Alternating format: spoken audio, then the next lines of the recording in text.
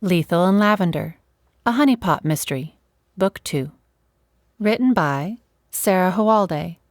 Narrated by Jasmine Rose. Dedication. This one is from my best friend and my most worthy foe. It's also from my partner in crime and my human conscience. They are all one and the same. I love you, sis. Chapter 1. Sweat soaked her pillow. Her tank top and yoga pants fared no better. Her heart would not stop pounding. It echoed in her ears. It thundered in her throat.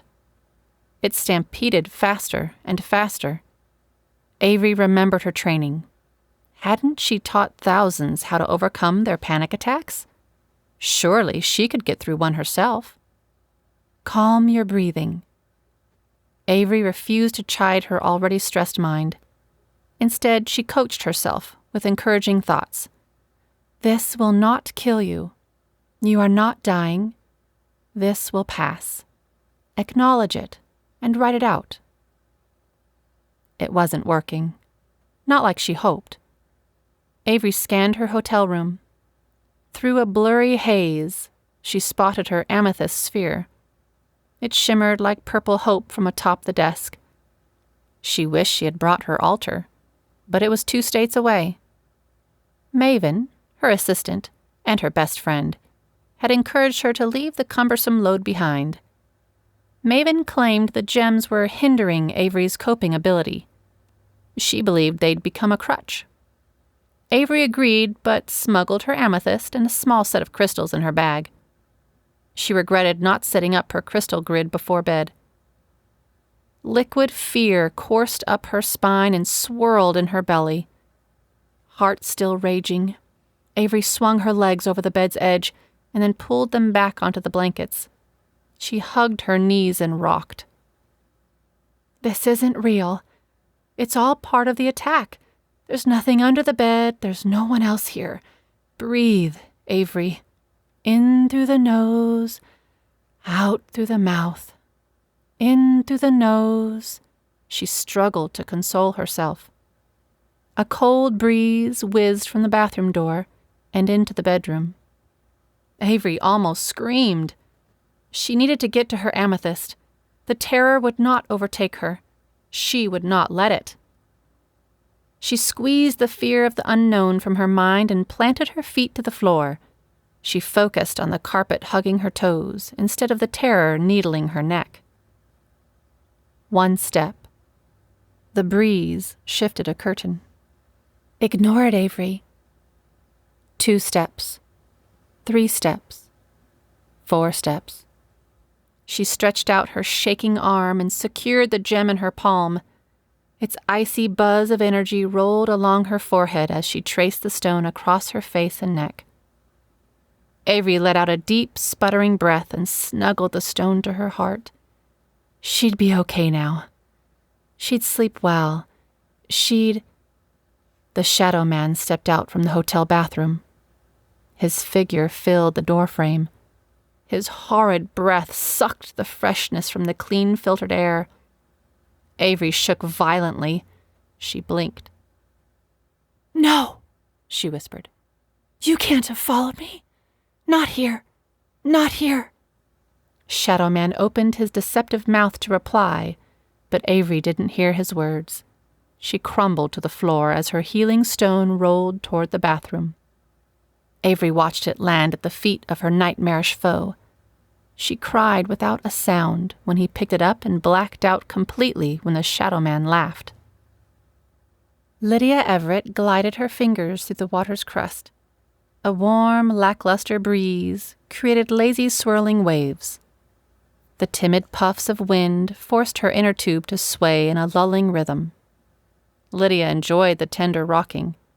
Her strained muscles welcomed the effortless motion that floating allowed. It greeted the trilling of mockingbirds and the soft shuffling of leaves as the air planted stolen kisses on their branches. Cat Miller, freshly healed and cleared for exercise, had invited her to join the Lavender Lane 5K months earlier. The winter snow and slush meant most of Lydia's training took place to walking videos and, in occasional moments of ambition, upon Ethan's treadmill.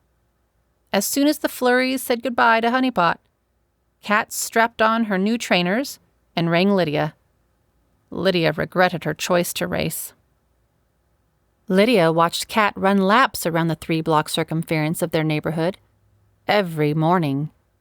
She watched, but did not join in, at least not for the first couple weeks. Then Ethan, Lydia's husband, decided he'd run in the Lavender 5K. He trained at work and after work with his deputy Gus.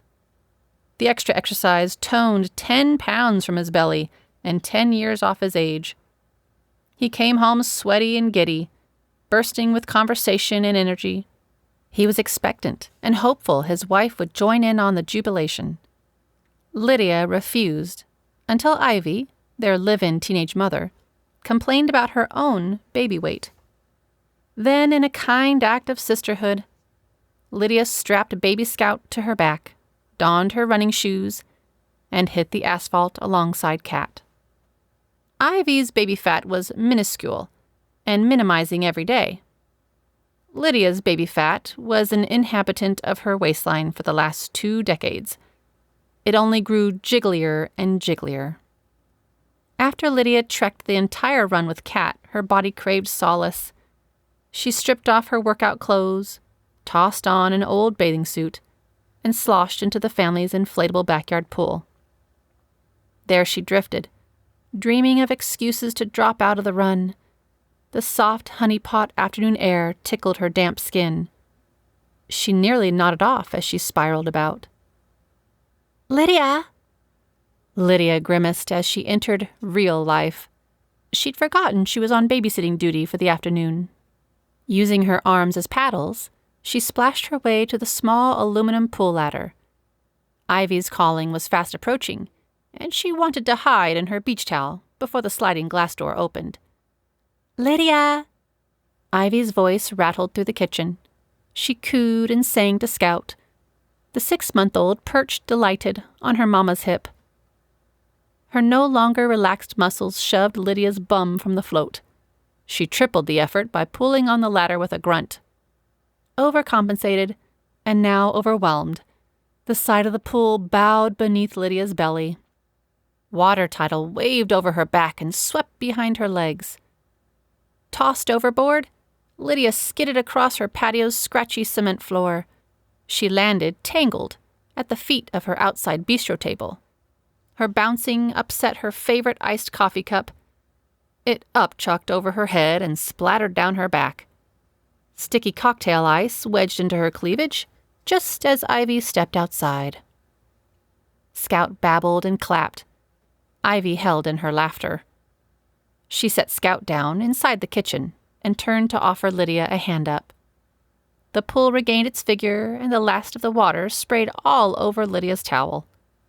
If it was going to be that kind of night, Lydia would need a nap. "Are you hurt?" Ivy scanned Lydia for injuries. "Define hurt," Lydia said. Ivy rolled her eyes and hurried into the house. Lydia tossed her soggy towel atop a stool and picked up the remains of her cup. She slipped and skidded with each step, brushing her hand across her hamstrings. Lydia uncovered a grass burn growing into a welt across her wet skin. "Ouch, that's gotta sting," Ivy interjected as she handed Lydia a fresh towel. Lydia nodded her thanks and patted the injury dry. "You think Cat will let me out of the race?" Lydia asked. "I think you'd have to lose a limb first." "That's what I figured." The women walked into the Everett kitchen. There sat Scout, the honeypot Christmas baby, clapping in her high chair. Ivy kissed her daughter and squeezed her chubby arm. The baby kicked happily. "Well, if you're okay, I'm off to group. I'll be back in an hour and a half." Ivy watched as Lydia poured herself a fresh cup of iced coffee. She glared at her mom friend. "Cat says you shouldn't be sugaring up." Lydia pouted. She set her creamer back in the fridge and shut the door. There, she said. This 5K health kick is going to kill me. I won't tell her about the coffee, Ivy added. Kat had also urged Lydia to ditch the caffeine until the race was over. On that point, Lydia ignored her. I don't want to see what you're like without your coffee, Ivy teased as she snatched her backpack and her keys and hurried from the house. Mr. Mike, the youth mission counselor, did not appreciate tardiness, and Ivy wanted to stay on his good side. Before Lydia could plop down by the baby, her phone trilled. It was Ivy's ringtone. Her text read, Scout needs to nap. Turn on her shows and she should go out. Remember, Kat's coming for us tonight. So excited! Smiley face. Pooh sticks, Lydia said as she clumsily typed an emoji in response and sat. I forgot all about tonight. Scout blew spit bubbles in reply. Lydia was not looking forward to the next few days. The Honeypot Lavender Festival used to be Lydia's favorite outing of the summer. She loved splitting virgin lavender mojitos with Ethan and snacking on lavender ice cream cones as the sun set. She never paid mind to the annual race that surrounded the event. Running wasn't fun as far as it concerned her. It wasn't fun to watch, and it wasn't fun to do. Escape was the only reason a body should run, in Mrs. Everett's opinion. Lately, she'd run for other purposes. She'd even given up pastries and late-night popcorn. Lydia became a smoothie-drinking, wheatgrass-shooting, dry-brushing, running mama. Though not as crunchy as Kat, Lydia was doing her best to become the best version of herself. The more she tried, the more she realized she wasn't sure how the best version of her should look. She'd always been just Mama Lydia. With Joan, her missionary daughter, away and Ethan aging backward, she couldn't find a niche to claim as her own. Frustration fueled her drive to do and be better. She would not win the 5K. She wouldn't even come close. But she would finish it. And she would not be dead last either. She would cross that finish line with people running behind her. In the meantime, Scout yawned and blubbered in her seat. She reached her pudgy arms out at Lydia. Nap time was at hand. Lydia rewrapped herself and shoved her wet hair behind her ears. She unlatched Scout from her seat and lifted her. The baby shivered. Lydia's cold skin startled her, but not enough to get in the way of a cuddle time. Scout was a great baby. Easy to please, she fussed only when necessary. However, a tiny tooth struggled to bloom from her gums. This made nap time a terror. Easy to distract during her waking hours, Scout grew inconsolable when laid down. Right between her sleep state and her play, in the tiny moment of consciousness and awareness, the pain was too intense for her to bear in silence. She'd screech to waking and wail heaving sobs until she settled. Then the cycle repeated. The sweet baby's eyes were growing purple bags that matched Lydia's. Lydia sang and soothed Scout. She spoke funny rhymes in bright tones out from her closet as she changed into dry clothes. Scout burbled from her portable crib. As long as Lydia kept Scout playing, she had time to turn on the baby's favorite show. Quiet lady videos, as Ivy called them, were the only thing that lulled Scout to sleep before the herding climaxed. If Lydia took too long, Scout wouldn't rest without screeching down the house. Lydia settled for tossing on an old muumuu. Ethan hated it. It was too housewife for his active young bride to wear, he said. But it would have to do. With a skilled swiftness, Lydia scooped up the baby and turned on her television. The distraction was instant, and Scout turned toward the magic box of moving light with expectation. Intro music cued. The baby clapped her chubby hands. She tucked her tiny head under Lydia's chin. An animated comet etched across the screen, leaving 3 stars behind it, which was the logo of the Quiet Lady. Then it all morphed into the letters ASMR, before twinkling from the screen. The happy face of the artist appeared. She welcomed her viewers to her channel in a gentle whisper. Today she would play with pebbles, shells, in a desktop Zen garden while describing her favorite childhood trip to the beach. Shivery chills popped down Lydia's spine and shoulders. Scout shuddered, only minutes from sleep. Lydia propped pillows on either side of her and Scout. The quiet lady always made Lydia fall asleep. As soon as Scout's sweet snore reached her ears, Lydia allowed her eyes to shut, and she drifted off. Across town, Kat swayed her weight from side to side in the Brandy's family living room. Her impatience made her hostess, Flora, nervous. Flora's hands shot to her swollen belly. The baby within her responded with a flutter kick. Flora smiled and exhaled. "Sit down, Kat," she pleaded. "You're making me seasick." Kat hesitated and sat. She stood and stretched and relaxed again. Flora exhaled once more. Kat copied her and allowed her body to sink into the chair cushions. "I can't wait to tell Ivy. She'll be so excited." The clock on Flora's phone chimed. "Time to hydrate," she said. This late in her pregnancy, and she was forgetting to nourish herself. Timers reminded her to eat, drink, and take her supplements. Tired was not the word for this pregnancy, and exhausted barely scraped the surface. She was weary and worn out. Kat was up and getting Flora a fresh flask of water before Flora could scoot to the edge of the couch. She handed it to her friend and continued her anxious rocking. Flora's brown eyes rolled at Kat's hyperactivity, but she said nothing other than thank you. She swigged on the water, gulping it with a deep thirst she hadn't realized was there. "When are the boys coming back?" Kat asked. "Any minute now. We have a lot of time. We will not miss a thing." Flora took another slower drink and tried not to let Kat's energy wear on her.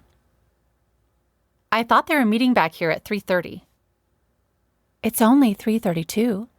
They'll be here in a flash. Thaddeus isn't late, and Kevin's with him.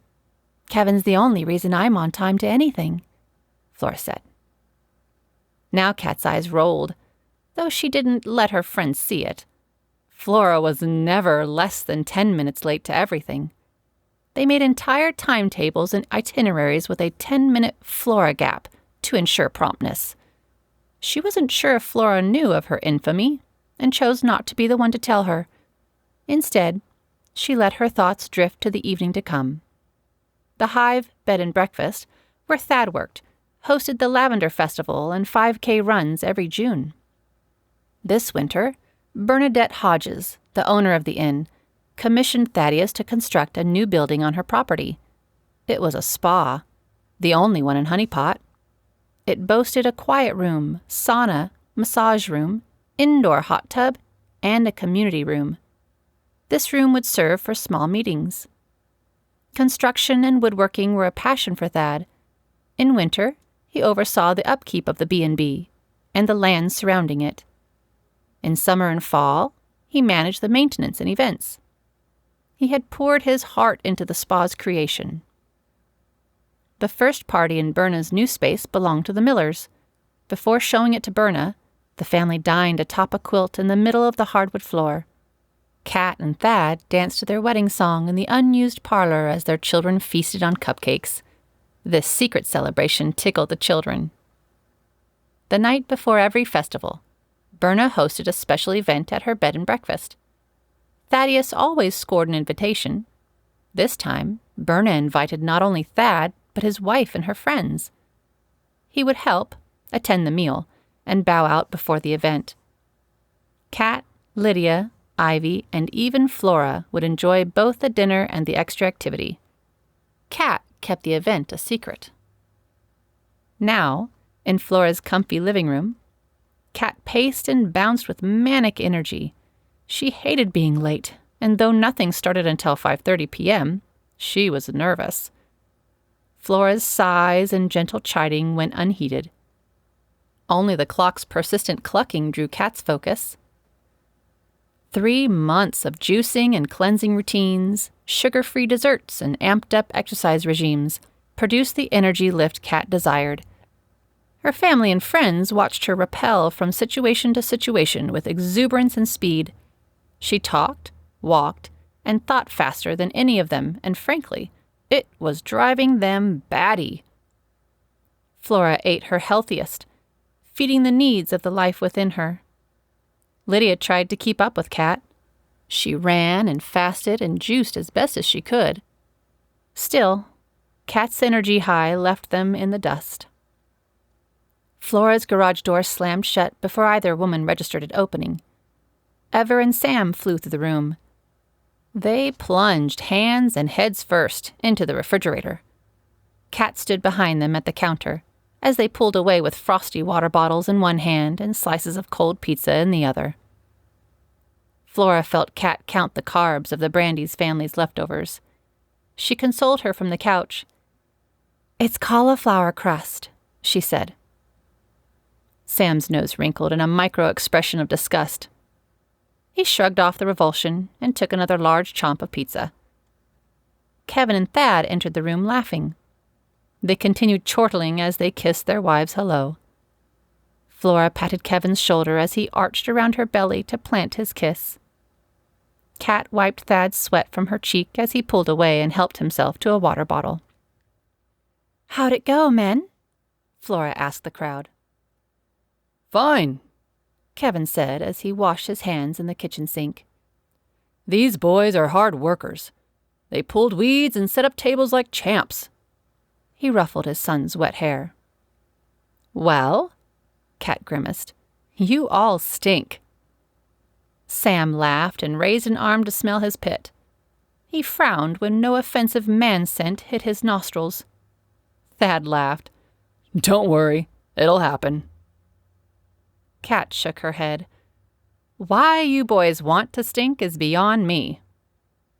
"Mom, you know why?" Sam searched the room for his sister and her friend, but they weren't nearby. They were playing in Eden's room. "Puberty." "Yes, thanks for the reminder."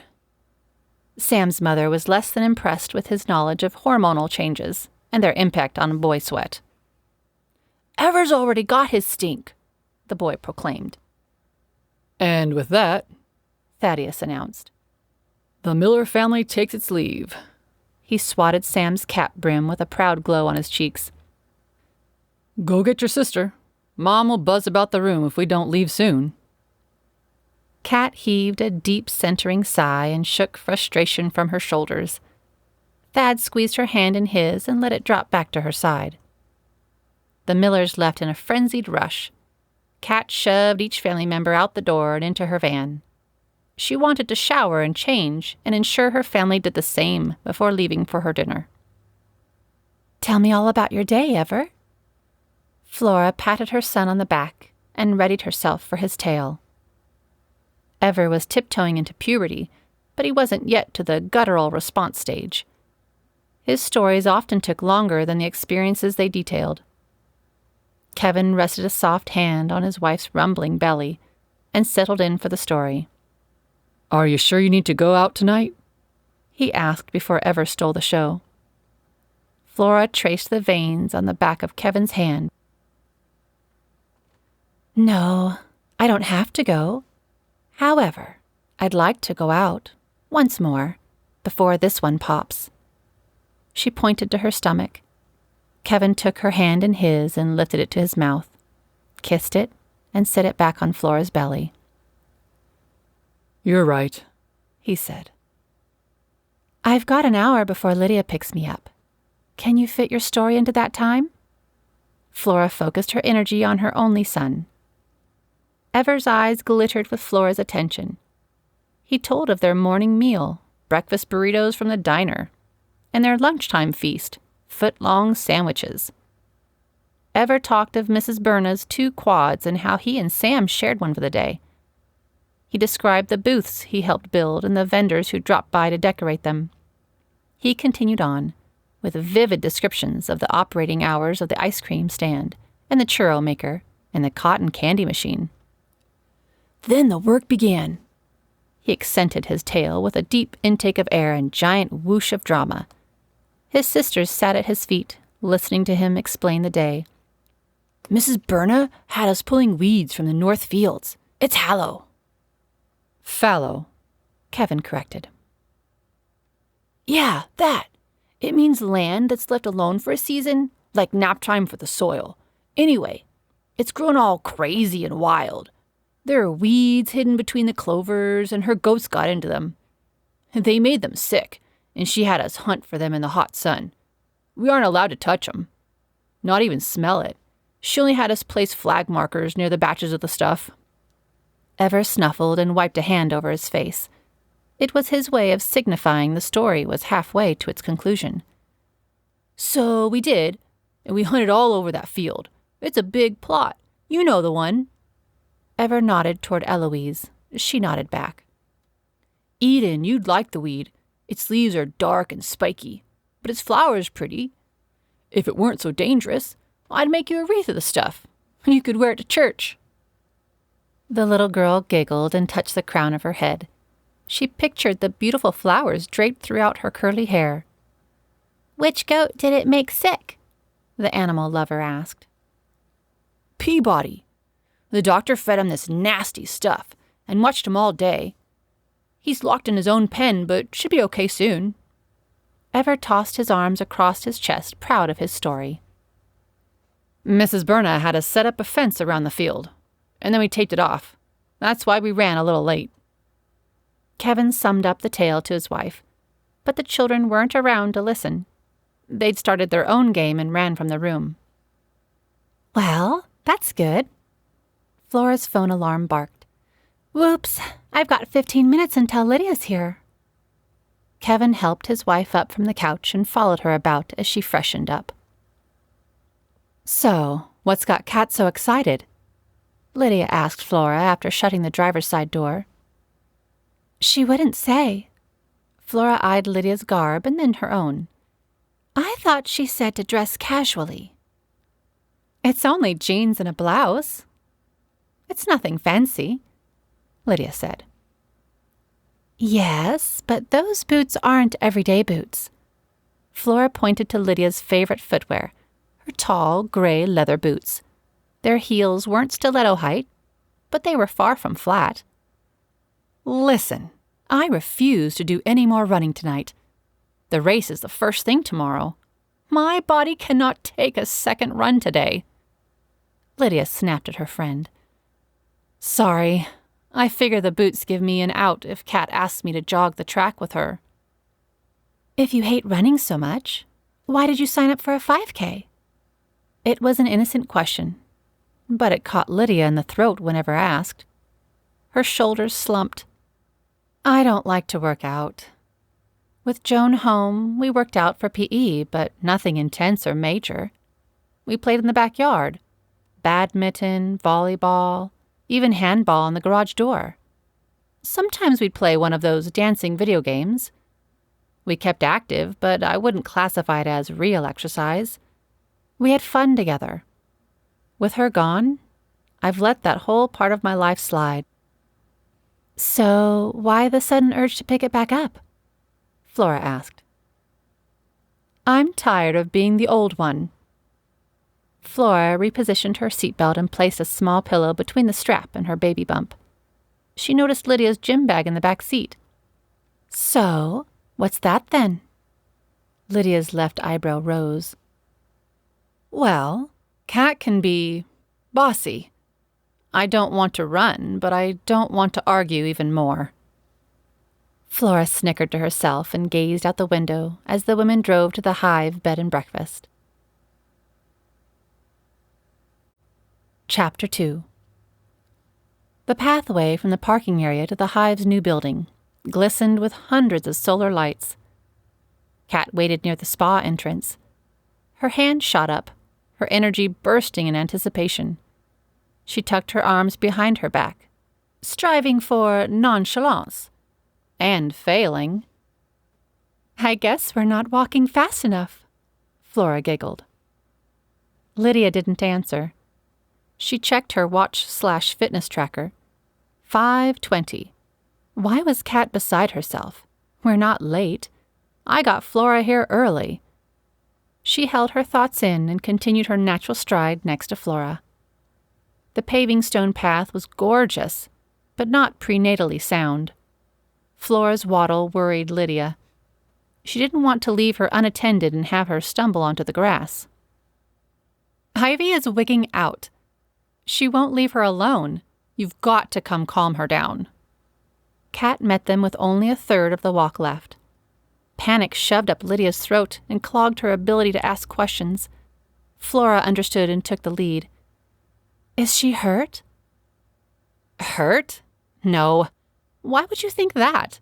She's just inside. Hurry, you'll see, Kat said.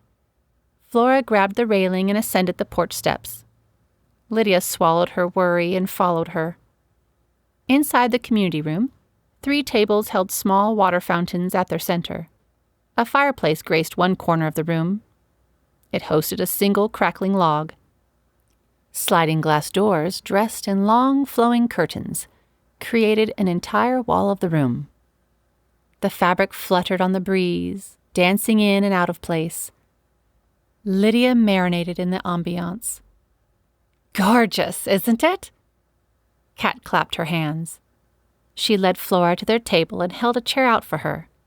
A black-haired woman sat at another table. She was pretty, but sullen. The woman noticed Lydia's gaze and returned it, unimpressed. Lydia ignored the silent slight and draped her purse strap over the back of the chair next to Flora's. Beaming, Ivy circled into the room from the hallway. She was speaking so fast her words morphed into one. Lydia couldn't make it out. She followed Ivy's gaze to her listener.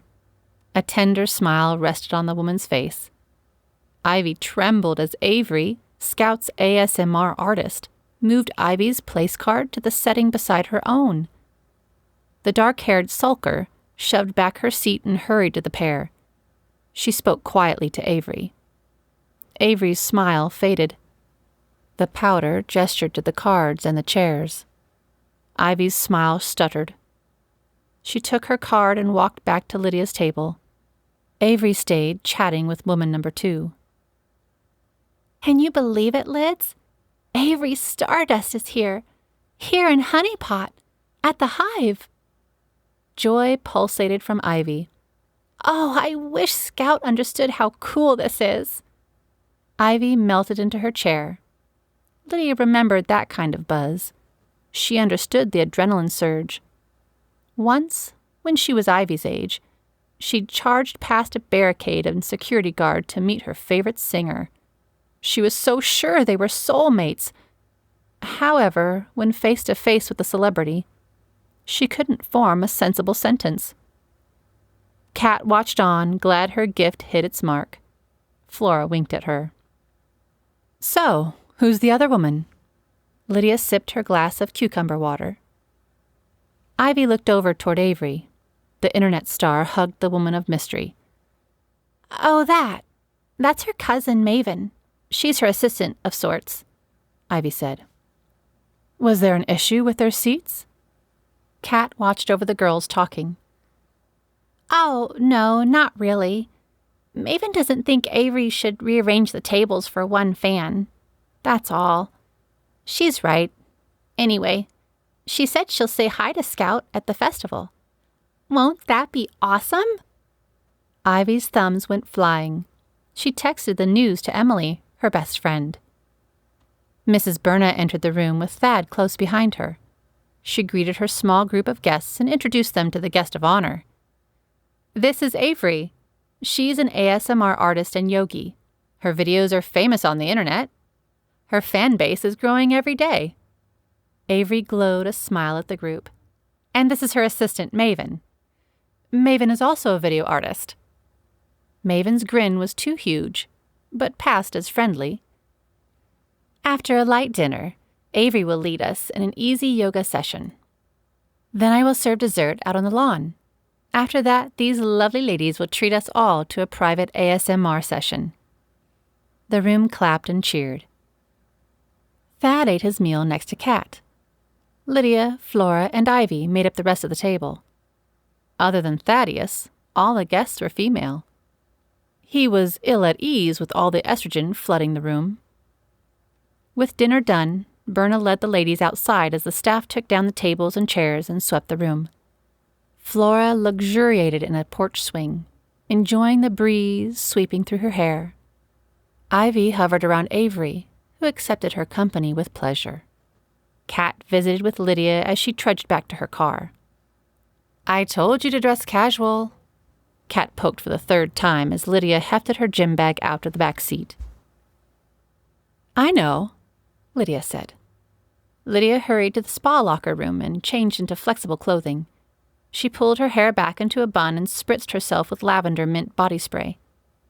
"Do you mind?" A thick voice slipped from the neighboring stall. "Sorry, what?" Lydia said. "That spray. I'm allergic." "Oh, sorry." Lydia tucked her spray into her bag and washed her hands. Maven met her at the sink. Her eyes were red-rimmed and swollen. She wiped and wiped at her nose and splashed her face with cold water. Lydia folded a paper towel into thirds and ran it under the faucet. She wrung out the excess and handed it to Maven. "Here, maybe this will help." "Thanks." Maven took the offering and placed it on her forehead. "Getting away from all this nature would work best. It's beautiful, but it's not worth having your face close in on itself." "Do you have any antihistamines? Should I see if Berna has some?" Lydia asked. "Don't bother. Once I have tea, it'll wear off. My prescription just isn't strong enough for the middle of nowhere." Maven grinned. Her red nose was a hard contrast against her pale complexion. She held the door open for Lydia, and they joined the other guests. Turquoise and tan yoga mats carpeted the hardwood floor. Ivy sat poised on the one in front of Averie. Averie chatted with the crowd. All the women mirrored her seated pose, except Flora. Flora propped up her bum with multiple blankets, and though she bent her knees, her swollen toes barely met. Wedged between her thighs, 2 body pillows reinforced her belly.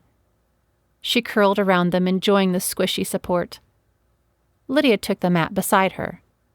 Maven stood outside. Her silhouette shadowed the waving draperies. Averie settled in for a time of relaxation. Kat's postures were spot on. Her ankles bent or bowed at her whim. Flora stretched her neck, hips, and arms, but after that, spooned her pillows. She emitted the occasional murmur of happy sleep. Ivy, front and center, mimicked every pose, while Lydia struggled to get her limbs to obey her commands. The yogi's guidance was gentle and patient. She shuffled about, aiding her students in their movements. With a free manner, she encouraged them to reach further while remaining easy and light in each posture. After a few minutes, Lydia enjoyed the routine. She wasn't as graceful or flexible as her friends, but she liked the rhythmic breathing and wavy flow of each stretch. She even found her worn-out thighs, knees, and calves welcomed the new arrangements. They soothed and stopped screaming at her for daring to move. Lydia wasn't sure they would ever submit to speed again. Just as long as they propelled her through tomorrow's race, she didn't mind if they never ran again. Startling the group, Maven cleared her throat. Loud and aggressive with each accented scratch, she stood beside Averie's mat and continued snuffing and sniffling. Her tea hadn't done the trick. Averie talked the group back into child's pose and turned to her companion. The two exchanged rapid whispers. Averie patted Maven on the shoulder. Maven gestured in aggravation. Allergies zapped a person's patience, Lydia knew, but Maven was overdoing it a tad. Soothed at last, Maven left the hall. "Okay, friends." Averie's voice held no inkling of tension or worry. "When you're able to return to your seated pose, we'll rest there, before enjoying fruit and dessert." Every attendee other than Flora followed directions. Averie spotted the sleeping mama and brought another yoga blanket over. She draped it on Flora and winked at Lydia. "I don't think we'll disturb her yet," Averie whispered. "Good call," Lydia said. The celebrity's thoughtfulness amazed Lydia. Sure, Averie's career depended on her staying tranquil and collected, but Lydia had not expected her to be as stalwart in real life. She was encouraging and kind-hearted, from what the sheriff's wife could discern. Kat peeked over at their slumbering friend and back at Averie, revealing she agreed with Lydia's assessment. Averie was sunshine and sweetness. Dessert on the patio was plates of dark chocolate truffles and juicy strawberries dipped in white chocolate. Kat abstained from the treats. She was in training and expected Lydia to be. Lydia loved dark chocolate, and even though she feared the wrath of Kat Miller, she was not passing up truffles. Under the guise of watching after Flora, Lydia retreated to the common room. She stuffed an entire treat into her mouth and let it melt slowly over her tongue. She giggled to herself and tried to hide her pleasure. A noise from the back patio startled Lydia. She gasped. Her last truffle flew out of her mouth and landed on Flora's cheek. Lydia's eyes bugged. Maven returned to the room. She carried 2 pitchers, a large one filled with cucumber water, and a smaller one sloshing with a light tea. Perhaps it was the allergy tea she needed to help stave off her hay fever, Lydia thought. Maven set it on the buffet and stared at Flora. "You will clean her off, won't you?" She snarled at Lydia. Lydia reddened. Would she clean her up? What kind of friend did Maven think she was? She said nothing, only rose and retrieved a napkin from the buffet. She returned to Flora without a word and wiped away any chocolate evidence. Maven watched, disapproval stamped on her face like a pockmark. She shuddered with disgust. "Tell Averie I brought her tea." It was a command, not a request. Maven left the room as quietly as she'd entered. Flora jostled on her mat. Lydia jumped in surprise. This startled Flora, who bolted to sitting and screamed. The outside ladies hurried inside, led by Averie, to see what was wrong. Flora wiped a drool stream from her cheek, unaware of Lydia's dark chocolate faux pas. Lydia wasn't about to tell her, especially with Kat 2 feet away. Averie's beautiful green eyes hunted the corners of the room. She spotted the tea Maven delivered moments before. Pouring her liquid solace into a clear glass, Averie soaked in the scent and shut her eyes. Her lips moved without a sound, and she rolled a violet orb between her palms. Lydia had not noticed Averie pull the sphere from her bag, but she worried over Averie's sudden need to fondle it. Lydia watched as Averie savored the first sip of tea, and then, once it was no longer hot enough to scar her esophagus, she gulped it down in moments. Averie poured herself another glass and swirled her second helping around in its container. "Ladies," she said, "you may help yourselves to more water before we begin. Now is also the time for everyone to visit the powder room." Flora lurched, trying to spring for the bathroom. With her center of gravity altered, she needed help to rise from the floor. Lydia and Ivy obliged. "Yum! That tea smells sensational and spicy." Flora waddled over to the half-empty teapot. She lifted the lid and fanned the steam toward her face. "I can't place it." Averie smiled for the first time since Flora's rude awakening. "It's delicious and so healing. Maven makes it for me. She's such a help." Flora grinned and then rushed into the hall, presumably to the bathroom. Lydia fretted over Averie's description of her cousin. Maven didn't seem accommodating, let alone helpful. Lydia wondered why she was accompanying Averie on her trip. Maven did not enjoy Honeypot or the country. What would make a hay fever crazy woman journey out into the middle of farm and pasture land? Averie caught Lydia's unspoken question and rested a hand on her shoulder. "Don't judge her. She's shy and isn't feeling herself today." Lydia remained unconvinced. After our accident, she stopped being her outspoken and bubbly self. She's drawn inward. One day, I know she'll snap out of it and be happy Maven again. Until then, she's still a great encourager and friend." Averie spoke this to herself as she took a seat on her mat. She slurped on her tea and visited with Ivy and Kat as the group awaited Flora's return. "Now," her glass clinked as she set it on the floor beside her mat, "if you would all lie down and get as comfortable as possible, we'll begin your ASMR experience." Ivy hopped over to her mat. Her ponytail bounced with every movement. She curled a blanket around her and settled down on her back. Kat laid face up on her mat while Flora, once again, spooned her pillows and draped a yoga blanket over her rear end. Lydia settled in with everyone else. She tucked a rolled blanket under the curve of her neck and another under the back of her knees. Her palms went clammy.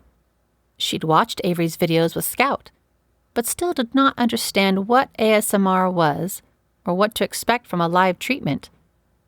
The lights dimmed. The single log fire, a few LED candles, and a sizable Himalayan salt lamp lit the shadows with a warm glow.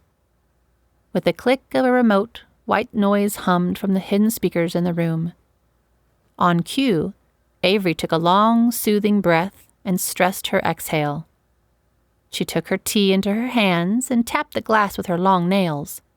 It sounded like mechanical rain and tinkled through the quietness. A few patrons sighed contentedly on their mats. Others readjusted their positions on the floor. With one more deep and satisfying breath, Averie began her soft speech. "Hello, I'm Averie and welcome to our ASMR session. To get full benefits of our time together, you may enjoy closing your eyes. There will be nothing to see. You are perfectly safe here. So shut your eyes and take 3 deep breaths with me." "Here's 1 deep breath." The crowd obeyed. "Now 2 deep breaths." Again, the crowd submitted to Averie's request. "And here are 3 deep breaths." "Good. That's fantastic. Allow your shoulders to settle onto the hardwood floor.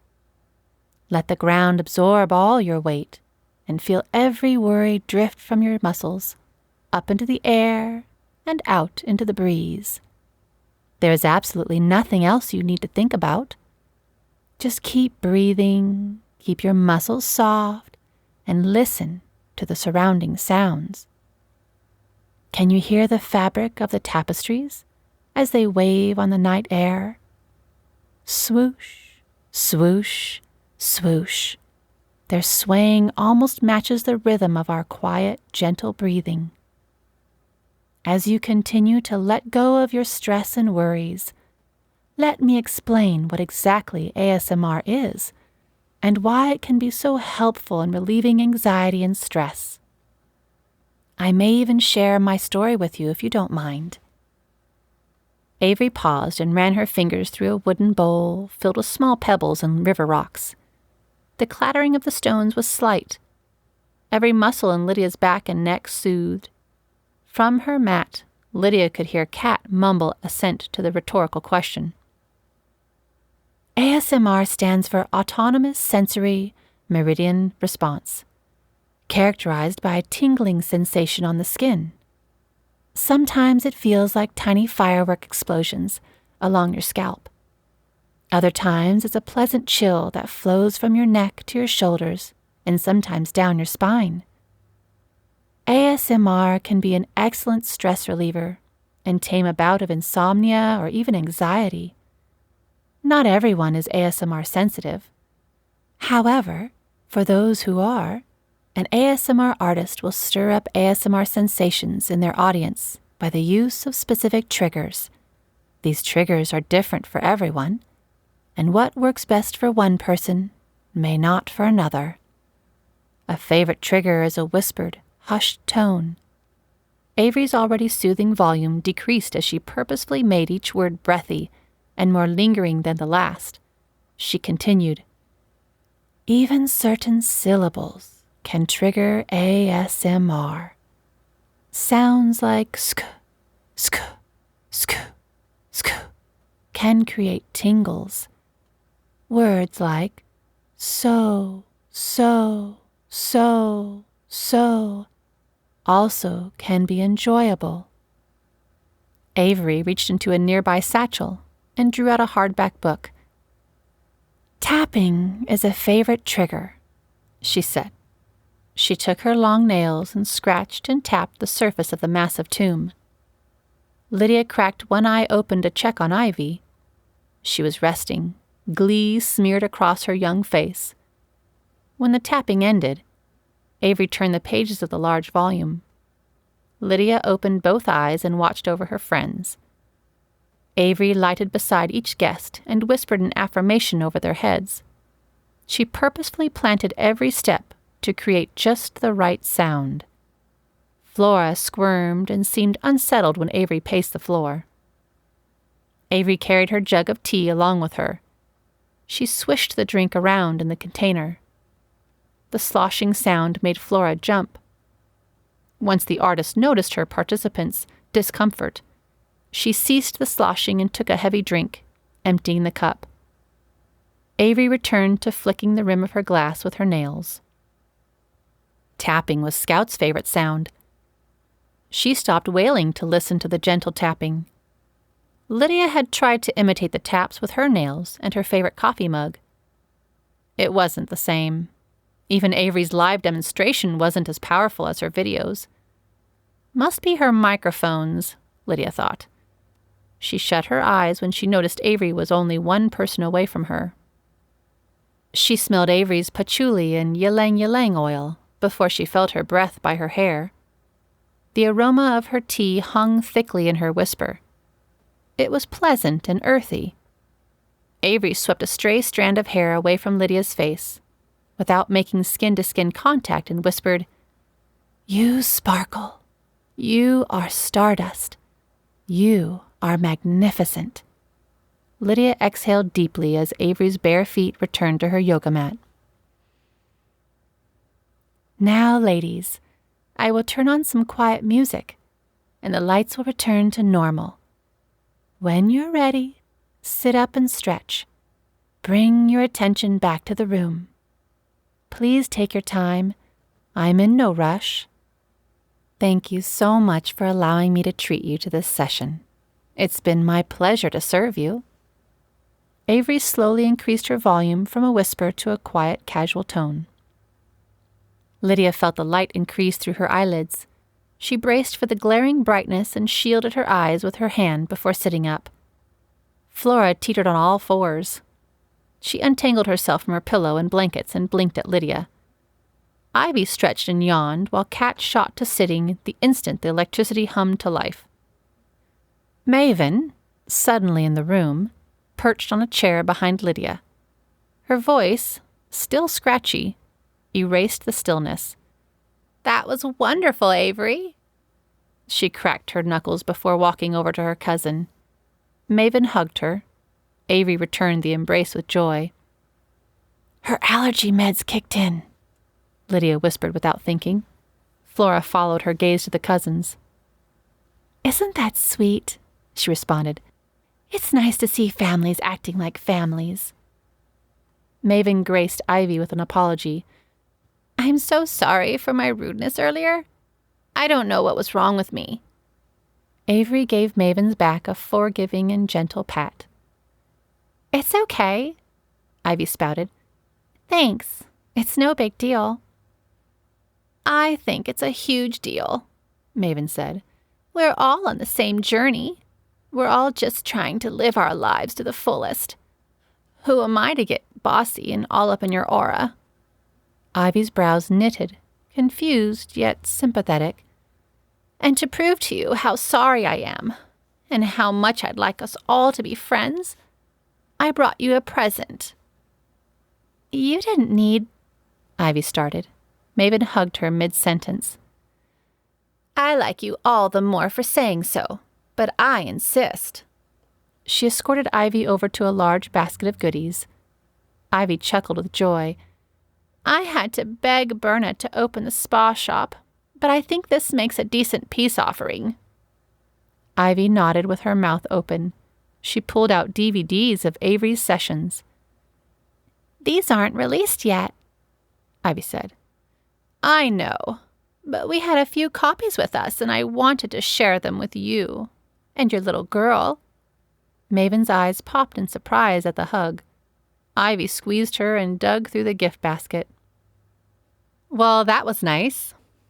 Kat smoothed her hair back into place. I'll say, Flora said. Maven and Averie hugged Ivy farewell. Ready to go? Lydia asked. She waved to her hostess and led the way to Ethan's truck. You sure you're okay riding in the back? Ivy was too happy to care that she'd be squished. The teen nodded, swinging her basket as she walked. Solar lights dimmed as the darkness sucked at their power supply. Flora tripped.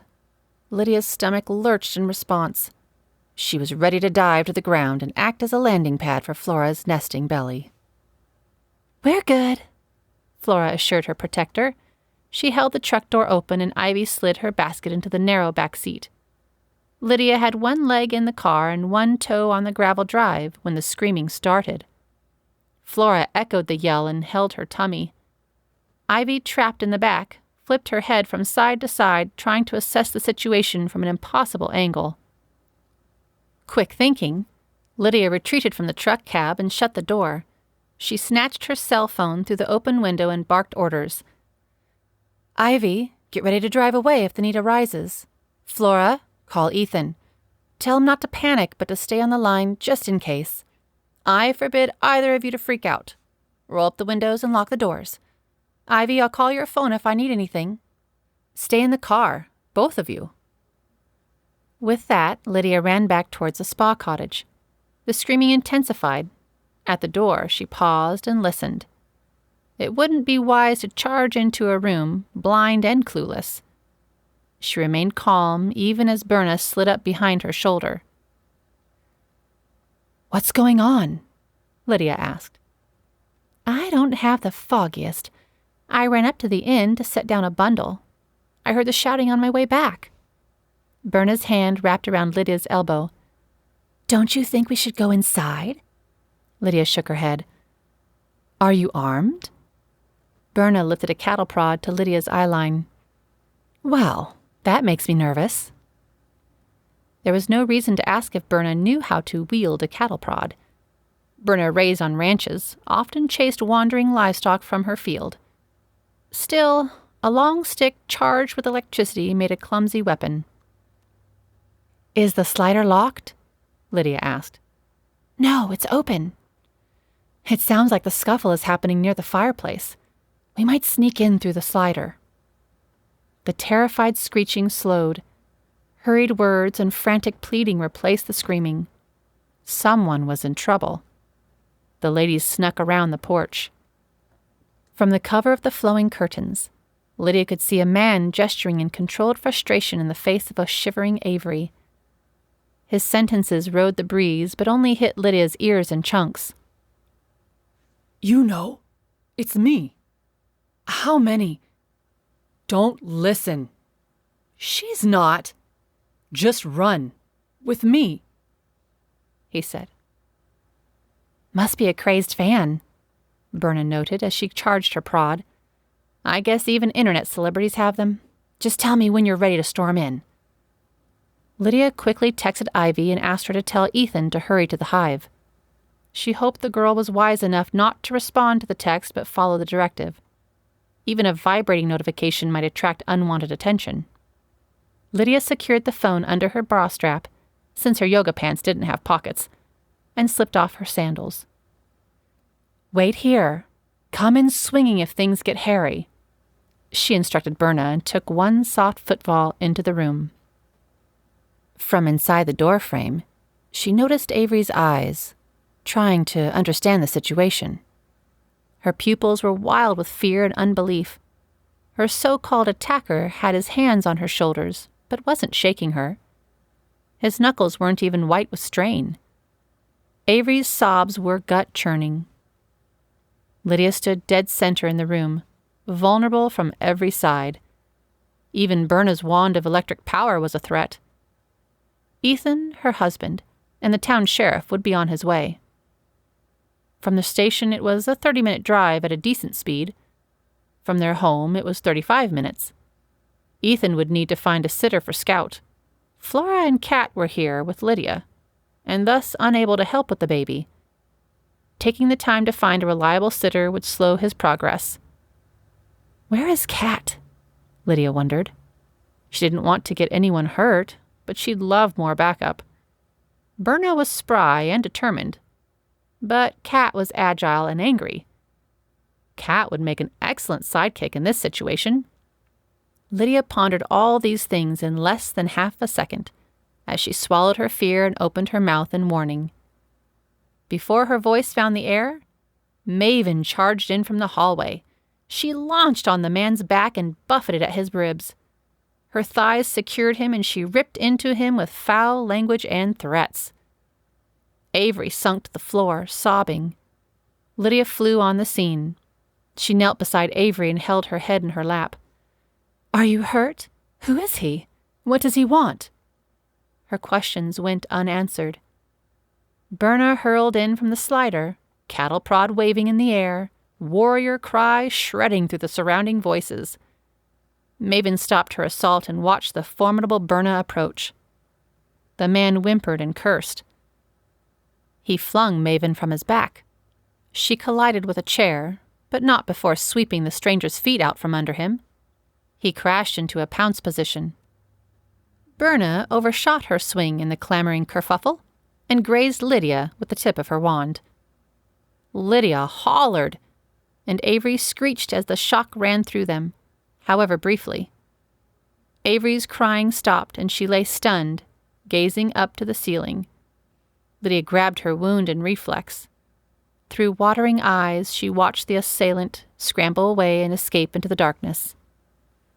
"The Shadow Man always finds me," Averie whispered before passing out. Maven crawled to Averie's side. She stroked Averie's pink hair with a battle-bruised hand. Her knuckles were cracked and bleeding. She'd blasted into the man. Lydia's heart softened toward the cold Maven. She did love her cousin. "What happened here?" Kat spat as she entered the room from the front door. Lydia snickered and let her head loll against the wall.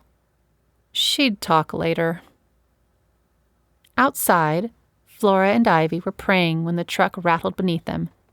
A crashing thud quaked the cab. They both looked up to see a bedraggled man push himself from the hood. He bounced back into a run and fled farther into the night. They had just calmed themselves when Ethan... Chapter 3. The dawn came early for Lydia. Her muscles were sore and her arms smarted from the evening's episode.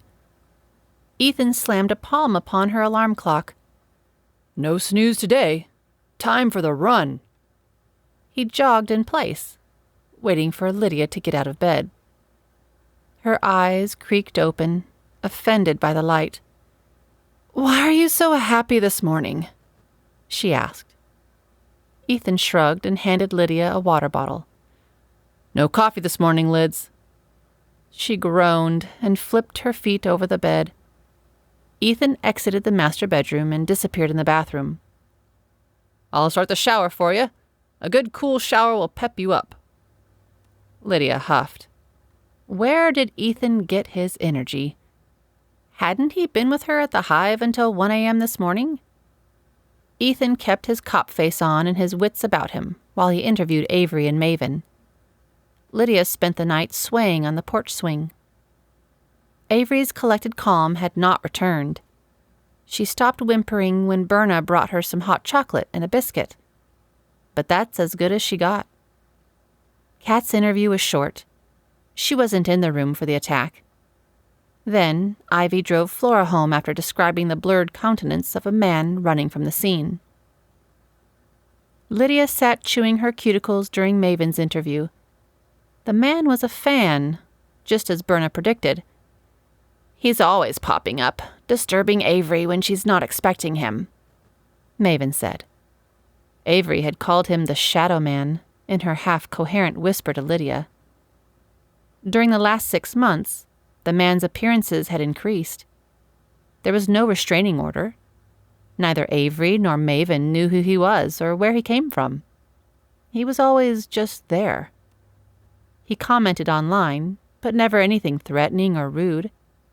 Choosing his words to match the content of other comments, he blended with the other reviewers until he signed off. Remember our love, SM. Averie doesn't read the comments or reviews. I censor them for her, as I do her emails and her snail mail.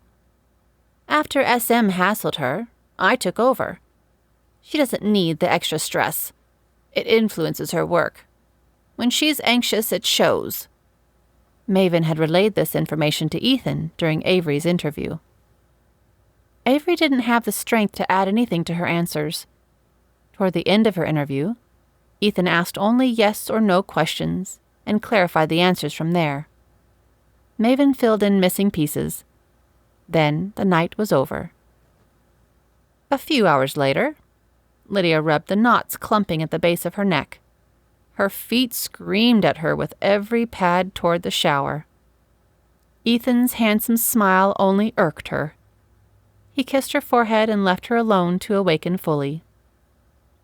Although the prod's sting had not left a mark on her shoulder, sometime through the evening, Lydia collected a black eye and a browning bruise on her already scraped hip. Thankfully, it was a day for exercise clothing. She wasn't sure she'd withstand the scraping of denim on her hip. While she dressed, Ethan brought a cold pack to the bedroom. Lydia draped it on her injury and resisted the call of her comfy bed. She wanted to stay tucked in. Ethan examined Lydia and frowned. "Well, my hot mama, I'm not sure you'll be able to run today," he said. Were those angels she heard? Huh? I don't know if I want to encourage you to tackle the 5K. Your hip is the loudest pain, right? Lydia nodded, causing her head to swirl like soft serve. Yep, that's what I thought. I think your eye will hold you back the most. You might be too dizzy to run, Ethan said. Lydia grew indignant. Are you giving the same advice to everyone in last night's scuffle, or just me? Ethan's eyes twinkled, and a sly smirk spread his lips. Again, he shrugged. Lydia's shoulders tightened. He always knew how to push her buttons. Ethan retreated downstairs without another word. He's giving me an out, Lydia blathered to herself. She finished dressing in a whirlwind. He thinks I'm too old. He doesn't think I'll make it for all 12 laps. Deep within her, Lydia knew what Ethan was doing. She also knew she was the crazy lady falling for his high school drama. However, without her caffeine stimulus, she was unprepared to battle it. 10 minutes later, she sat at the kitchen table, venting to Scout and tying her running shoes. Ethan entered the dining room holding his endurance smoothie, with Ivy right beside him. Both looked ready for action, crisp and clean in their running gear. Their voices grew louder and bubbled over, annoying Lydia and overwhelming Scout. The baby's smile sunk and she furrowed her little eyebrows in concentration. She searched Lydia's eyes for understanding and comfort. They're just weirdos. There's no explaining it, Lydia said, making her tone pleasant and soothing. Scout offered an unsure spit bubble in response. She stopped eating cereal and fretted her hands. She nibbled their knuckles. Lydia patted the little one's shoulders and clicked happy noises at her. Out in the field, Scout retreated to dreamland and drooled without distraction under her canopied stroller. Kevin and Flora guarded her as their children set up camping chairs and a tarp for shade. Kat's kids helped their friends. Meanwhile, the runners bunched, awaiting final registration and lineup. Ivy waved to Maven. Maven returned the wave but did not approach the clump of participants. It surprised Lydia to see her out after last night's fright. She squinted through her sunshades at Maven. The woman's allergies had returned, resulting in swollen eyes and a reddened nose. Maven hurried past the vendors and over toward the path up to the B&B. She followed a curve on the pathway and disappeared from view. "She must feel poorly," Ivy announced, her cheeks saddened with obvious disappointment. "I'm shocked she's out at all," Ethan added. "She has horrid hay fever and spent the entire night calming down her cousin." "She's been through a lot," Ivy said. Lydia, aware of some of Ivy's past, grinned at the girl's willingness to understand another's grief. She had nothing to do with how Ivy had turned out, but she was proud of her nonetheless. "Yes, last night was wild for everyone," Lydia said. "Not just that. Maven's dealt with a lot during the last few years," Ivy said as the group of runners moved. Kat shot up next to Lydia and instructed the cluster to line up. "We're all going to get our numbers, and then we wait until 8. Kat almost giggled. Lydia could not force her face to look happy. She avoided eye contact and dove into conversation with Ivy. "What happened?" "What are we talking about?" Kat asked. "Maven and Averie," Lydia said. "Maven used to be famous. Did you know?" Ivy asked. She shook her head just as her audience did. "Neither did I, until last night. Once I got Flora home and put Scout to bed, I pulled out all of my goodies from Maven. Other than the DVDs and the spa stuff, there were 2 CDs. She was a singer. I think you'd call it emo, but I'm not sure. She was great. I only listened to the first CD, but did a quick search of her online. There were videos and interviews, some as new as 4 years ago. She was just about to start a sold-out tour of the States when the car wreck happened." "Car wreck?" Kat asked. She guided the group forward into the line. "Yep, a bad one. She and Averie were out one night, and Averie ran the car into a cement barrier. It injured Averie. Maven has spent the last 3 years helping her heal. During her last interview, she explained her tour's cancellation, that she didn't plan to sing again until Averie was stable. I guess Averie suffered severe memory loss and delusion because of the crash and the emotional trauma it caused. Averie stabilized, but Maven's fans had moved on." "How sad," Kat said as she stuck Lydia's racing number to her back. "Isn't it, though?"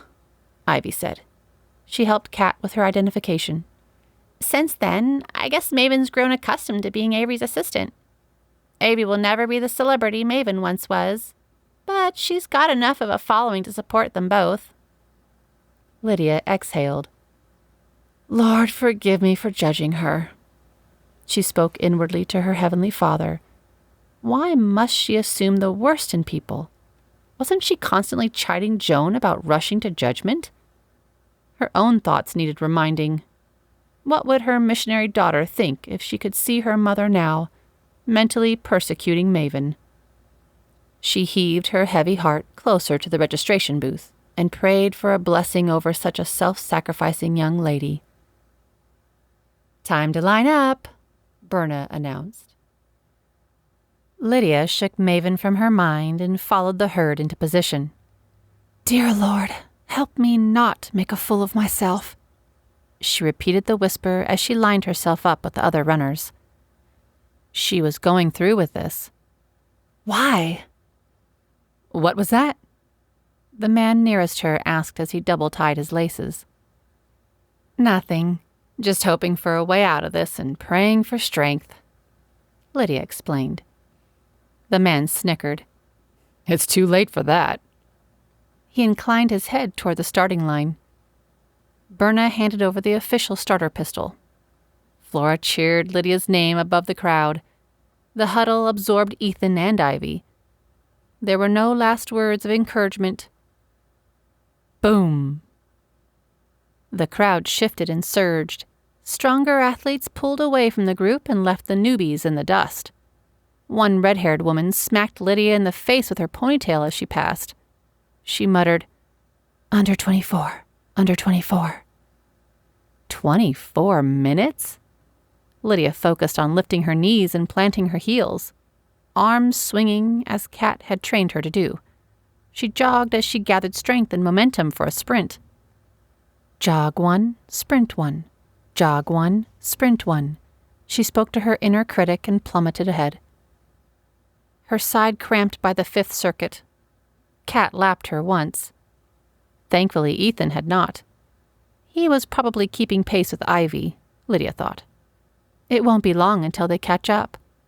She put extra oomph into her strides. There were people behind her, she knew. Some participants decided on a walk 1, jog 1 strategy for their 5K. During her 9th lap, the man from the starting line caught her. "You can do it," he huffed hotly. She gave him a thumbs up, high in the air. No breath would come to her. He winked at her, his stunning sapphire eyes full of reassurance and willpower. Lydia neared the beekeeping nook as Kat passed her again. Ethan and Ivy hooted and waved as they ran by. Watching them overtake her swept Lydia up in the sudden pointlessness of her adventure. She slowed to a jog. She'd finish this race slow and steady. Her shoelaces didn't agree with her. They wrapped around her aching feet. Lydia fell into the lavender, grazing her hand on the wooden fence that surrounded the bees. One knee hit the dirt, and the other somehow jammed its way into her stomach. Thoroughly winded, she crouched on the ground. She worked to suck in a decent gasp of air. Another runner rushed past her. She wondered if the 24-minute woman had reached her goal. A cluster of walkers noticed Lydia and offered to help her up. She waved them on. "I'm all right. Just have to get my bearings." They smiled sympathetically at her and walked on. Any minute, Ethan would be back. She would not let him catch her resting. Using a wooden post, she pulled herself to standing. Other than a splinter and a bruise on her left wrist, she was okay. No twisted ankle. No torn ACL. She was fine, and she was grateful. Warily, she pushed her way out onto the track. A fast walk would have to do until she was less rattled. She negotiated with her hips and arms to keep on chugging, and her quick stride returned. She rounded the corner of the track, leaving the bees to their work. Lap 10 had Lydia jogging again. She approached the area of her accident and noted a patch of lavender trampled. The dent in the purple waves made her wonder how many others fell when rounding that bend in the path. With no sight of Kat or Ethan or Ivy, Lydia surmised she was the last of the group to be racing. "At least I'm not alone," she bolstered herself on. The next time she came up to the bees, the damaged lavender patch was larger. Lydia glanced around her. Not a runner in sight, though she could hear the hit and scuffle of sneakers approaching.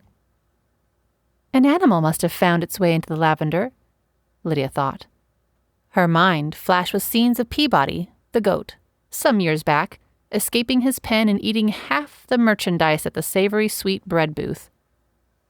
Lydia had to help Berna secure her rambunctious pet. She plunged into the lavender. The scent of fresh-cut stems married with the smashed buds was overpowering. She called the runaway goat. How much lavender could one goat chomp before making himself sick? A few steps more and she noticed an absence of goat droppings. The little black pellets that followed Peabody around the farm were missing altogether. Even the bottoms of her sneakers were poop-free. Suddenly, Lydia was nervous. She needed to turn around. She needed to find other people. Her ears strained. There were no running feet, and no winded jabber. She was alone. No one knew where to find her. The lavender didn't grow as high as corn, but it was densely packed. The wind shifted, and an exotic scent invaded the lavender. Shivers swirled in Lydia's stomach as patchouli rode the breeze. Someone else was nearby. There wasn't a place to hide. They would have heard her, hollering after that stupid goat already. Any path other than the one she followed out would damage more lavender and leave a fresher and more straightforward path to follow. Lydia patted her thighs, forgetting she had no pockets. Her phone was back with Flora, safe inside her purse, in the basket of Scout's stroller. Turning, dainty and quiet, Lydia baby-stepped back towards the race. A groan from nearby changed her mind. She hunkered low. Perhaps she could crawl to the end of the field. The vandalized lavender path jutted to the left. Sticking out of the dead stalks was a foot. Lydia hurried closer. Turquoise nail polish glinted from the big toe, and a ring graced the middle one. Averie? She recognized the yogi's bare feet. Lydia wanted to rush to Averie's side, but she didn't know if anyone else was in the lavender. She inched, painfully and low, up to the ASMR artist. Averie's ashen skin was sticky with sweat. Her chest rose and fell in ragged, desperate breaths. Her cotton candy locks clumped together in a bloody knot. Averie, I'm here. Lydia placed a palm on the woman's shuddering shoulder. She was freezing. Lydia felt around Averie's scalp and discovered a gash and a swelling knot. Averie's wound was no longer bleeding, but Averie was still in danger. Her lips were a slight blue color. Listen, Averie, I'm here, but I have to leave you. I have to get help. Do you understand? There was no response. Lydia hadn't expected one. The woman was so cold. Lydia slipped off her oversized t-shirt and draped it over Averie's chest. She wasn't sure it would help, but she couldn't leave her without something. Lord, keep her safe and give me the strength to run, she pleaded. Lydia rose, took a deep cleansing breath, and set her course. She charged through the crushed lavender and back onto the trail. No one was around. She gathered an inhale and let loose a scream. She screamed until her lungs held no more air. Then she ran. She gasped and shouted and lunged ahead. Her feet rose and fell, but Lydia didn't feel as if she was gaining any ground. Please, she yelled. Looking at her feet, she urged her tired body to continue. She blasted into Ethan's chest without registering his presence. When she lifted her head, she met Ethan's questioning eyes. Without a word, she linked her fingers with his and dragged him back down the path. Walkers, finishing their race, shifted to the side of the track and let the couple pass. In there. Lydia's breath heaved. Her lungs ridiculed her. She pointed out the hollow busted into the lavender. Stay here. Lydia didn't respond. She didn't have the energy to explain. She only shook her head and followed Ethan to Averie's side. Ethan checked Averie's vitals and scanned the area. He whistled plaintively to himself and switched from husband mode into sheriff mode. Hustling footfalls came from the path. Over here, Ethan shouted. Thad's voice called down the trail. Follow the crushed lavender. He was there in a moment. Oh my! Thad didn't stay to chat or ask questions. I'll call Gus and get Dr. Lawrence. He took off. What happened? Ethan asked. Lydia paced next to Averie's feet. I don't know. I saw the smashed plants and thought it was the goat. I found her like this. It looks like she's been here a while. A few hours at least. No, that's not possible. The lavender was fine until I fell in it a couple of laps ago, Lydia said. You fell? Yes, but I'm fine. What can I do to help? Talk to her while I flag down Gus. Don't touch more than you have to. Ethan stepped around Averie and left the woman in search of help. Averie, I will not leave you. I will not leave you, Lydia whispered. Avrie's eyelids fluttered open. Lydia peered at her pupil-thick eyes before they shut. The shadow, Averie whimpered and went limp. Dr. Lawrence had the Ashton paramedic team at the field in less than 15 minutes, an unheard-of time. They were on standby for the festival. They scooped Averie onto a stretcher and ran her out of the field on their way to Ashton. Lydia couldn't comprehend their speed and stepped out of the way. The Lavender, now crunched to pieces, made a sorry sight. Berna paced at the finish line, awaiting news. Since the rest of the festival was a mile away, it continued without a hiccup. The vendors and guests remained unaware of the scene on the racetrack. Ethan shut it down. They escorted the last few walkers from the scene. Ethan watched Lydia from the corner of his eye. She melted onto the dirt, energy obliterated. Knees curled to her chest. She held off tears of stress. Ivy waited by the Brandy's clan. Sam and Ever retrieved churros for the group. They nibbled their share, sneaking scout fingertips of sugar without notice. Lids. Ethan's voice didn't register with Lydia. He fretted and touched her bare shoulder. Lydia? Her eyes looked into his. Empty. He settled Gus's hoodie onto her shoulders and guided her arms through the armholes. She startled. There's my girl. Where did you go? Lydia shook her head. Just praying for Averie. Do you think she'll be okay? She looked like... Death? Gus interjected, and Ethan glared at him. In a flash of reality, Lydia remembered she was topless. She blushed and zipped up the hoodie. Ethan kissed her forehead. No one even noticed, he whispered and pecked her cheek once more. She doubted that. We need to talk later. First, you need to eat and drink something.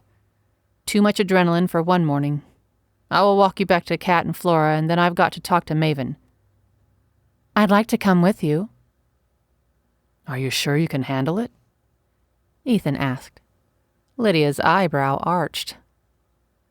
Just get me some coffee and a pastry, and I'll reset. Now, Ethan's eyebrows curved in disapproval. Promise, Lydia said. Okay, boss. He reached out a hand, and Lydia took it. She lifted to her feet, but wobbled. I'm okay. There's just something in my shoe. You sure? Positive. They crossed the finish line, walking and talking over the scene. She repeated all the same details. Lydia spotted the table of medals and awards. She wouldn't even qualify for a participation ribbon. Kat's eyes met hers from a folding chair near Flora. She shot out of her seat and tossed her arms around Lydia's neck.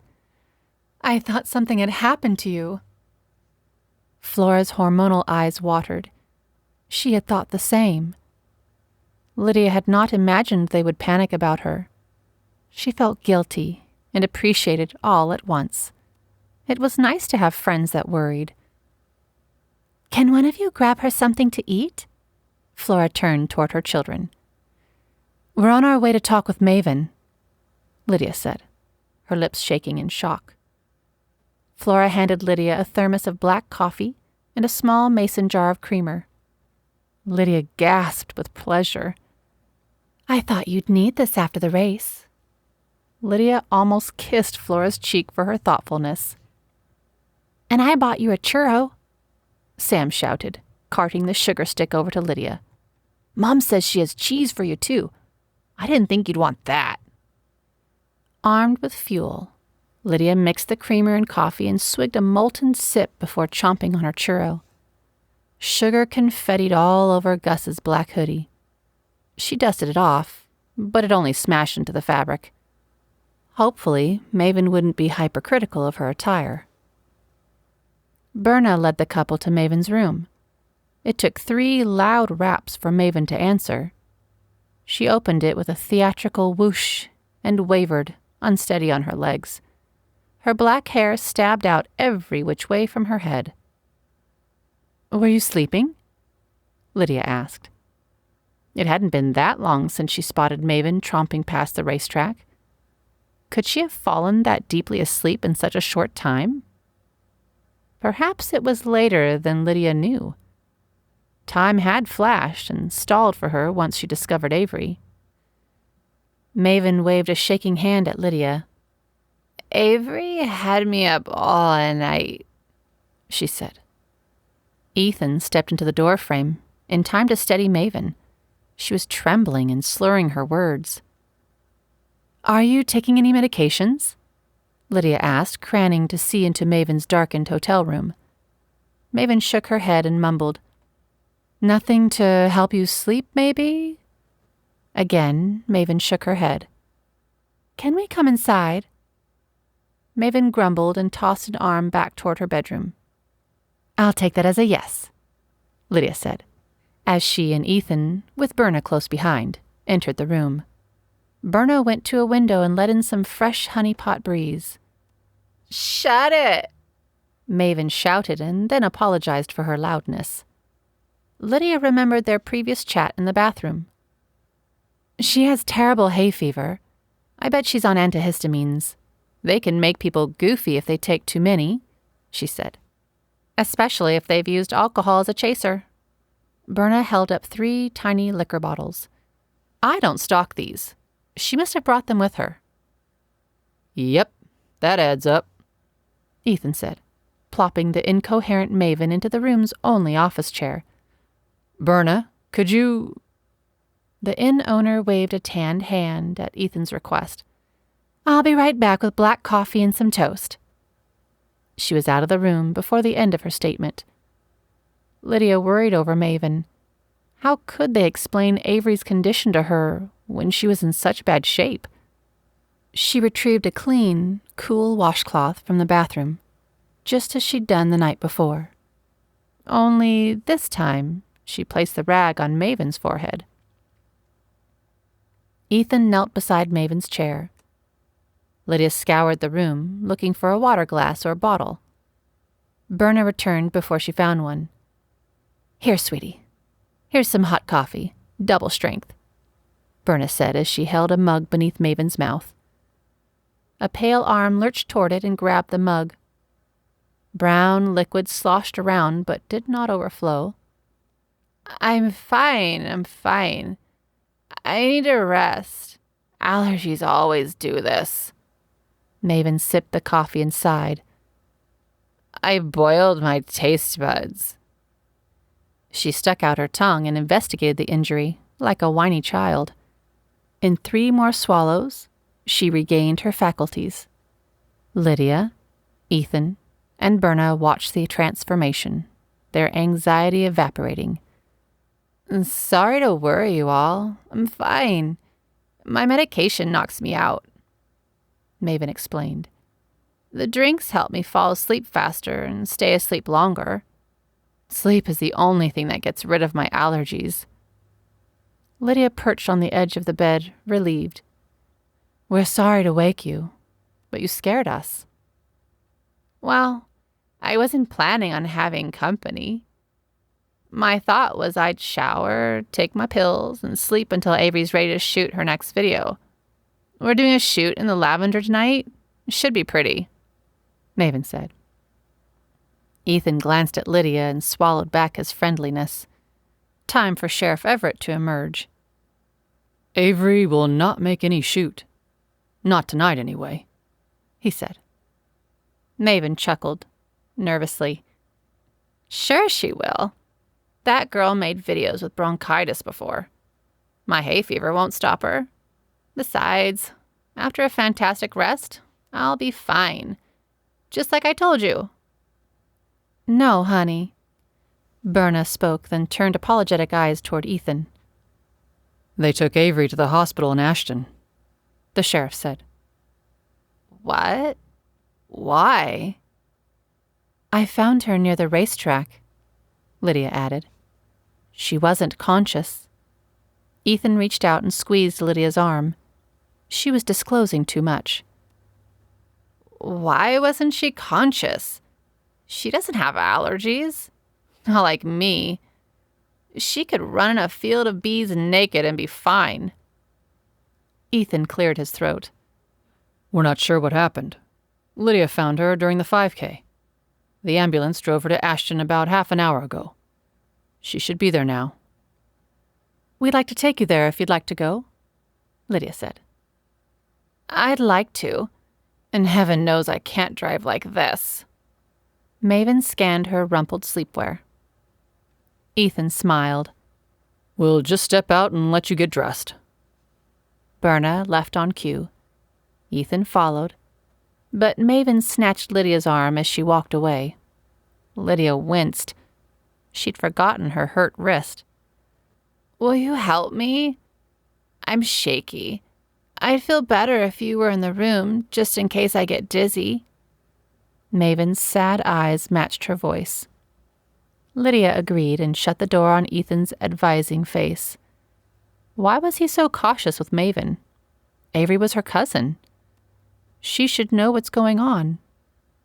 Maven took a shirt and jeans to the bathroom. She didn't bother to close the door. Lydia turned her back and tried to think of something to say. Maven chattered to herself. Sometimes she sniffled, but Lydia couldn't tell if it was sadness or snot she was snorting. The water ran and splashed. Maven came into the room, tossed back the rest of her coffee, and flung her purse strap over her shoulder. Her eyes were wild, but she was shuddering less and less. Let's go, Maven said. She charged out of the room, a more aware Maven than when she'd opened the door. In the car, Lydia shifted her hoodie. The zipper felt cold and scratchy on her skin. Maven stared out the car window. Earbuds docked in their proper place and her phone perched in her lap. Palming a compact, Maven applied foundation and powder and fingered on some eyeshadow. Lydia's mother never left the house without her makeup. Maven must be just as fussy about her appearance, Lydia thought. Ethan took Maven to Averie's side, and Lydia plopped down in an orange waiting room chair. A nurse passed as Lydia inspected her wrist. Splinters stuck out from a puffy bruise. The nurse stood watching Lydia before turning to another nurse and pointedly talking about her. Lydia remembered her eye. Her hand flew instinctively to the injury, which only made her look more abused. Lydia smiled her most winsome smile at the nurses, who smiled back with saccharine suggestions in their eyes. They'd be watching her and Ethan for the duration of their visit. Ethan's car slid up behind the truck. It splattered the vehicle with gravel, and the ladies returned to their startled squealing. Chapter 4. 2 hours of waiting, filled with piteous looks from the staff, put Lydia on edge. Her churro energy left her. She slumped in the hard, plastic chair and dozed off. Her eyes fluttered open just as Kat Miller burst through the automated doors. Praise the Lord! Lydia snagged the green duffel bag from Kat's arms. She also grabbed one of the coffee cups from Kat's hands. Hey! Kat laughed. How do you know one is for you? Lydia swallowed the bitter elixir before answering. That isn't with you, and the other cup has your lipstick on it. Kat rolled her eyes and followed Lydia to the public restroom. She waited near the sink while Lydia changed in a stall. The smell of lavender and peppermint escaped the water closet. Lydia sighed, serenely, with each clean article of clothing she put on. Gus's jacket left a zipper print on her chest and stomach. She tucked her running shoes into the duffel and slipped on a pair of her loafers. Her heel and arches ached, but they were pleased to be out of the treacherous apparel. Kat explained the families were still at the Lavender Festival. I believe the boys are watching the clock for the ice cream trolley to open. Berna is fussing around. She's anxious she's liable for whatever happened in the field. she said. Lydia swung the door open. A new woman in her fresh clothes. She went to the sink and washed her face. Her hair was next. Pieces of lavender stuck out from every knot and curl. She's not liable. Lydia guarded her words. Ethan would not like her discussing matters with Kat. Maybe Ethan or Gus could say something. She's pacing the farm and fretting over every tiny thing. Only half the runners even suspect something weird happened on the track. The rest are already celebrating with their families, further inside the festival, Kat said. How did you do in the 5K? Oh. Kat poofed air out of her lips and waved a hand in the air. 26.35. The numbers meant little to Lydia, but a glance proved they meant a lot to Kat. Lydia remembered the other racers' chants of under 24. Good for you. That's good, isn't it? Lydia asked. Decent. It's not like I placed or came close to placing. Next year I'll do better. Next year, I'll make sure you finish the race. Kat chuckled. She didn't mean to stab at Lydia's ego. Lydia's throat prickled with self-condemnation. She had tried, had done her utmost. How in heaven could she have guessed she'd stumble upon a half-dead celebrity in the middle of the field? Someone dragged her, Lydia whispered as she fastened a huge clip around her messy bun. Teeny bits of lavender dropped onto the sink and floor. Most of it remained wedged in Lydia's hair. Kat stared at her friend with confused brows. Dragged? Who was dragged? Not Averie. Oops. Lydia picked up her purse in haste, slung her bags over her shoulders, picked up her coffee, and started from the restroom. Oh no, Lydia, you can't do that. Who was dragged? Kat followed Lydia back to the hideous waiting area. Maven was there, her face submerged into her hands. Lydia led Kat to the girl. Kat stopped her pleading and zoned in on the devastated young lady, just as Lydia hoped she would. Maven, is there anything we can do? Kat asked, touching Maven on the shoulder before sitting beside her. Maven didn't look at her comforters. She broke into shuddering, nonsensical sentences.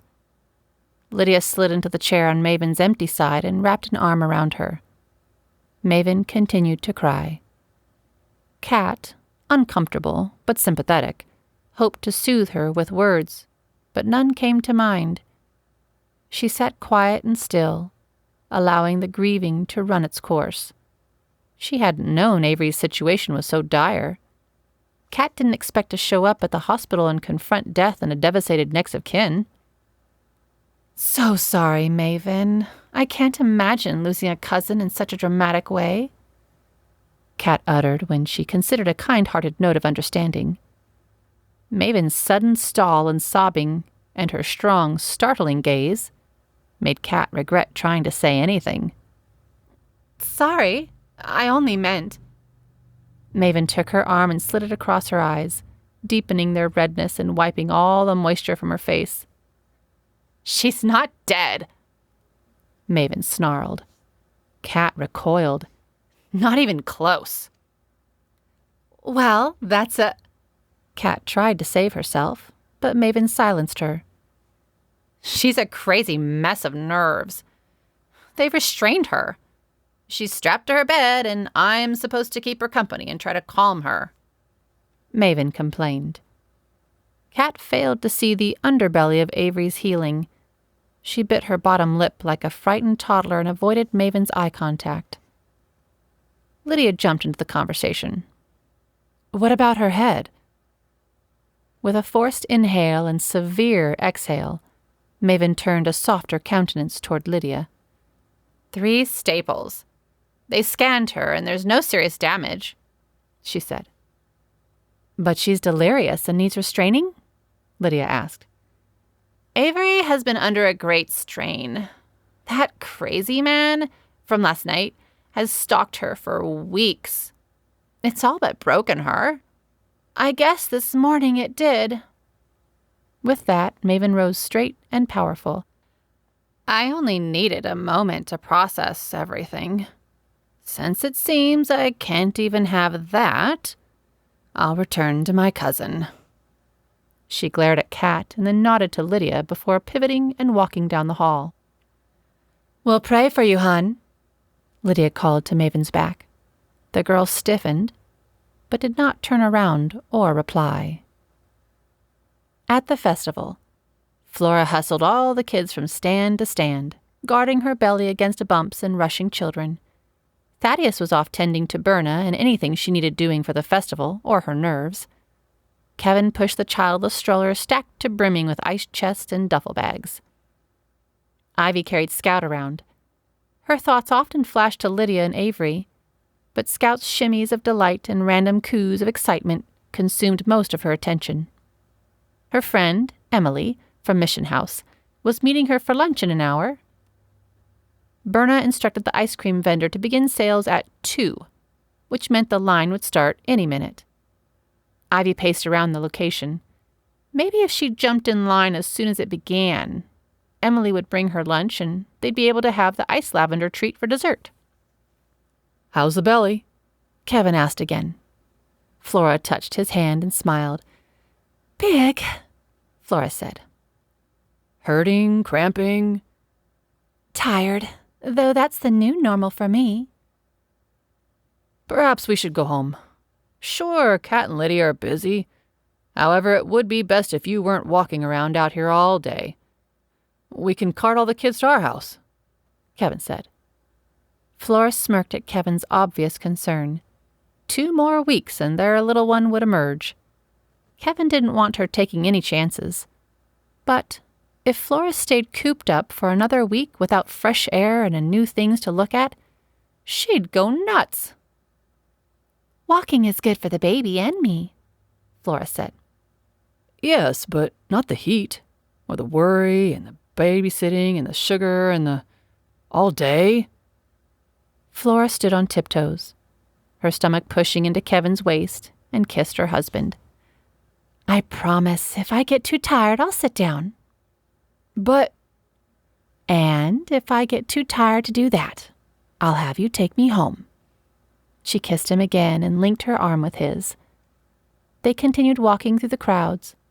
Flora kept a continuous head count of all 5 children, Ivy and Scout. A few minutes later, Ivy and Emily sat on Ivy's favorite quilt, holding their place in the long line for lavender ice cream. The sun rose until it stood above the waiting patrons, making them hotter and hungrier for the treat. After 30 minutes in the line, not a single waiting customer would give up their place. Now, they needed the frosty dessert more than before. Ivy and Emily were wise enough to plan for comfort. Emily fluffed out the blanket and planted Scout in her stroller, which secured one side of their padding. Ivy left and returned with corn dogs, chips, and bottled water. They enjoyed their picnic lunch in line. Scout drifted to sleep, listening to Averie whisper through Ivy's cell phone. A frazzled man, in his late 20s, flew up next to the picnickers. Oh, he said, his eyebrows puckered in disappointment. I thought I heard her. I guess Averie's not at her booth today. Emily offered a naive smile at the stranger. Ivy was wary, but polite. She answered his unspoken question. No, they've taken her to the hospital. The man helped himself to a corner of the blanket. Ivy's skin prickled. She had reasons for being untrusting. Emily did too. Though she was only a year younger than Ivy by birth, she was a couple of years backward in maturity. She still hoped to woo a human savior. Emily wanted rescue from her sad life. Ivy knew a savior had already come. Though his people could help, no person on earth offered the relief Emily sought. Averie was injured in the race, Emily spurted in hurried conversations. She massaged mustard onto her dog and chomped away. I was in the race, the man said. I didn't see her. I think I would have spotted a pink-haired racer. Emily offered an awkward laugh and dabbed her mouth with a napkin. I think someone hurt her. Oh? Well, that's too bad. I'm a big fan and was hoping to meet her and tell her so. The man frowned. Rumor is someone attacked Averie. Do they know who attacked her? She had a stalker. Emily offered without thought, unaware of the man's poor social habits. His demeanor and questions seemed forced to Ivy. Besides that, he shouldn't be lingering with 2 teenaged and unaccompanied girls. Ivy was about to tell him to leave when he asked, Where are your folks? In a different line, I suppose. Ivy willed Emily to remain silent, but the younger girl giggled. They're over by the honey stand. Ivy lied before Emily could weave her life story to the stranger. She pointed to a huddle of people standing past the candle-dipping booth. To Ivy's relief, Flora's face welcomed her wave and returned the greeting. What a great time to be with family, the man responded, unstartled by parental protectors. Ivy stared into Flora's face, hoping to make her plea known. Flora nodded and eyed the man. She then squeezed Kevin's hand and started her tiresome walk over to the girls. "Thank you, God, for such amazing friends." Ivy's fading panic flushed on her face. The man noticed. Oh, my bad. I've scared you. Sorry, I have horrible manners.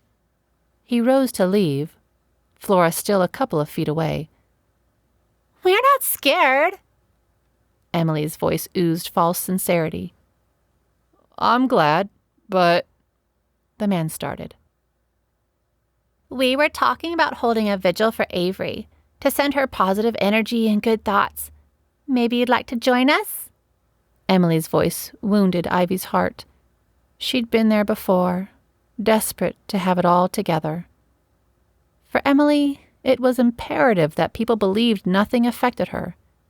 She needed to appear unflappable, or else she may come unglued. Ivy understood but couldn't let her facade put the threesome in danger. She'd lived that way before.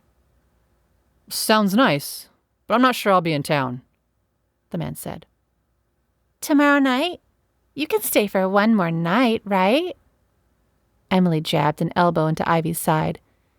We can do it at your place. I'm sure Lydia won't mind. Ivy nodded but kept her eyes on Flora. She arrived, winded, and carrying her camping chair. The man untangled the chair from Flora's grasp and set it up. There you go. I'm sorry if I've worried you. I'm Shane Mons. He reached out his hand and shook Flora's after she settled in her seat.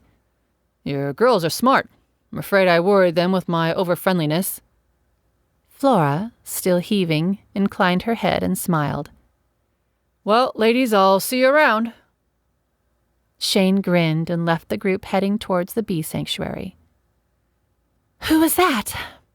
Flora inquired. Shane Mons, Emily said. He may have been my future if Ivy hadn't acted so weird. Ivy shrugged but said nothing in response. Well, I'm glad I found you both. I needed a sit-down, and now I get to have ice cream too, even before my kids. There are at least 15 people behind you. I heard they'll be opening the stand in just 20 more minutes, Flora said. Ivy winked at Flora. They'd chat later. Scout stretched in her pram. Ivy finished her lunch as Emily chatted on about boys. I can't wait for you to meet him. He goes to church, which I'm sure will make Lydia glad. Emily sneered her last sentence. She and Lydia were in the habit of heart-to-heart chats around Lydia's dining room table. These talks happened at Emily's random bidding. Lydia seldom received advance notice of Emily's need. Still, Ivy never witnessed Lydia turn Emily away. Their conversations brimmed with heated and frustrated accusations and imploring. Lydia listened. She prayed over the girl and over her answers before she offered them. Emily often left agitated and annoyed with Lydia. She couldn't accept Lydia's answers. They were too old school for the girl, too goody two-shoes. Lydia never argued back with Emily. She answered her questions, listened to her worries, and prayed. Emily made horrible faces at Lydia. Sometimes she'd curse at the ceiling in angst. Lydia never scolded her. When Emily started a tirade, Lydia left the room until she calmed down. Ivy hated it when her friend mocked her mentor. Her stomach knotted and burned when Emily called Lydia a name or used a sappy voice to imitate her. Ivy wasn't sure what she would do about Emily's two-faced behavior, but the time to act was getting closer. She could feel it like a gray cloud threatening to block the sun. As Emily continued to talk, Ivy felt her corn dog swishing in her stomach. She hoped Em would change the subject soon. Anyway, no matter what Lydia thinks, I like him. I think he likes me too. I'll bring him round sometime, once I know for sure if he's into me, Emily said.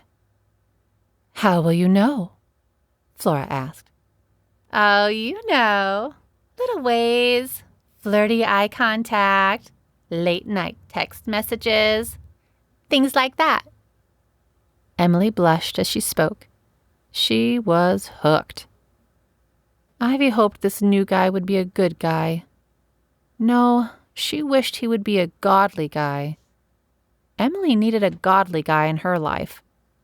She hadn't screwed up her reputation, as Ivy had done. If she kept her nose clean and didn't act like a giggling goon, Emily could land a godly man. But not for a while, Ivy added to her thoughts.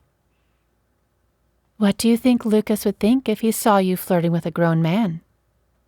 Again, Flora carried the conversation.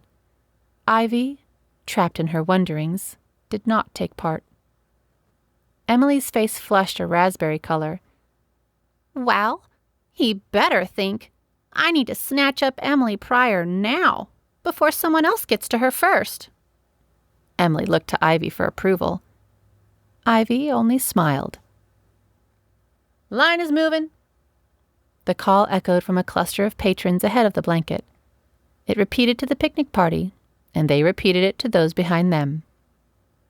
Help me, quick, Ivy shouted. The girls packed up their seats and trash. In the hospital cafeteria, Ethan and Lydia sat around a table eating bland lunches out of plastic trays. Kat left for home after Maven's meltdown. She hoped to make it to the festival before the ice cream ran out. Ethan chased an overcooked green pea around the vegetable square of his tray. He still wore his running clothes, though he'd removed his numbers. Lydia detested how he could eat with so much happening around them. It pleased Ethan to sit beside her in the ugly hospital lounge and talk about nothing. He happily hunted his disgusting peas, harpooning one with his fork and eating it. Ethan grinned and glowed at his wife. She offered a cheery smile back at him. But it was all for show. Inwardly, she was scratching at the walls as she waited for a detailed update about Averie. Her bland coffee ringed the table with condensation. She flicked at an uneaten corner of her sandwich. Her stomach couldn't digest with upheaval flooding the air. Instead, she watched Ethan dine on a pot pie as she stewed. Gus broke the tension. He entered the dining hall waving. Ethan, mouth filled with food, nodded to a chair next to Lydia. Gus sat. So, she's waking again and screaming. We don't know why. The doctor hasn't been able to see her. Only the nurse. They have instructed her to keep her calm with medication. It doesn't seem to help, Gus said. Lydia listened, eager to hear more news on Averie. Thanks, Gus. Any news from her labs? Ethan asked. Lydia knew the answer to that. The more experienced half of the hospital staff was living it up at the Honeypot Lavender Festival. Lydia herself had sold them tickets not 2 weeks ago. Gus's reply mirrored her thoughts. Not yet. The techs are at the festival. I guess we won't know much until then, Ethan said. Aggravated, Lydia chugged her coffee and slammed the paper cup down, harder than she'd meant. The effect was spot on. Ethan made eye contact with her for the first time since the racetrack. Listen, I'm sorry to be pushy, But I found her. I've explained what I saw 1,000,000 times over. I detailed her condition when I stumbled upon her. Can someone please fill me in just a little? Lydia begged. Gus excused himself, blaming his cell phone. Lydia knew the dining area didn't offer cell reception. Ethan's eyes didn't leave her face as he said goodbye to Gus. A little dramatic, don't you think? Ethan said. I'm sorry about that. I meant to make a statement, but not a scene, Lydia said. Ethan's lips frowned and thought. I'll apologize to Gus when we're done eating. Sounds good, Ethan said. I'm worried and anxious and hate being left in the dark. I've sat here all morning and dealt with a wailing Maven and no word from you. I've got to know something, or I'll pop. Ethan chortled. Don't do that. He looked at her plate. Eat, and I'll tell you what I can. It's not much. Obedient and eager, Lydia nibbled on the crust of her BLT. First, she was cold because she'd been there all morning. Rough guess? She was lying out in the lavender since dawn or right before. I wondered about that, Ethan. She couldn't have been laying in the same spot. That patch wasn't trampled until the middle of the race, Lydia added. So you said. The other side of the lavender isn't smashed either, and Averie didn't crawl to the other side while everyone was running. Still, she was outside for hours. Her head. What about her head? Not a clue. There wasn't a rock she could strike upon landing, if she'd fainted. They're watching her for a concussion, but she needed only 3 staples. Her delirium worries me. What was she like last night, before the stalker showed up? Ethan asked. Calm, happy. Just like she is in Scout's videos. Did she do all that tapping and whispering stuff? Drives me crazy. Yes, it was relaxing. More than relaxing. Averie was engaging and enchanting. She welcomed Ivy and put her at ease. She accommodated Flora's needs and even helped her cousin, Lydia said. Helped her cousin? Maven? With what? Maven has horrible allergies, and her meds made her snappy and rude. Averie centered her and helped her make amends. I can tell you about that later. Tell me more about now. Last night impacted now. That's why I'm asking. I understand that. But do you think an episode of hay fever and a dose of Benadryl led to Averie bleeding in the middle of a field? Lydia asked. Ethan shrugged and turned his cop face back on. You haven't been talking to Kat or anyone, have you? No, but I can't keep still forever. Lydia passed a sad and honest look to her husband. He knew she would try, but Lydia would need to process the scene for herself. Lydia's favorite way to handle anything involved talking out loud with whichever trusted friend was handy. I know, but babe, you've got to give me some time. I need to head back to the festival and look over the field. See if there's anything I missed. Then let me talk with Berna and Maven again. Keep things to yourself as long as you can. Ethan patted Lydia's trembling hand. I have a bad feeling about this whole mess. Like something is out of place. I'm right, aren't I? Lydia asked. Yes, Averie wasn't in the field alone. Ethan pulled Gus aside, out in the waiting room. Shop talk wasn't for a wife's ears, so Lydia busied herself searching for Maven. She found her stretched out on the bed next to Averie's. Her jaw drooped, and drool ran from her mouth down to her cheek, and onto a hospital pillow. With Averie's extra blanket wrapped around her shoulders, the cousins snored on. Lydia stood by Averie's side.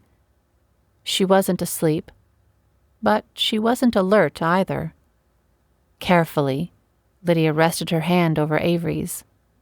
She prayed out loud over the 2 women. One, which was delirious and sick. The other was overwhelmed and erratic. The cousins needed divine intervention and human help. Lydia's mind wandered, mid-amen, to the shadow man. She knew somehow this whole mess involved him.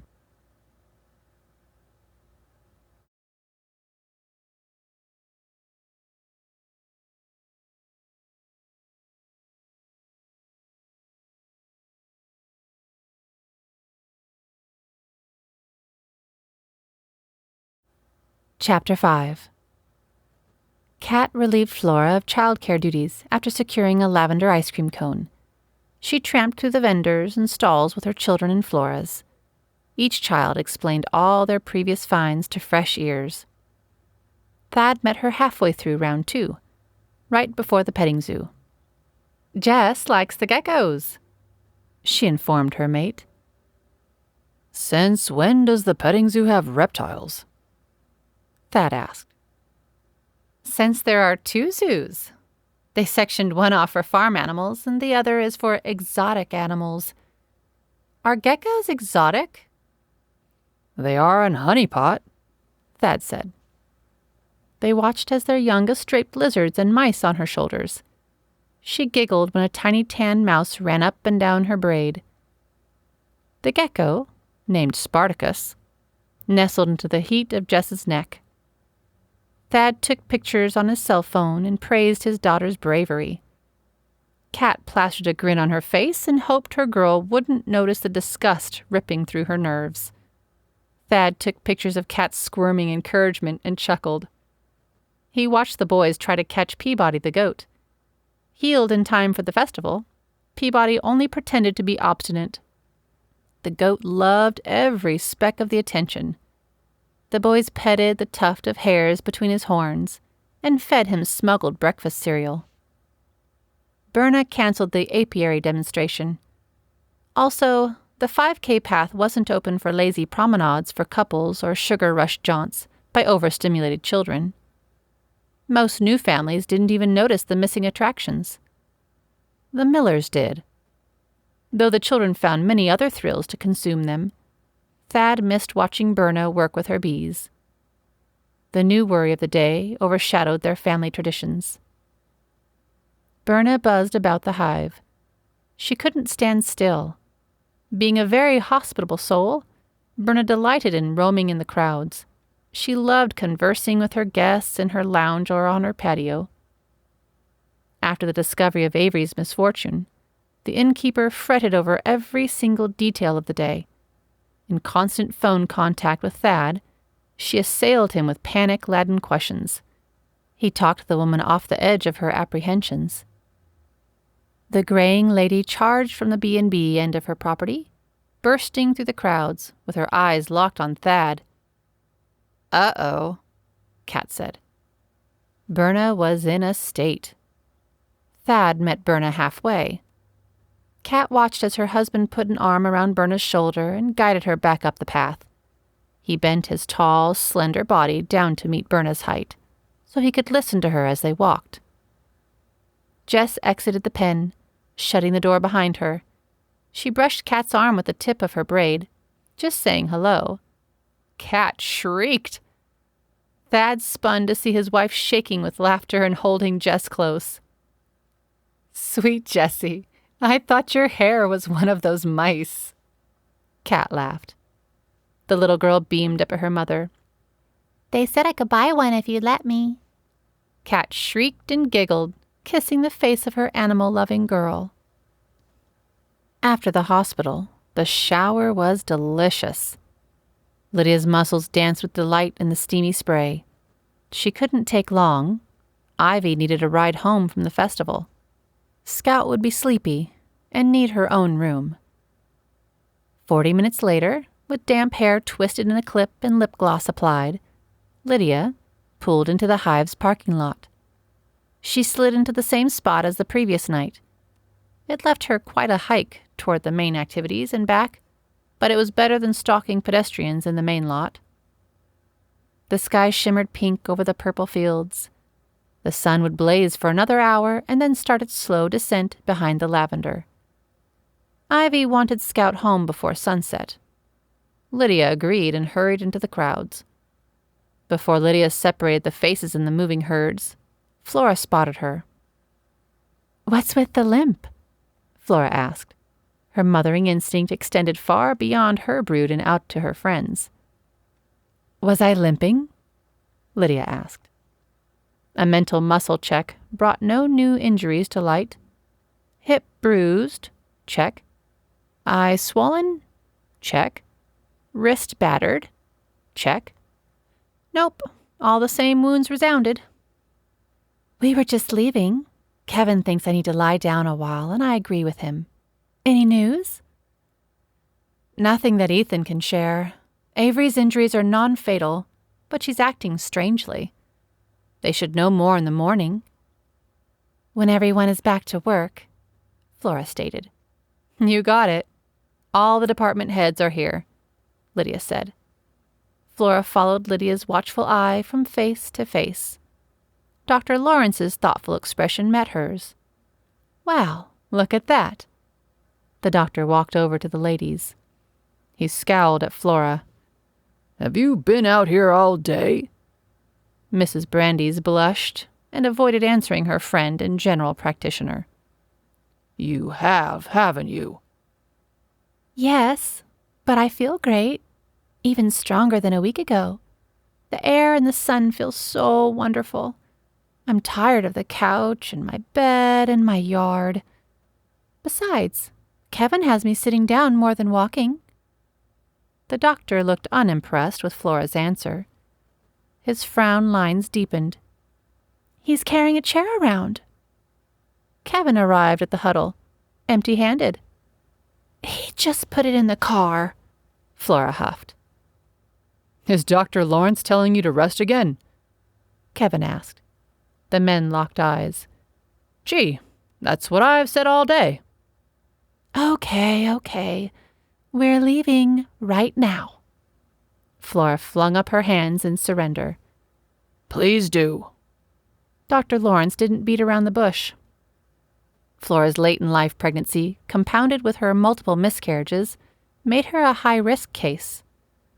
He never wanted a patient to lose their baby. It was painful for every person touched by the tiny life. Every lost baby left their footprints behind them. Their families' hearts and lives didn't heal. They only recalibrated their regular and created a new normal. His friend needed to be resting, not running around crowded stalls filled with sick people and obstacles to trip a body. If Kevin hadn't returned and escorted his wife to their car, the good doctor would have done so. Lydia let the couple go before interrogating the doctor. So? She started. The doctor interrupted her. Have you heard anything about the girl? I was just going to ask you, Lydia said. He shook his head and led Lydia to a clearing apart from the masses. What did the ER come up with? They told Ethan her head injury isn't life-threatening. It was the source of the blood, but it didn't bleed all that much.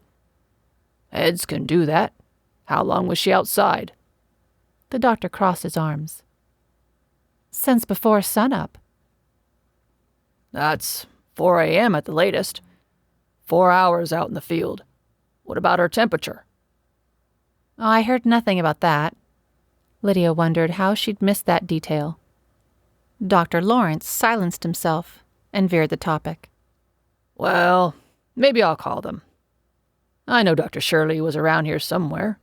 Maybe I can convince her to get back to work.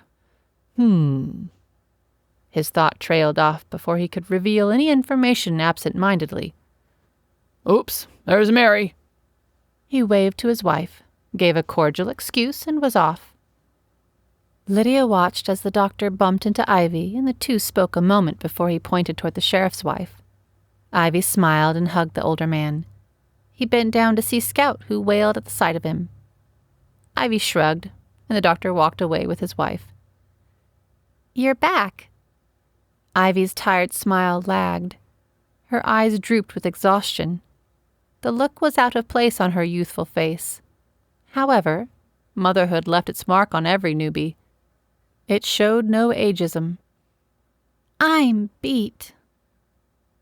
Yeah, me too. Lydia took control of the stroller. The women rambled toward the car. After grabbing orange chicken from the only Chinese food restaurant in town, Ivy Hooper and Lydia Everett landed at the Everett dining table. Scout, still asleep from the drive, cuddled on the couch. Conversation was easy. Ivy explained the strange man and Emily's behavior. She went on about the ice cream and how much fun Scout had watching the picnic relay races. I'm upset about Averie, Ivy said, mouth filled with sticky chicken chunks. I know, so am I. Keep praying for her. What was it like finding her? I imagined the worst. Oh, Ivy, don't do that. Lydia's hug came in time for the tears to flow. Imagine nothing, Lydia said. Then tell me, please. It's been heavy in my mind all day. Everything I did or laughed at or thought about seemed to lead me back to her. Is she dead? No one told me. Is she going to die? Ivy sparked with worry. I know very little. Instinct took over, and it's already blocking some of my memories. She's alive. The last I saw Averie, she was resting. Her cousin is with her. Somehow she got hurt and was left lying in the field, but we don't know how she got there or how she got hurt. Scout groaned. Ivy wiped her eyes and popped another piece of chicken in her mouth. That's her warning whine, she stated and hurried to the bathroom. I have 10 minutes to shower and be ready to feed her, she called behind her. Lydia finished supper and cleared the table. Out of habit, she poured herself a large glass of water with a drop of lemon oil. She drank it down without hesitation, then remembered she could return to her after-dinner coffee habit. Lydia filled the water tank and scooped her favorite grounds into the basket. She happy danced across the kitchen tile. If coffee can do that to you, you may have a problem, Ivy said. She stood behind her, decked in PJs and a hair turban, holding back her shampooed blonde hair. Her blue hair faded after Scout's birth. Her current shoulder length and natural look was easy to take care of and suited her youthful glow.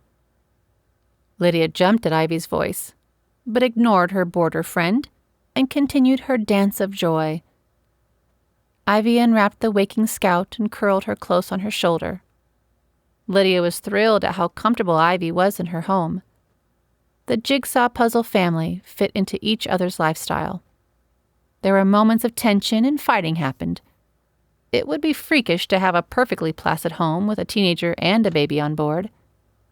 The house flexed and swayed with such happenings, but didn't come close to breaking. God held the wounded until they could handle the hurt. He knitted them together while they unraveled unseemly knots and strands. Everyone was growing. Even Joan, oceans away, learned to welcome this new piece to their puzzle. Sometimes she wrestled with jealousy, but God worked on her too. Though worlds away, Ivy and Joan were meshing into sisterhood without noticing. Lydia praised the Lord over each new bonding. I'm taking Scout to bed, Ivy announced. Great idea, Lydia answered. Ethan will be out late tonight. Wake me if you need anything. I know. Ivy brushed off the petition. Night. Night. Lydia called to Ivy, then added, Sleep, sweet little Scout. She grabbed her favorite mug, overfilled it, and carried it to the counter without spilling a drop. Lydia sat, quiet and still, and enjoyed her favorite vice as the daylight turned to shadow. After a full day outside, the kids buzzed and bounced with late-night energy. Their second wind carried their voices from house to house. Their songs and clamorous laughter echoed down the street. So loud was it that Kevin held the front door open for the Millers, with Eden, Ever, and Eloise in tow, before they exited the van. Shh! Hush! Shh! he called unheeded. Get inside, knuckleheads. He ushered the massive loudness into the Brandy's living room. Flora sat on the couch, wiping the sleep from her eyes. Kat, frazzled and fizzled, plopped down beside her friend. I'm too old for this. She cast open palms toward the rambunctious rabble. But you're starting all over again, aren't you? She glanced toward Flora's bump. How are you staying so chipper? Flora cackled without restraint. I went mad just to see if anyone notices, she joked. Look at your feet. Flora tried to shove them under a pillow nearby. She didn't want Kevin to panic, and Kat's attentive openness would draw his notice. Shh, she pleaded. What? Why? Kat whispered. Flora only nodded toward Kevin. Kat followed her aim and signaled understanding. What's wrong? Kat asked in a hushed tone. Nothing. I'm fine. We're fine. I was just on them too much today. Kevin freaks out when anything is out of the ordinary, Flora said. Kat picked up the throw pillow and set it over her friend's toes. Thank you. It's difficult to keep calm when I'm trying to keep him calm, too. At that moment, Jess and Ever swung around the side of the couch and tossed their dusty bodies onto it. Mom? Jess asked, waiting for the adults to stop talking, or for their lips to stop moving, whichever came first. Ever wants to see my lizard. It's not your lizard, Kat solidified, drawing her cell phone from her back pocket. I know. I'm only pretending it's mine, Jess said. Just as long as you tell yourself it's all pretend. No lizard is coming home with us. She handed the phone to Jess. Can you take charge? Sure, Mom. Jess beamed with the responsibility and privilege of controlling her mother's phone. Ever smashed himself between his mother and her company. He kissed Flora's belly before lying back on the cushions. Jess settled in, scooting closer to Ever. The two knocked heads, trying to share the miniature screen. Flora leaned over to watch the kids scroll through the pictures. Jess narrated every one in hyperspeed before finding one of her and the gecko. See? She squealed. I'm not scared of any old lizard. I think he's cute. She enlarged the picture and handed it to Flora. The mother held the phone at arm's length. Ever continued his chatting with Jess. Ah, he is cute. Are there more pictures? Flora asked. The children erupted from the couch and went on their way. Their laughter came from the kitchen table, but their conversation was beyond discernment. Oh, yes, there's more. Jess didn't want me to stop taking photos. It's like she's trying to convince me we already own the thing. Or hoping I'll get used to hosting a gecko in my home for years to come. I think she's playing a mind game with me, Kat explained. Little does she know. Flora laughed and swiped to the next photo. Flora fawned over each photo, showing them to Kat and expressing her shock over the rapid growth of their children. Oh, she looks just like you in this one, except that she's wearing a reptile. Flora giggled and zoomed in on the shot. No, she's much prettier than I ever was. Kat grinned at her playing daughter. When she turned back to Flora, her friend was speed-swiping Kat's phone. What is it? Is something wrong? Flora shoved the phone at Kat. Look! Kat obeyed. Yes? The guy in the background. The guy in the jacket? Kat asked. Flora nodded. That's the hoodie man from last night. Kat understood the shock, but wasn't sure the observation was accurate. I doubt he was dumb enough to hang around. Stalkers don't always make sense. Yes, but are you sure? I didn't see him, remember? Flora's mouth parted and eyes wide. It's him. Are you sure? Again, Flora nodded. It was only a second, but I know that's him. Even in a hoodie, you can tell? Kat asked. That's what made me take a second look. I recognize the hoodie, Flora said. It's just a hoodie. There's a ton. They all look the same. Flora squinted at her friend. Yes. It's still the same hoodie from last night. Do you have more pictures of him? Kat palmed her phone and flipped through the pictures. She zoomed in and around her daughter's braid, and the friend perched on her shoulder.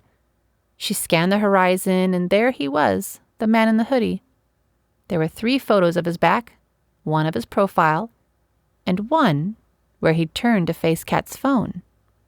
His image was grainy, but telling. She showed Flora. The pregnant woman gasped, and her husband flew to her side. What is it? His paling expression searched Flora for signs of labor or distress. Flora pointed to Kat's phone. That's Shane Mons. That's the strange guy Emily was flirting with, Flora explained. What? Kat and Kevin asked in stereo.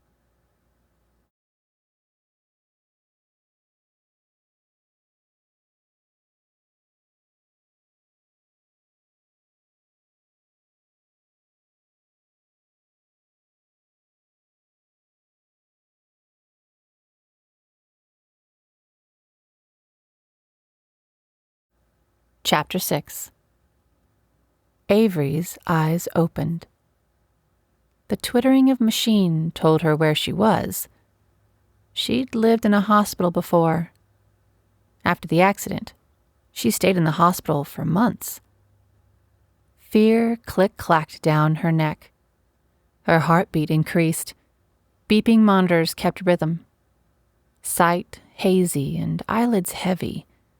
She spotted a person sleeping in the bed beside her own, and she screamed in horror. Suddenly, her arms were pulled and poked. Shapes fluttered around her bed. She fought them. Her tongue, too thick to articulate, stuck to the roof of her mouth. The face of her cousin loomed behind the shoulders of the nurses attending Averie. "Help me," she thought. "Please help me." Darkness surrounded her, thick and sticky. The shadow man waited for her. Streams of helpless tears splashed down the artist's face and dampened the rim of her hospital gown. Flora woke early in the morning. Her back tightened and knuckles clenched. A cracked window let in the honeysuckle breeze. But Flora remained a giant ball of sweat. She tiptoed to the bathroom. Kevin peeled one eye open and watched his wife with guarded breath. You okay, babes? She flicked a hand behind her to wave away his worry. Just hot. Kevin shuffled behind his wife. You overdid it, didn't you? I'm okay. I just need to soak. Kevin scurried about, getting Flora's favorite robe and towel. He grabbed Flora's oil kit. Babe, you're freaking me out.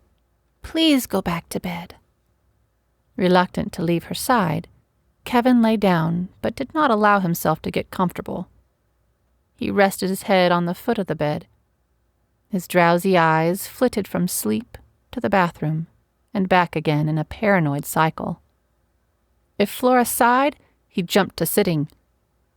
If Flora was too quiet, he called out to her. She responded with clip, yet cheerful reassurance. She lounged in the bathtub and fretted over the man with the hoodie. It was too late to wake Lydia when Flora had discovered the stalker on Kat's phone. The men had suggested waiting to show the phone to Ivy before calling Ethan. Flora couldn't stand it. When her call shot to voicemail, the dilemma solved itself. The picture would have to wait. Early in the morning, her best friend betrayed her. Though coffee is a stimulant, it never caused Lydia unwanted sleeplessness. The mix of the day's adrenaline rushes and crashes, married with too much caffeine, had her mind buzzing to terrible places. She sat on the couch scrolling through TV channels without purpose. When Ivy rambled from her bedroom, Scout wailing on her hip, Lydia was ready to help. Ivy's tired eyes couldn't force a smile. Relief soothed her growing worry lines. She wouldn't be alone for this bout of bawling. "Her teeth?" Lydia asked, already up and reaching for Scout. Ivy nodded. My phone's not charging fast enough. Can we watch Scout's shows out here? Ivy didn't wait for a response. She picked up the remote and found Averie's ASMR. Look, Lids, there's a new one.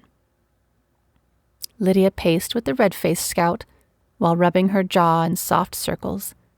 Scout howled and wriggled, trying to escape the pain. The familiar little stars lit up the screen. Hello, and welcome to Stardust ASMR.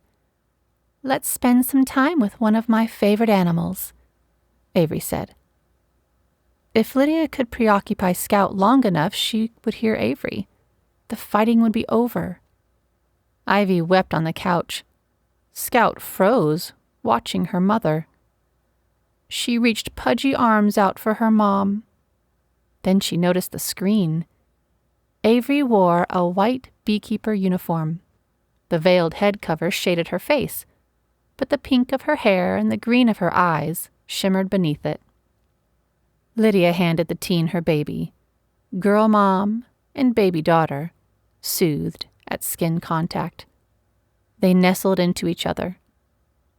Lydia carted a bottle of water with her to the couch. She needed rest, and if she had to drink water to get it, she would drink it. Ivy patted the cushion beside her and Scout, beckoning Lydia to join the couple. Will you sit with me? I'm sad, Ivy whispered. Mother sat beside Mother, and the young one placed her head on the elder's shoulder. Lydia almost cried. This was the most intimate contact Ivy ever started with her. It felt like family. Lydia prayed, thankful for the trust. Ivy prayed, thankful for the safety. They watched Averie show off the hive's bee yard. She spoke in whispered tones about bees and pointed out each worker flying in and out of the hives. With help, unseen other than an occasional gloved hand, she showed the viewer the surplus chambers and comb. The gloves waved a stainless steel smoker around the boxes, and the bees slowed their buzzing. The screen faded out and returned to show Averie in the hive's kitchen. She steeped tea in a glass teapot and sprinkled petals and seeds into the hot water. The stirring sounds caught Scout's attention. The baby chattered back to the set in drowsy delight. Averie sunk a honey dipper into a mason jar filled with the amber harvest of the bee lot. Just as purposefully, she retrieved it and let its contents course into an empty china teacup. After tapping the teapot, she poured her cup of tea. This was my grandmother's favorite teacup. Avrie's gentle voice began her story. Her nails scraped the sides of the cup and traced the signs painted on the outside. She saved up for this cup and bought it from a little shop in her hometown. She often told me the teacup story as she set out her tea service for us on Sunday afternoons. Sometimes my cousin, Maven, joined us for tea. You all know Maven. She drank from a pastel cup with a matching saucer. Poor Maven couldn't make it to our tea and bees party today. She has quite the allergy to my buzzy little buddies. That's okay, though. That makes it tea for two, me and you. Stardust to stardust. Just like Granny and I used to do. Tea time was a special time for her and me. We made time for tea every day, until she passed. And it was never without special treats, especially hot buttered toast smothered in sticky, sweet honey. Averie took a careful bite of her toast and drank a sip of her still steamy tea before signing off. Her logo appeared, signifying the end of the episode. her cheery voice soft-whispered. Come back soon for more of my adventures at the Lavender Festival. Go to my site for a sneak peek of what is coming up next. Good night, my little Stardusts. Scout, relaxed by the distraction, forgot her teething pains and slept on her mama's chest. Ivy, soothed, but not asleep, turned to face Lydia. It says this video was published this morning, Ivy said. Lydia snatched her laptop. Ivy swaddled her snoring infant. She put the little one to bed, leaving her bedroom door cracked, and tiptoed to Lydia's side. More coffee? She asked the temporary insomniac, and brewed it before Lydia answered. What's the site? Lydia asked. Stardust ASMR or Averie ASMR. Either one works. Ivy set out 2 cups and creamer and made toast. You hungry? Power of suggestion. I want hot buttered toast with honey. What about you? Ivy asked. Lydia's mouth watered. She wiped it with the back of her hand. Sure, since it doesn't look like we'll be sleeping soon. A subscriber sign-up popped in the foreground, drawing Lydia's focus back to her screen. She clicked to close it and scrolled through the pages. Under videos, Ivy said. Lydia was already there. She watched the channel introduction play as she read the video titles. Found it. She punched on the Coming Soon button. A list of colored upcoming video titles decorated the screen. Someone crossed Beekeeper Secrets out. Completed was scribed above it in a purple font. The list included candle dipping, candle carving, yoga at sunrise, and lavender in the twilight. Ivy gasped as she read behind Lydia's shoulder. Lydia flung out her arm in an exhausted startle. She knocked the toast from Ivy's plate, and it skittered across the tile. Sorry, Ivy whispered and picked up the bread. It landed butter side up. Thank goodness. Click on titles to see the descriptions. Which one first? Lydia asked after her heartbeat returned to normal. Yoga at sunrise. Lydia complied. A photo of Averie in cobra pose graced the screen. Lydia read the description to Ivy as the teen made more toast. So that's that then. Averie must have been in the field shooting her yoga video when something happened. Ivy leaned over the counter to view the screen. No, look. She pointed a chewed fingernail to the purple words under the description. In editing, but coming soon. She's already shot that one. How long has she been in town? She's made 2 videos down to the edits, Lydia asked. Ivy shrugged. Maven said they'd been there a week, but that's a lot of work to do in a week. Click the other one. Again, Lydia did as the teen asked. She was just as curious as the girl, if not more so. Her arms remembered holding the helpless and bleeding Averie. She felt responsible for her. The description detailed a lovely walk down a candlelit path in the middle of the lavender field. There were snapshots of the 5K track and the front of the Hive bed and breakfast. Lydia thought it was kind of Averie to stick in an advertisement for Berna. She also thought it was foolish. That's how her stalker found her, Ivy relayed her thoughts aloud. Why would she do that? Lydia thought as Ivy chomped her toast and scooted the plate toward Lydia. She poured cream into black coffee and slid it toward her friend. Lydia took a heavy drag from her coffee cup. If Maven knew Averie was in the field, shooting a video, why didn't she mention it to Ethan?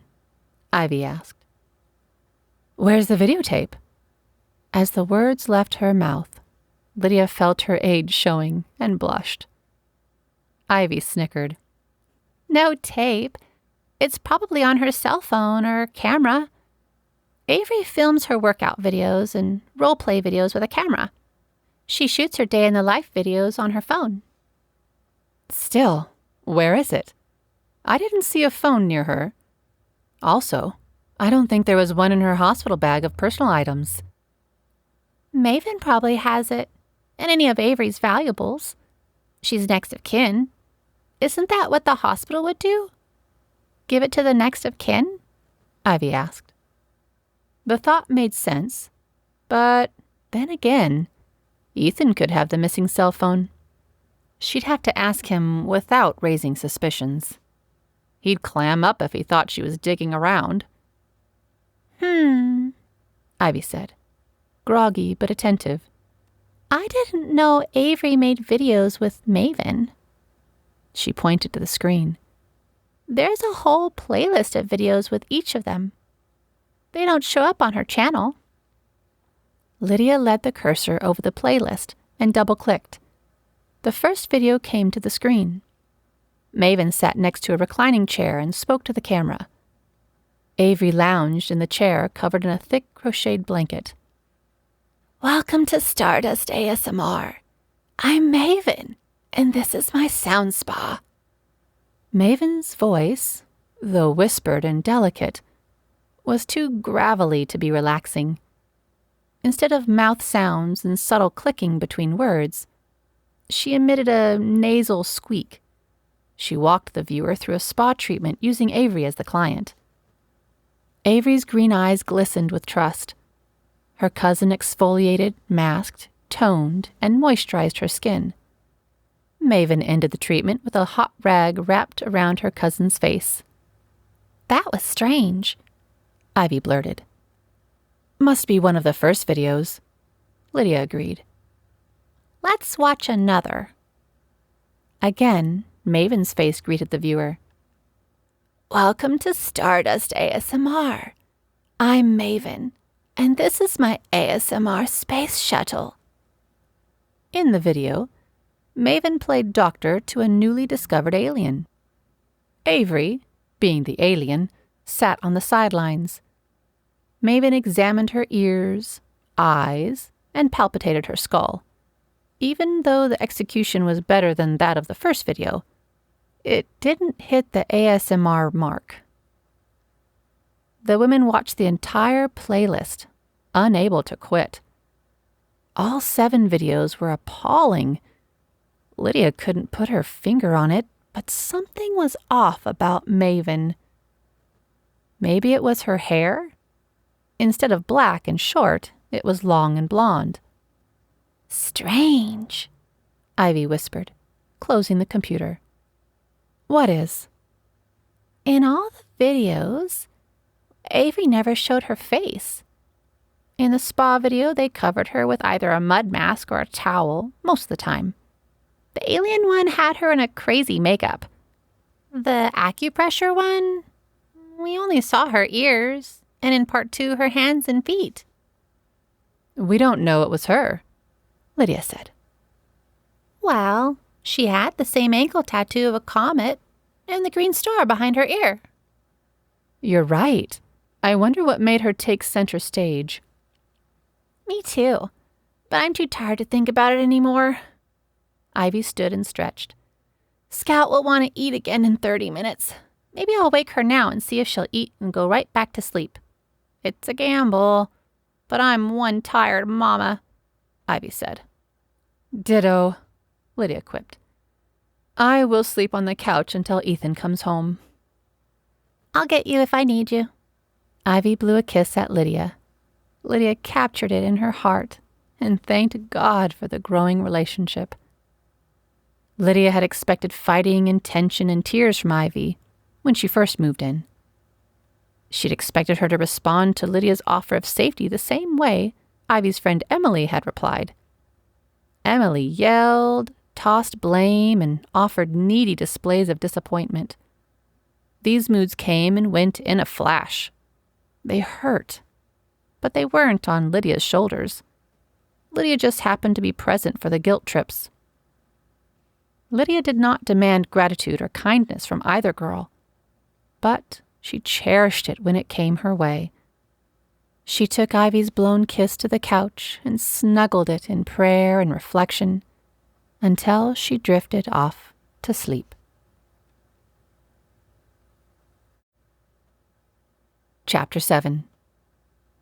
Kat perched on her porch step. It was a second service kind of Sunday. They all knew it, so her family slept. Even though she was awake with the sunrise, she planned to shower and slip back into her clean sheets for an hour before waking the kids. She tightened her laces and decided to wake Lydia and Ivy. She wanted to share her phone photo with them. It was very early, and Lydia was not a morning lover. A fact she stated every day when Kat came to train with her. Kat would risk it. If there was a light on at the Everetts, she was going inside. Her brain replayed Maven's crazy rantings at the hospital. Turning the corner to Lydia's block, Kat noted a familiar truck idling under a lamppost. She jogged straight to it. The window rolled down. Flora's bright face greeted her. "How did you drive here?" Kat asked, staring at Flora's big belly. "Determination," Flora rumbled as she opened the door and peeled herself from the vinyl seat. "But I think someone else will have to drive me home." Kat offered her an elbow and helped her ease to the asphalt. The pair stomped up the driveway to Lydia's door. "I'm glad you were here," Kat said. "Lydia won't snip at me in front of you." Flora chuckled when an intense, piercing pain shot through her spine. "Yeah, ouch!" She hollered and clutched Kat's wrist. Just as quickly, the pain left, and Flora took a cleansing inhalation. "Should I worry?" Kat asked. Flora waved a hand at Kat's comment and then knocked on the door. "I shouldn't have wedged myself into the truck. Kevin will not be pleased." Ivy answered the door, eyes bruised from insomnia. Her hair poked out at unflattering angles. She didn't say a word, just gestured toward the living room. The ladies walked past her and past a snoring Lydia. Following the scent and bubble of brewing coffee, Kat led Flora to the kitchen. "She'll be up once she smells that." Ivy pointed to the coffee pot and planted herself in a chair at the table. "I'm guessing you guys didn't sleep much either?" "How did you know?" Kat stood at the counter after helping herself to a glass of water. "You both look like I feel," Ivy said. Lydia laughed, surprising the crew, and took a huge ceramic mug out of the cupboard. She filled it to the rim. "Thanks to whoever made this." She raised the mug and took a sip, scorching her tongue.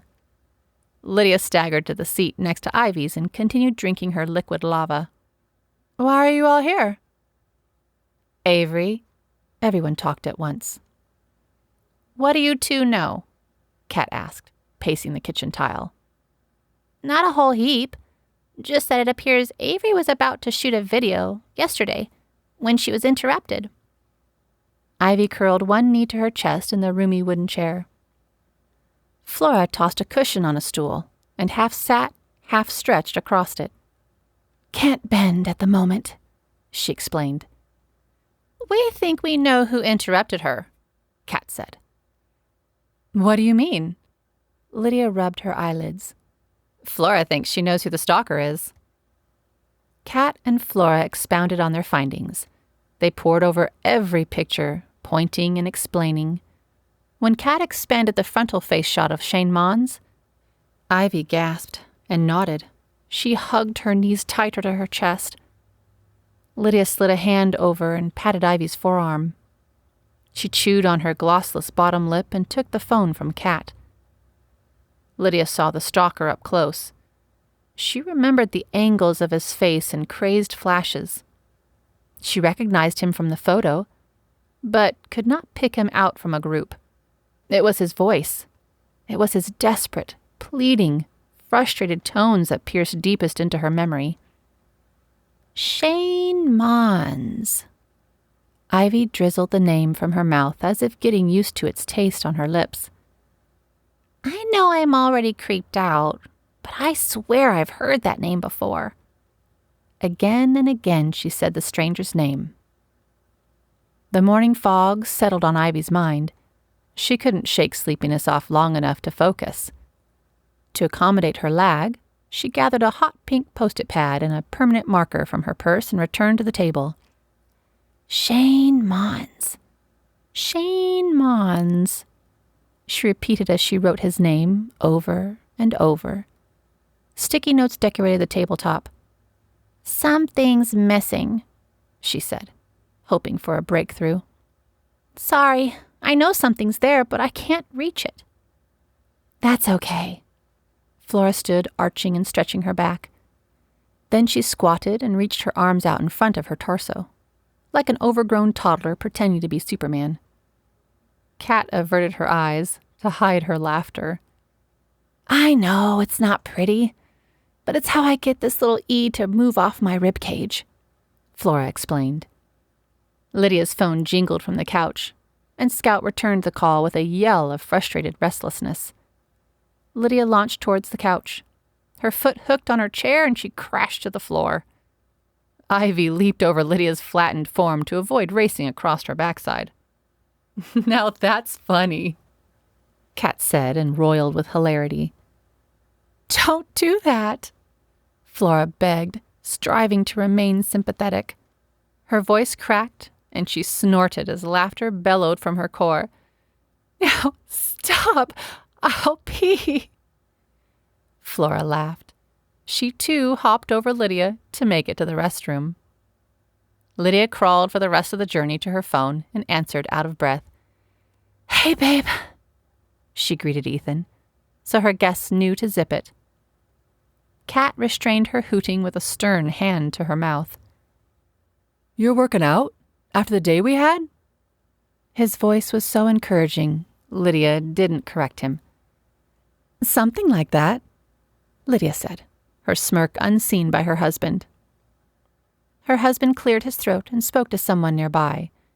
His voice trailed off in a different conversation, then returned to the receiver. Sorry about that. I'll be gone for a few more hours, and then I'm turning it all over to the Ashton police. I'll make it home right in time for you to be at church. What are your plans for the day? Lydia had no real plans. Her original day included church, lunch, and a walk with her husband around the festival. The last day of the Lavender Festival was her favorite day. Vendors slashed their prices. Usually, she scored some homemade novelty Christmas presents for relatives. Ethan needed to catch up on his rest this afternoon. Lydia knew her husband. He'd spend his evening catching up on the case. I was thinking about visiting the festival again. Maybe not. Would you like me to stay home? Lydia asked. Oh, sweet of you to offer. Please don't be offended, but I need to shower and drop. It would be easier if you weren't there. Understand? 100%. Ivy will be gone. She's spending the day with the Millers. Lydia winked at Kat, who needed no cluing in and winked in reciprocation. That settled things. Ivy and Scout would hang out at the Miller's house. Until dinner time, that is. Lydia could feel her husband's contemplative nod through the line. She heard his jaw pop as he yawned, and could make out the sound of his uniform crinkling as he stretched. Gus is driving me home, he answered before she asked. I should be home by 10. Love you. You too. With a click, the conversation was over. Flora returned to the breakfast nook, and Ivy came back with Scout in a sling. Did he say anything about Averie? Ivy asked. She winced as an unseen Scout chomped her. You stop that, she commissioned and snuggled down at the table. He wouldn't tell me if I'd asked, especially with Gus standing right beside him. No, anything we want to know, we'll have to figure out for ourselves, Lydia said. Flora's mouth gaped, but her eyes twinkled with mischief. Ivy grinned and sighed. Kat clapped and poured Lydia a celebratory second cup of coffee. What's our next step? She asked. Berna's Sunday routine drove her guests mad with hunger. She woke early and went straight to work in her kitchen. Usually, her cook did most of the kitchen work for the hive. But Sundays were special. On Sundays, She took off her owner and businesswoman hat, as much as possible, and pretended her guests were family friends. She wrapped her favorite apron around her and tied the laces tight. As the first duty of the day, Berna boiled water for her massive stainless steel French press. As the kettle bubbled and steamed, she ground her favorite organic coffee beans and hummed her favorite hymns. She reveled in the chorus of Rock of Ages while finishing a round of beans. Maven slipped in the front door and tried to ascend unnoticed to her room. Berna's ever-watching eye glimpsed her as she shadowed past. "Now, Maven, don't you think you better eat breakfast? Yesterday can't have been easy for you, dear. Come have a seat, and I'll fix you a plate before my other visitors come down." Maven grunted. Small-town people were always too polite for their own good. But she was hungry, starving. Yesterday had been a toil. She owed it to herself to eat. "Why not?" she expressed as she pulled a stool up to the kitchen's island. "I am ravenous." "Wonderful." Berna dumped butter into a cast-iron skillet and whisked eggs, cream, and cinnamon together in a bright ceramic bowl. The sounds were as delicious as the smells. Maven couldn't help but think Averie was missing out on a new role-play theme. The image made her giggle. Berna flinched at the odd humor and reflected at the face before her. "Sweet thing, you must be so tired. I get daffy when I haven't slept," she said.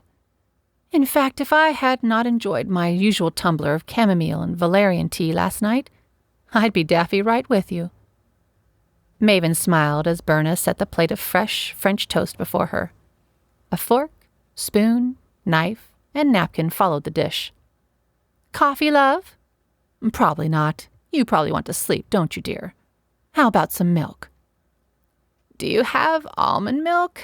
I can't abide cow's milk." "I do," Berna said. She quickly filled a clear glass with the beige milk and then continued her cooking as Maven ate. Color resurfaced on Maven's cheeks and her eyes brightened as she bit into the crunchy, creamy toast.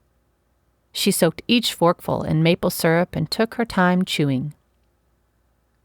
"So, how's your cousin doing?" Berna asked. "They moved her to the psychiatric department this morning." Maven chomped emotionless, sticky bites and avoided eye contact. Berna spun around, batter dripping from her spatula onto her bright yellow apron. "Oh, I am sorry to hear that." "Why?" Maven asked. She tracked the question on Berna's face and quickly added, "I mean, I want her to be where she can receive the best care. I trust her doctors. I'm sure they're looking out for her well-being even better than I could." "I'm certain you're a huge help to your cousin, and you will continue to be." Berna turned back to her stovetop. The footsteps of guests on the stairs alerted both innkeeper and visitor. "Oh my, I better hurry it up. Averie's out of danger, though, isn't she?" Maven polished off her glass of milk and wiped her face with the cloth napkin before responding. "That's what they tell me. Thanks for breakfast." She folded her linen and set it on her dish. Berna clucked, avoiding Maven's gratitude. "Now get yourself some good sleep." "Thank you. I think I will." With that, Maven went to her room. Berna shook off their conversation and turned to greet her other guests. When Flora and Kat left, Ivy retreated to her room and lounged on her bed. She dozed as she tried to charge through Averie's videos. She looked for more information about the internet celebrity. However, as ASMR videos did, they relaxed Ivy. She often fell asleep in the middle of a video. Another commercial interrupted Ivy's rest, and she launched from her covers upon noticing the time. "Lydia! Lydia!" she whispered and scooped up Scout. Lydia propelled herself to sitting and swung a fist toward Ivy's voice. "It's me. I've got the baby. It's fine." Heart pounding in her throat and eyes blurred from sleep, Lydia took bewildered breaths. "What's going on?" "You almost punched me, and we're running late for church." The women flashed about the house, dressing, primping, packing purses and diaper bags. They slid into the back pew of Bailey Family Fellowship Christian Church after the first prayer. Kat turned from her row in front of them and winked. Her children bounced in the seat beside her. Flora's family snuggled in their pew. Eloise braided Eden's hair, while Ever rested on his mother's shoulder. Flora's eyes were shut. Lydia hoped her friend didn't snore during service. 2 songs later, Berna from the Hive sneaked onto Lydia's bench. She waved low and happy before bursting into song. The congregation celebrated together. Then the pastor spoke with convicting encouragement. Lydia couldn't keep her mind focused. When the Lord's Supper passed before her, she collected the elements but couldn't keep up with the group. The church was in the midst of their last hymn and standing to sing it before she settled her heart. Berna tugged at Lydia's purse strap. Lydia opened her eyes and met Berna's large hazel ones. "You're coming to the festival later?" she asked. Lydia nodded. Berna returned the gesture, then left. "She's still stressed over yesterday," Kat explained, coming alongside Lydia as Berna retreated. Lydia hadn't realized services had ended. "Ivy and Scout are coming home with us for lunch. Are you joining us?" Lydia's expression troubled Kat. She knew what Lydia's distant look, arched left eyebrow, and slanted smile meant. Lydia would not be eating lunch at Kat's. But Kat would ensure the 2 friends met up for dessert. Averie woke again to the beeping monitors. Her eyes blinked and puckered, protecting her sleepy vision from the fluorescent lights. The voices of nurses and orderlies chatting outside her room carried both comfort and despondency. Averie realized she was safe. But being locked in a hospital room terrified her. Each thought, each strain on her mind, stabbed at the inside of her skull.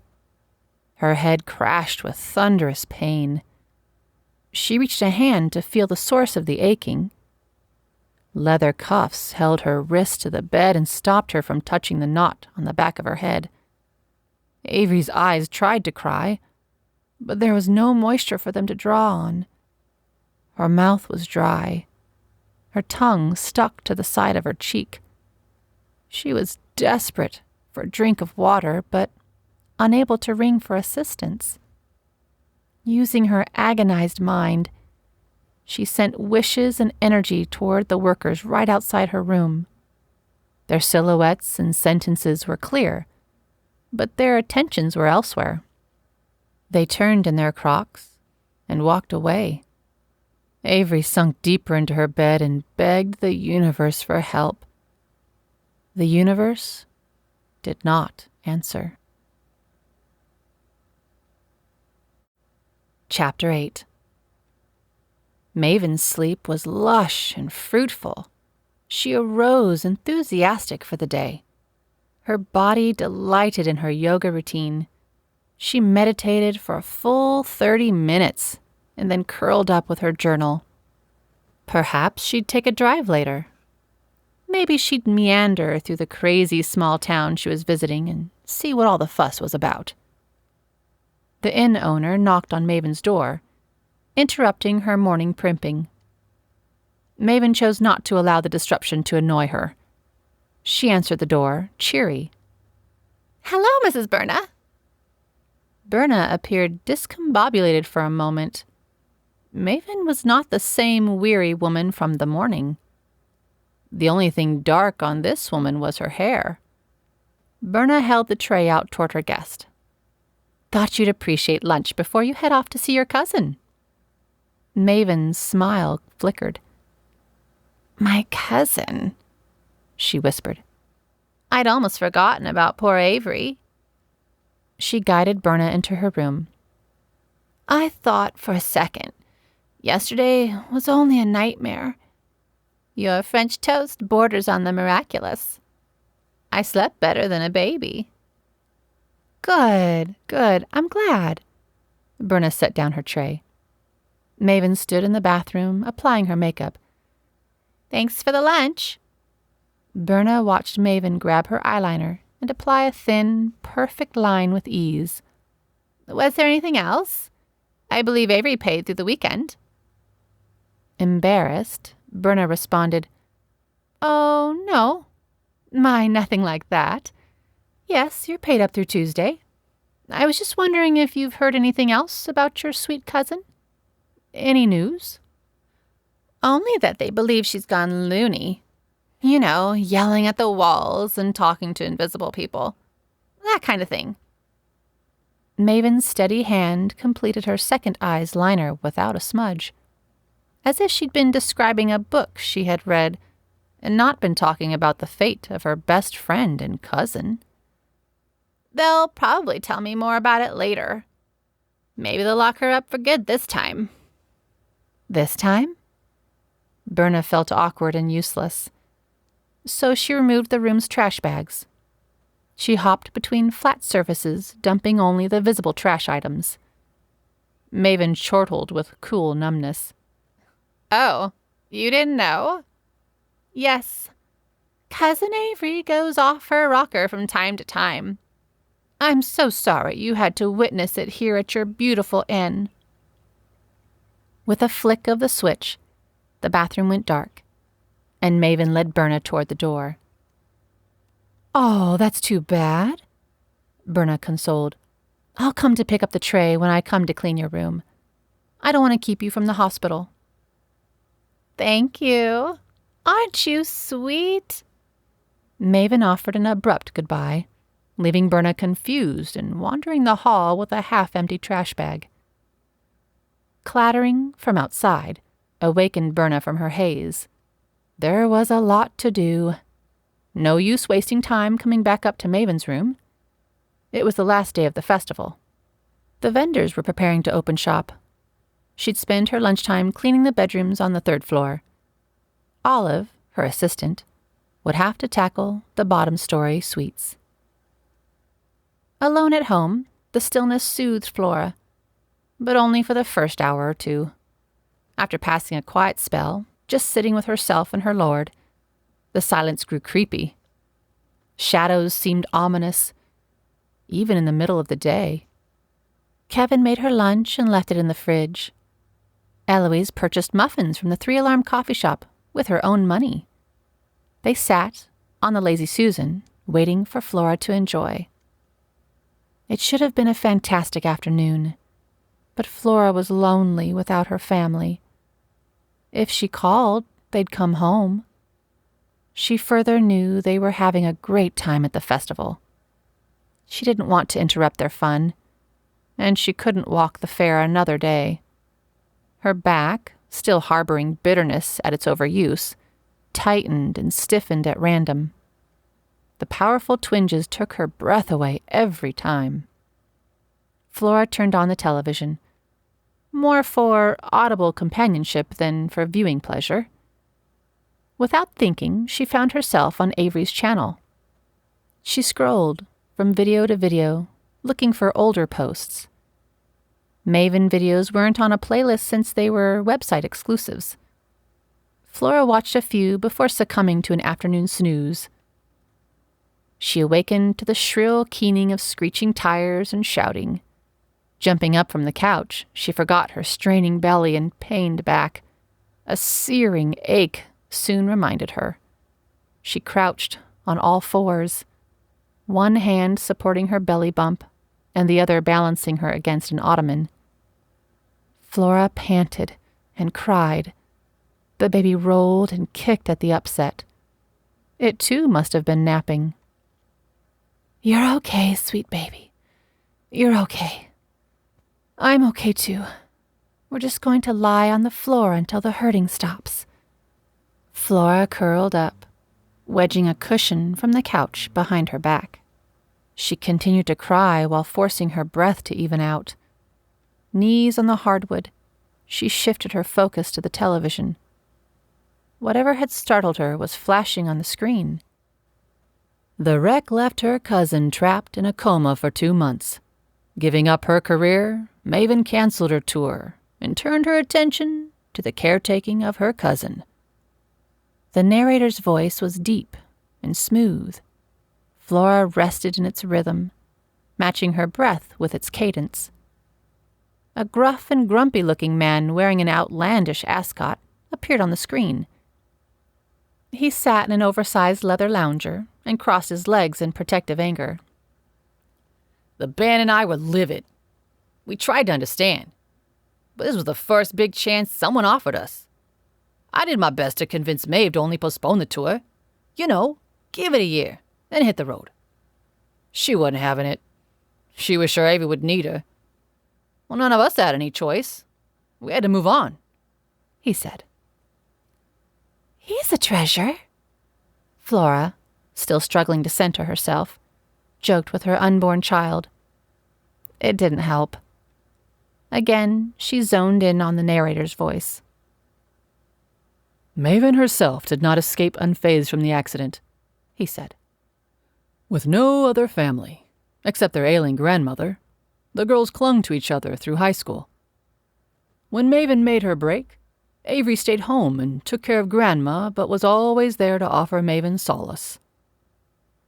One lady added, Then the accident happened, and it forever changed both girls. Maven's biography showed a picture of the crash. Something had crunched the passenger side flat. The entire car smoldered, charred and blackened. Flora watched, amazed that Maven survived the collision with so few injuries. Averie must have hit her head on the dash to have such a traumatic wound, while Maven walked away. A good Samaritan, seeing the crash, pulled both ladies from the car. There are rumors as to who this mystery man was, but no one knows for sure. The narrator continued as the camera pulled away from the wreck and faded to another shot of the accident. In it, a shadowy figure stood by a light post. Then, with a flick of the frame, he was at the car, tugging at the passenger door. A tick later, and another freeze frame showed him standing over a battered Averie. Where's Maven? The next flicker of a photo answered Flora's question. Maven knelt beside a lamppost, holding her neck and pointing at the burning car. The short documentary detailed the collapse of Maven's career. It highlighted her unselfish choices and the fact she's never performed publicly again. As the video closed, Flora's pain lessened. She pulled herself back onto the couch without much effort. The video disturbed her too much to continue watching. She opted for some music, a cup of iced tea, and a book.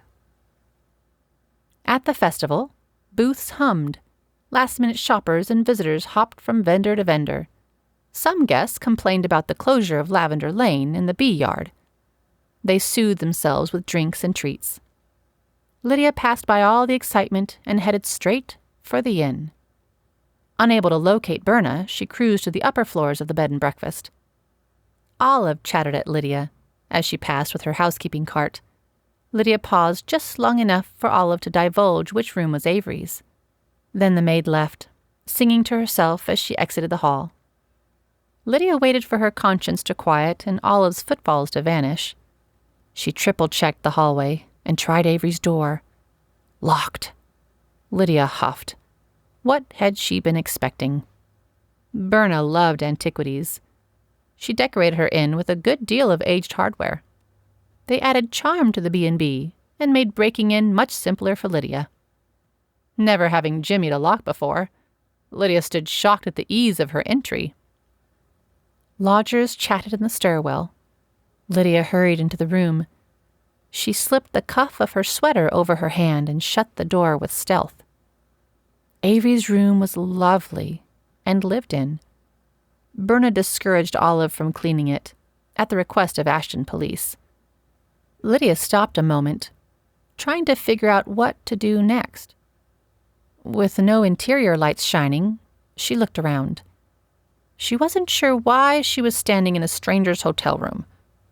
Was she really interfering in the private life of a stalked woman? One whose stalker knew where his victim was staying? The gravity of her choices battered Lydia's mind and rested uneasily on her gut. She refused to be the helpless snoop. Lydia would not become that woman. She would leave things as they were and scoot before someone caught her. Resolute in her retreat, Lydia pivoted on her heels. Her eyes caught sight of Averie's favorite teacup, the same one she'd used in her recent honey video. Drawn to the object, Lydia forgot her senses and inspected the china cup. Smarter than to leave fingerprints, Lydia again used her sleeve to pick up the delicate cup. Remnants of tea and honey sloshed in the bottom. A clear teapot sat on the desk. No tea remained in the pot, but crushed leaves, seeds, and flower petals stuck to its sides. They rested there, shriveled and stinking. Lydia did not have to raise the pot to her face to smell the mixture.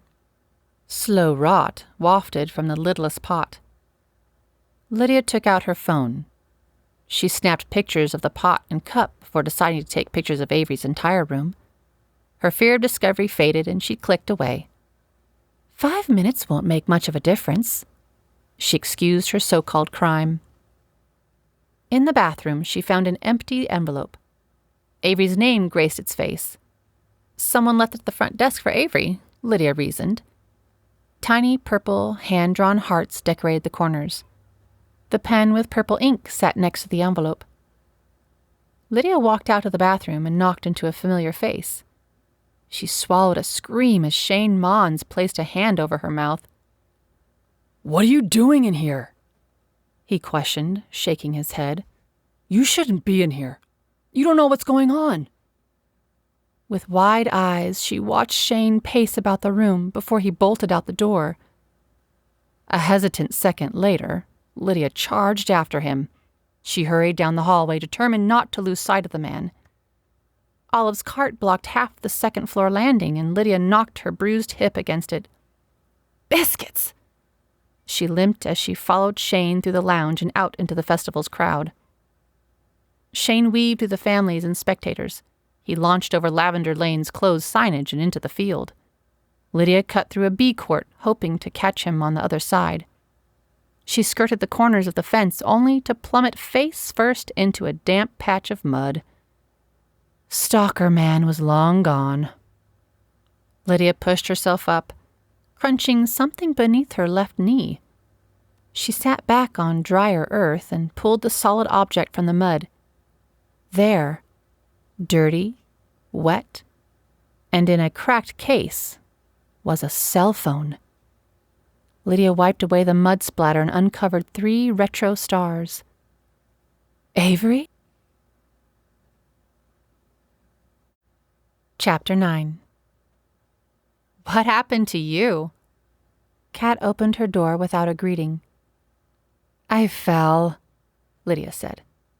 In what? Mud? Kat's nose crinkled in disgust. Great guess. Lydia held up her treasure. I need to take this to Ethan. I believe he's back at the hospital. Okay, I'll go with you. Kevin dropped Ivy and Scout off with Flora. You can borrow some of my clothes, but I don't think we wear the same shoe size, Kat said. Her eyes landed on Lydia's once fashionable but now grungy boots. I've got your gym bag in my car from yesterday. I bet your running shoes are in there. Change and we'll go. Lydia obeyed, using the Miller's bathroom to clean up. Kat sped down the highway. She chatted via car speaker with Thaddeus, filling him in on her whereabouts. She checked in with Ivy, who informed her both Flora and Scout were snoozing on the couch. Lydia palmed Averie's cell phone. She used a paper towel to wipe the mud from the screen. Plug it in, Kat demanded. Ethan won't like that, Lydia said. I don't think the mud did it any good. And with you smearing it all over the phone, I don't think there'll be any viable prints left, if that's what you're thinking. Lydia shrugged and plugged in the phone. It beeped in response, accepting the charger. The screen flickered. Why is it doing that? She asked. It must have been in the middle of something when it shut down. My phone never does that. It doesn't? Randomly, my phone will play a song I'd been listening to earlier in the day. Averie must have had an app running. I don't think she was playing games in the middle of the field. Lydia watched the screen and Kat pulled off the road. What are you doing? I want to see this too, Kat said. Together they curled around the center console, watching the video play in the passenger cup holder. Averie, standing in the middle of the Lavender, spoke to the camera. She ran her palms along the tops of the stalks as the air twisted her bubblegum hair. Lydia could almost feel the wind around her and smell the blossoms. She's wearing the same outfit I found her in, she said. She must have been reviewing the video or something before she dropped it. Where did you say you found it? Near the bee gate. And you found her on the other side of the bee yard. Kat leaned closer to the phone, blocking Lydia's view. I'm not going deaf, am I? There's no sound. Averie's smiling face spoke to the viewer, but no voice resounded. The artist turned toward the field and swept her arms up to the sky. The scene faded and returned with Averie seated on a round yoga mat in the middle of the 5K track. This must be her Twilight yoga video, Lydia said, mostly to herself. And no, there's no sound. But that doesn't make sense. Her whole business is sound. Why would there be no sound? Kat looked in her mirrors and pulled back onto the highway. Beats me. Tell me when something interesting happens. Wait! Lydia yelled. Kat jerked the wheel, swiping a fence post in her nervous overreaction. Pull over! Kat slammed on the emergency brake and parked. What is it? I'm not sure. I think we're witnessing Averie's attack. Kat grabbed the phone and backed up the video. All I see is the Lavender. Wait, now it's the horizon. Yes, just hold on, Lydia said. The image rustled, and the camera faced Averie. Her face contorted in terror. She looked both scared and scary as she gestured at no one. Whoa, she's going crazy. That's not all. A second shadow joined the ASMR artist. Averie appeared to be screaming at the unseen body. Her expressions morphed from rage to confusion and obfuscated from terrified to hopeful. As perplexing and nerve-wracking as it was to watch Averie talk to a shadow, both Lydia and Kat stopped breathing the moment she released a silent scream and ran. The camera picked up spots of earth, a flicker of the fence, bare feet charging across a worn path, and the shadow of a pursuing assailant. Lydia imagined the phone gripped in Averie's hand as she tried to escape. A moment later, the phone went black, dark as the mud in which Lydia discovered it. That's it. We've got to find Ethan. Kat peeled away and hustled toward the hospital in frenzied recklessness. At the Brandy's kitchen table, Ivy chatted with Flora over popcorn and flavored water. Averie was the driver, she said. Flora averted her eyes as Ivy watched the crash video for the third time. This time, she'd made her turn off the sound. It was getting to Flora. She'd have nightmares if she had to witness the accident again. She wasn't sure how Ivy could manage the gore and drama. But Ivy was more robust than she looked. She'd survived a lot more than any of the homeschool mamas knew. You keep saying that. I'm not sure what you mean.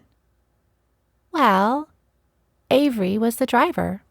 The wreck was her fault. That's one reason it's so amazing that Maven stayed by her side. Averie caused the whole thing. But by these pictures, I don't understand how Maven walked away. And Averie was the one in a coma. I mean, look at that. Ivy gestured toward the TV. I've seen it, thanks. Flora frowned. Here, let me show you something. Ivy switched on her tablet and pulled up Averie's channel. A few months ago, Averie posted her story. You know, one of those videos where the star draws on a whiteboard and tells you pivot points of their life. I guess so. I think I've seen one before, in church, except they use cardboard to declare pieces of their testimonies. Right, like that, just longer and more detailed. Ivy scooted closer to Flora and held up her device for each woman to watch. At the hospital, Ethan spotted Lydia before Lydia saw him. He glided up behind her and hugged her around the waist. "What are you wearing?" he asked, laughing. "Cat's clothes. It's a long story." "Cat's here too?" Ethan took his wife's hand and led her over to a couch in the staff lounge. He sat, inviting his wife to join him. Ethan's gleeful eyes puffed from lack of sleep. A haggard image of Lydia reflected from his chocolatey irises. He removed a clump of mud from Lydia's hair clip. "She's in the car, on the phone with Thad." "I see. So what does wearing cat's clothes have to do with this unexpected visit?" He held her hand. Lydia could tell he was drawing encouragement from her presence. The day before strained the sleepy sheriff. Lydia held out the cell phone. Ethan glanced at the device as a white coat called his name. He hustled. Lydia watched the men converse. She was nervous for her husband. He needed more than a couple stolen hours of rest. He needed time off. But Ethan would not pause until Averie was safe. Lydia stayed out of Ethan's work business, as best she could. On Saturdays, she read the Honeypot news blotter that detailed the emergency reports of the week. Shooter, a rambunctious lab shepherd mix, made at least 2 of the weekly reports.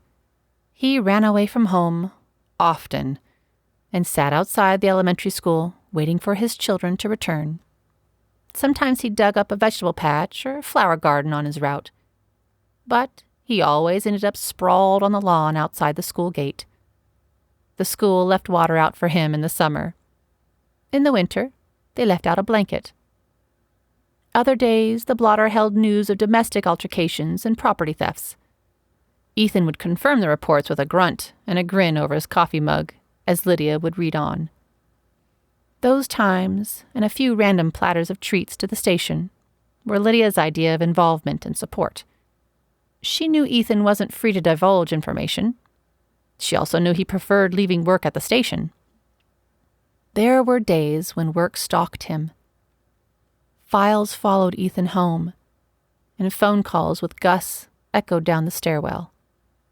Lydia cataloged these events and sometimes offered her husband advice. Once, maybe twice, her perspective was beneficial to their investigation.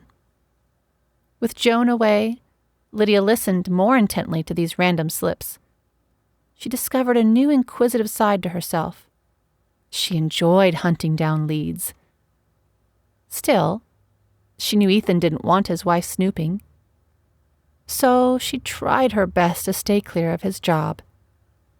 Lydia wasn't sure if it was God leading her on a new path, or if it was her empty nester hormones driving her to meddle.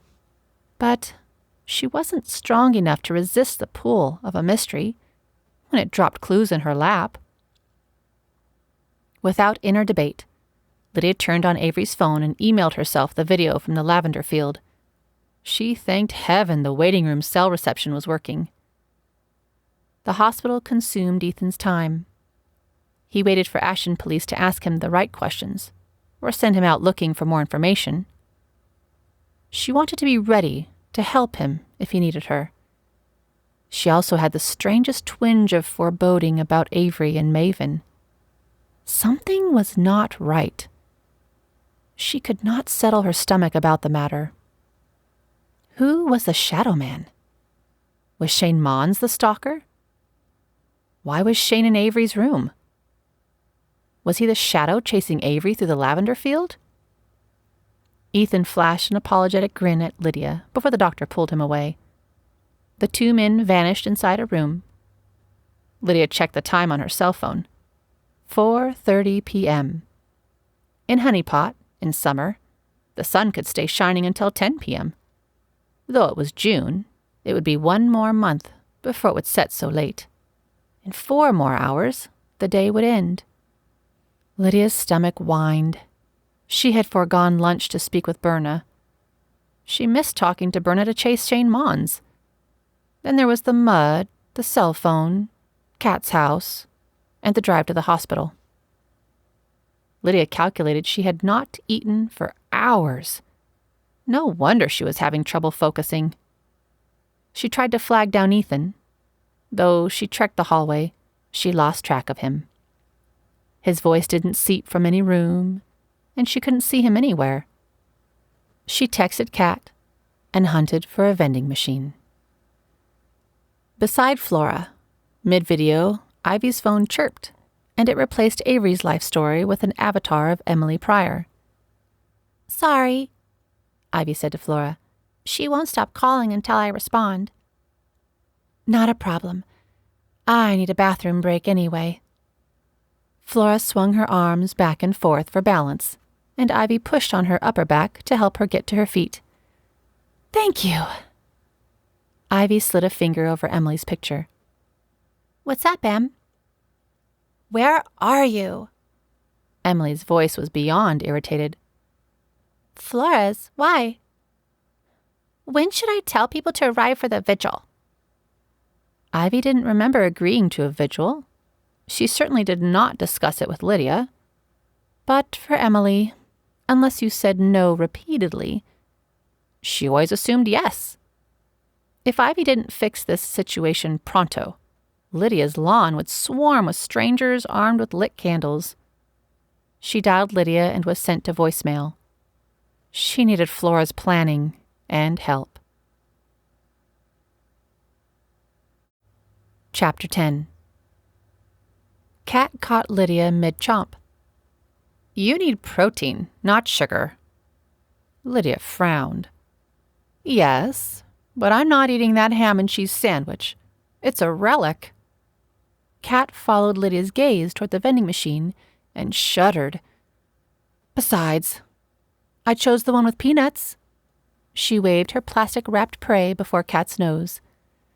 Have you had anything decent to eat today? Lydia shrugged. A smoothie yesterday morning, and a churro after the race. Lunch here yesterday, some toast, and now this. You'll get sick. Lydia chomped down on the last of her meal and tossed the trash. At least drink water. Kat pulled a bottle out of her huge purse. Lydia accepted it and guzzled down half the contents. Any news from Ethan? I was just about to give him the phone when the doctor called him over. What phone? Maven appeared as if by magic, next to the vending machine. They found a cell phone near the bee yard. We think it could be Averie's, Kat said. Why would her phone be out near the bees? Maven asked. She slid her debit card through the vending machine's payment slot and punched in a 4-digit selection. She's already finished her bee video. Maybe she was filming a different one. Lydia sipped the rest of her water and avoided eye contact with Maven. She didn't want Maven to know she still had the cell phone in her purse. Lydia didn't know why, but she didn't believe Maven should have the phone. Kat winced under the pressure of Lydia's awkward silence. She wasn't sure what Lydia was thinking, but she wanted to get her alone so she could find out. Maven eyed both women as she dug her purchase out of the vending machine slot. Oh, look, Lids. Ethan just stepped out of room 24B. Kat pointed around the corner at a stranger exiting a room. See you later, Maven. I'm sure we'll bump into each other, Maven said, and watched the women walk away. Nice thinking. Did you see Ethan? Lydia leaned in close and whispered to Kat. Nope, but I do now. Ethan was leaning against a wall, running a hand through his hair and talking to himself. Hang on a second. He's praying. Oh, that can't be good. Do you think Averie's... Lydia clicked her tongue and shrugged. Ethan spotted his wife the instant his head raised. Lydia rushed to him, his arms open to receive her. It was terrible news. Lydia knew it. She squeezed her husband and ran a soothing hand through his hair. Kat was watching, or Lydia might have kissed him. She hated when his work kicked him in the spirit. Hey there, Kat. With one arm around Lydia's shoulder, he reached out the other and waved to their friend. What's the news? Lydia faced Kat with stern, sad eyes. She hadn't wanted to ask Ethan that, just yet. Don't worry, Lids. She's alive, just sick. They released her from the psych unit. She's alone in a room under observation. Someone poisoned her. They're trying to figure out with what. But whatever it is, it's making her crazy. The doctors are flushing out the poison. But it's not an easy journey. They have her strapped to her bed. And she keeps calling out for her husband.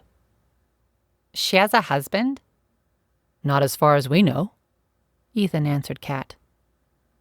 Maven's just around the corner. You could ask her. Good to know. I will. Ethan fixed his hair and stood straighter, looking for Maven. What can we do? Lydia asked, staring into her husband's eyes. Maybe you can sit with Averie. She seems so lonely and scared. I can't let just anyone in there with her, and she's had no real visitors. What about Maven? Lydia asked. I haven't seen Maven all day. I'm happy she's here. Her cousin could use her support. Lydia kissed Ethan's cheek and sent him over toward the vending machines. Kat sat in the lounge and spent a few minutes texting her family while Lydia went into Avrie's room. She's resting, but I don't think she's asleep. I'm glad you're here. Ethan was certain you'd show up. Laura, right? The nurse typed notes into her laptop and only raised her eyes a moment to smile. It's Lydia. The sheriff's wife? Oh, that's right. The nurse rolled her computer console out the door as she assigned Lydia with her task. Talk to her. Stay calm and talk to her. Lydia sat down beside Avrie's bed. She slid her hand over the wrist straps that restrained her arms. The underbelly of Avrie's wrists bore red, chapped marks. From the bruising, it was plain Averie battled the restraints. Tears puddled in the corner of Lydia's eyes. Flora and Ivy met Emily Pryor at the town circle. Flora arranged a small vigil. Hobo Joe, who slept the summer away in the circle, helped set up. Being a mother with safety on her mind, Flora talked Emily into using solar lamps instead of candles for the vigil. Emily and Ivy, with the help of Hobo Joe, activated and set out solar candles and lights. 1 hour until sunset gave plenty of time for them to soak in the rays and dam up the energy. Emily set out group texts inviting everyone she knew to the vigil. She posted evites on social media, though Flora suggested otherwise. Avrie's fans deserve to honor her, Emily said when questioned. Secretly, she hoped Shane Mons would show up and either fall in love with her or make her recent flirt insane with jealousy. Ivy stayed out of the inviting. She wanted nothing to do with a vigil. It would attract every bored and anxious person in Honey Pot. Averie was a celebrity, of sorts. But she wasn't an actress or rock star. In fact, people may show up hoping to see her cousin Maven and not to honor her. Worse, Avrie's stalker could find out and decide to attend. Ivy despised hypocrisy. She knew double-minded people were 2 times as likely to stab you in the back. To her shame and regret, Ivy had been on both sides of the stabbing before. The only person Ivy dared to invite was Mr. Mike. She hoped his presence would keep Emily from making spontaneous and stupid choices. She didn't tell Emily of her guest, but she knew he'd be there. I think we're all set. Emily clapped her hands. She had triumphed. The party was happening. She needed to go home and make herself beautiful. I'll keep an eye on all this till you get back, Hobo Joe volunteered. Just bring me a sandwich and a soda. You got it, Mr. Joe. Ivy waved farewell to the town fixture and went home with Flora. In the sad hospital room, Lydia sang to Averie. 30 minutes of chatter and idle monologue grew burdensome and lonely. She'd switched to hymns. Hymns were always her fallback when times grew anxious. In the middle of Farther Along, Averie's eyes fluttered open and fixed on Lydia. She sang with her eyes closed, while patting Averie's arm in rhythm. Lydia didn't notice the woman watching her. A sob shook Averie's chest, releasing a massive gravity. She wanted to call out. Her throat, dry as old and forgotten love poems, wouldn't obey her pleading. She couldn't force even a syllable to escape. Her tongue lay thick and useless watching an almost stranger sing. With her mind, Averie begged Lydia to notice her. She only half believed the woman would see her struggling. The nurses and doctors hadn't noticed. It was their job to see their patients. Surely one nutty middle-aged housewife wouldn't see her either. Surprising both parties, their eyes met. Lydia, unembarrassed, scooted closer to Averie's face. "Can you hear me, Miss Averie?" Reckless tears washed down Averie's cheeks. Just a blink would alert Lydia. Just a blink. But she couldn't manage it. She forced her eyes to look demanding and desperate. Lydia, already aware, pet Averie's hand. "I'll ring the nurse." Lydia reached the buzzer and pressed it, never letting go of Averie's hand. Averie couldn't handle being alone again. One tiny twinge of her index finger responded to Lydia's touch, and the woman squeezed it in kind. I know. Help is on the way." With that shred of knowledge, with that tasting of hope, Averie's lips shivered into the slightest of smiles, and the whisperer fell back to sleep. An announcement squeezed past static over the waiting room intercom. Kat had been watching Maven file her fingernails and chomp on fruity gum. At her summoning, both ladies in waiting leaped to their feet. Purses scattered across the tile. "Maven Arbogast, please make your way to the nurse's station." The announcer's voice lacked emotion. Crouching in a huddle, the waiting women shoved all their belongings back into their respective receptacles and exited the room. "Did they call you too?" Maven turned haughty eyes toward Kat and straightened her tangled purse strap. Kat stood stunned, a snarky comment away from a hospital hall throwdown. "Lord help me." Kat surrendered in a forceful exhale. "I don't know why that woman doesn't like me, and I'm struggling not to despise her back." Lydia ran up to Kat just as Maven sauntered away without urgency. "She's not that bad," Lydia said, referring to Maven. "Oh, did I speak aloud?" Kat grabbed her shirt collar in shock. "You didn't have to. It's smeared across that hyper-competitive face of yours." Lydia retrieved her bag from Kat's arm. "I'm not that competitive."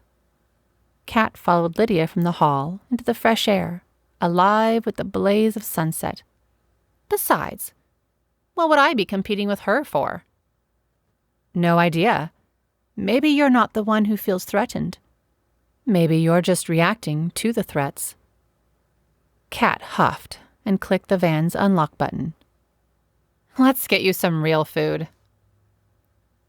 In her homey B&B, Berna cleared up the cheese and wine hour dishes.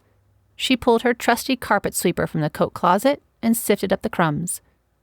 Using a purple rag, she wiped off every flat surface, then reorganized the magazines and board games.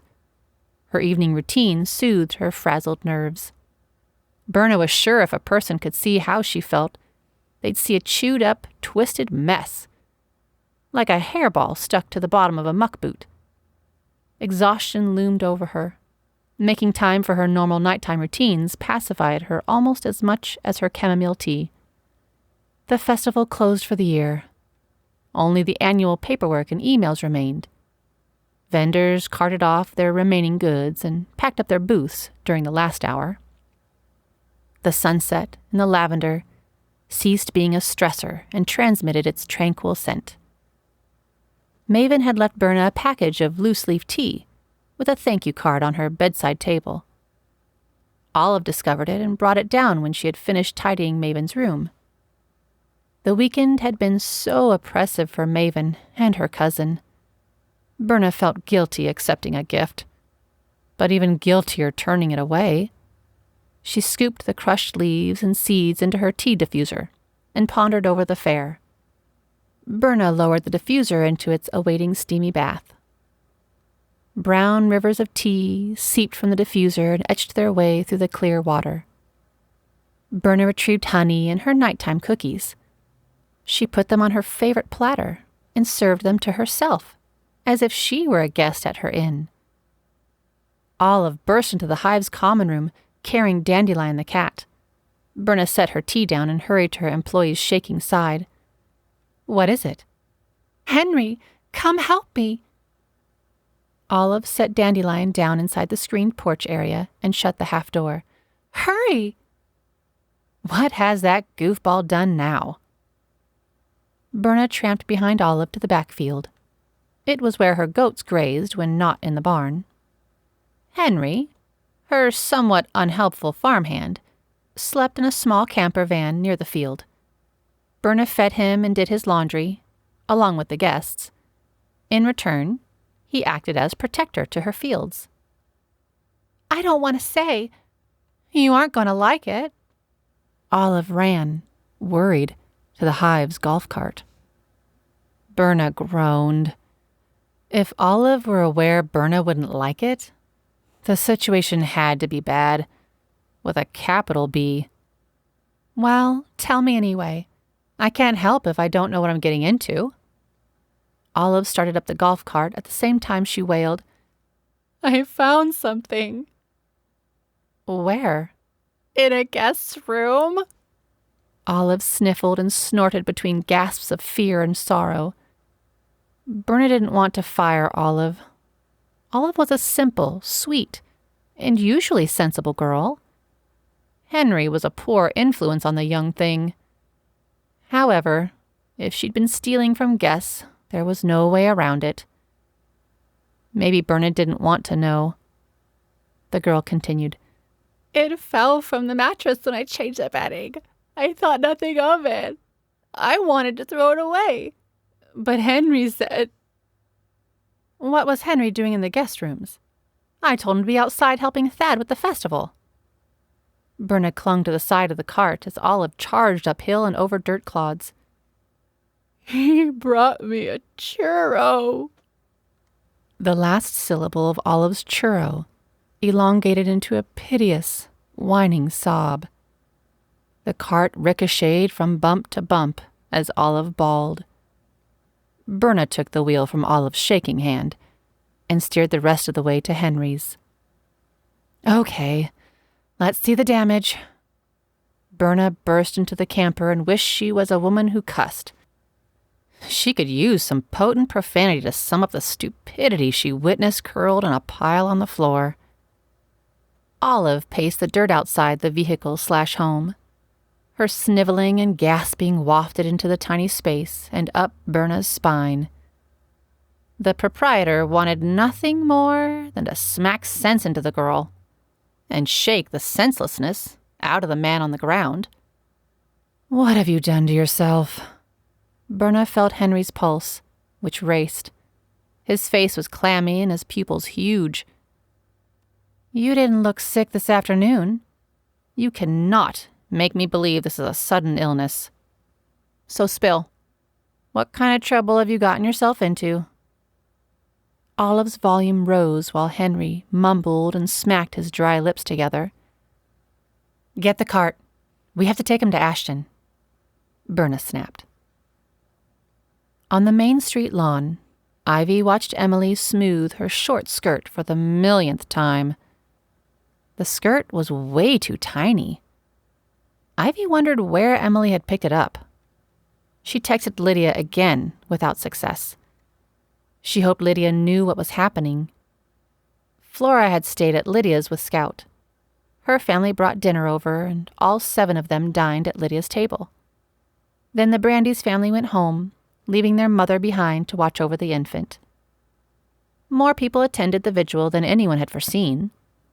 The solar candles and torches ran out in the first few minutes. People used cell phone apps or Zippo lighters as their illumination. Emily would say something right at 8:30, and then she hoped one boy would lead a song. Other than that, Emily had no plans. That meant, to Ivy's paranoia, that the teens were intending on taking over the circle once the out-of-towners dispersed. Ivy imagined them drinking and smoking and making other unwise choices all night. Ivy wanted to go home, back to Scout. Faces from the festival popped up in the crowd. Some folks believed this was an annual tradition, a farewell to the festival. A man, far across the lawn, caught Ivy's attention. She shivered. Flora wasn't around. Shane Mons waved from a distance. He smiled but did not approach. Emily beamed in on Mr. Mons. Her face twinkled. "He came." She pulled at her skirt hem, again, and took a huge breath of night air. "Do I look okay? You don't think he's here for the vigil, do you?" "Why wouldn't he be? You invited him here for that purpose." Ivy crossed her arms and turned her back to the man across the yard. Emily blushed and cooed. "Well, I hoped he'd be here to see me. You used to be better at things like this. You've lost your edge, Ivy. I'm not sure what happened to you." Emily didn't intend to be cruel, but her words flung about her like caution lights. Ivy stared at her friend, hoping she'd pick up on the issue. "I got pregnant and had a baby. That's what happened." "Oh, that." Emily took out her compact and reapplied her lipstick. Treachery in cherry tart. She turned a flirtatious shoulder at Shane Mons and waved. Mr. Mons lifted a hand in response but did not walk over. "What's wrong?" Emily patted her hips, tugged at her shirt, and checked her eyeliner. "I look cute, don't I?" Ivy was about to comment that Emily looked young when a loud teenager whooped and picked Emily up by the waist. It was all Emily could do to keep her underwear from peeking out the edge of her skirt. The young man dropped Emily as quickly as he'd scooped her up and ran off. Emily's cheeks flushed, and she snickered to herself. "That must be Lucas, the other man." Ivy tried to keep an eye on the yelling boy. He weaved through the crowd and vanished among them.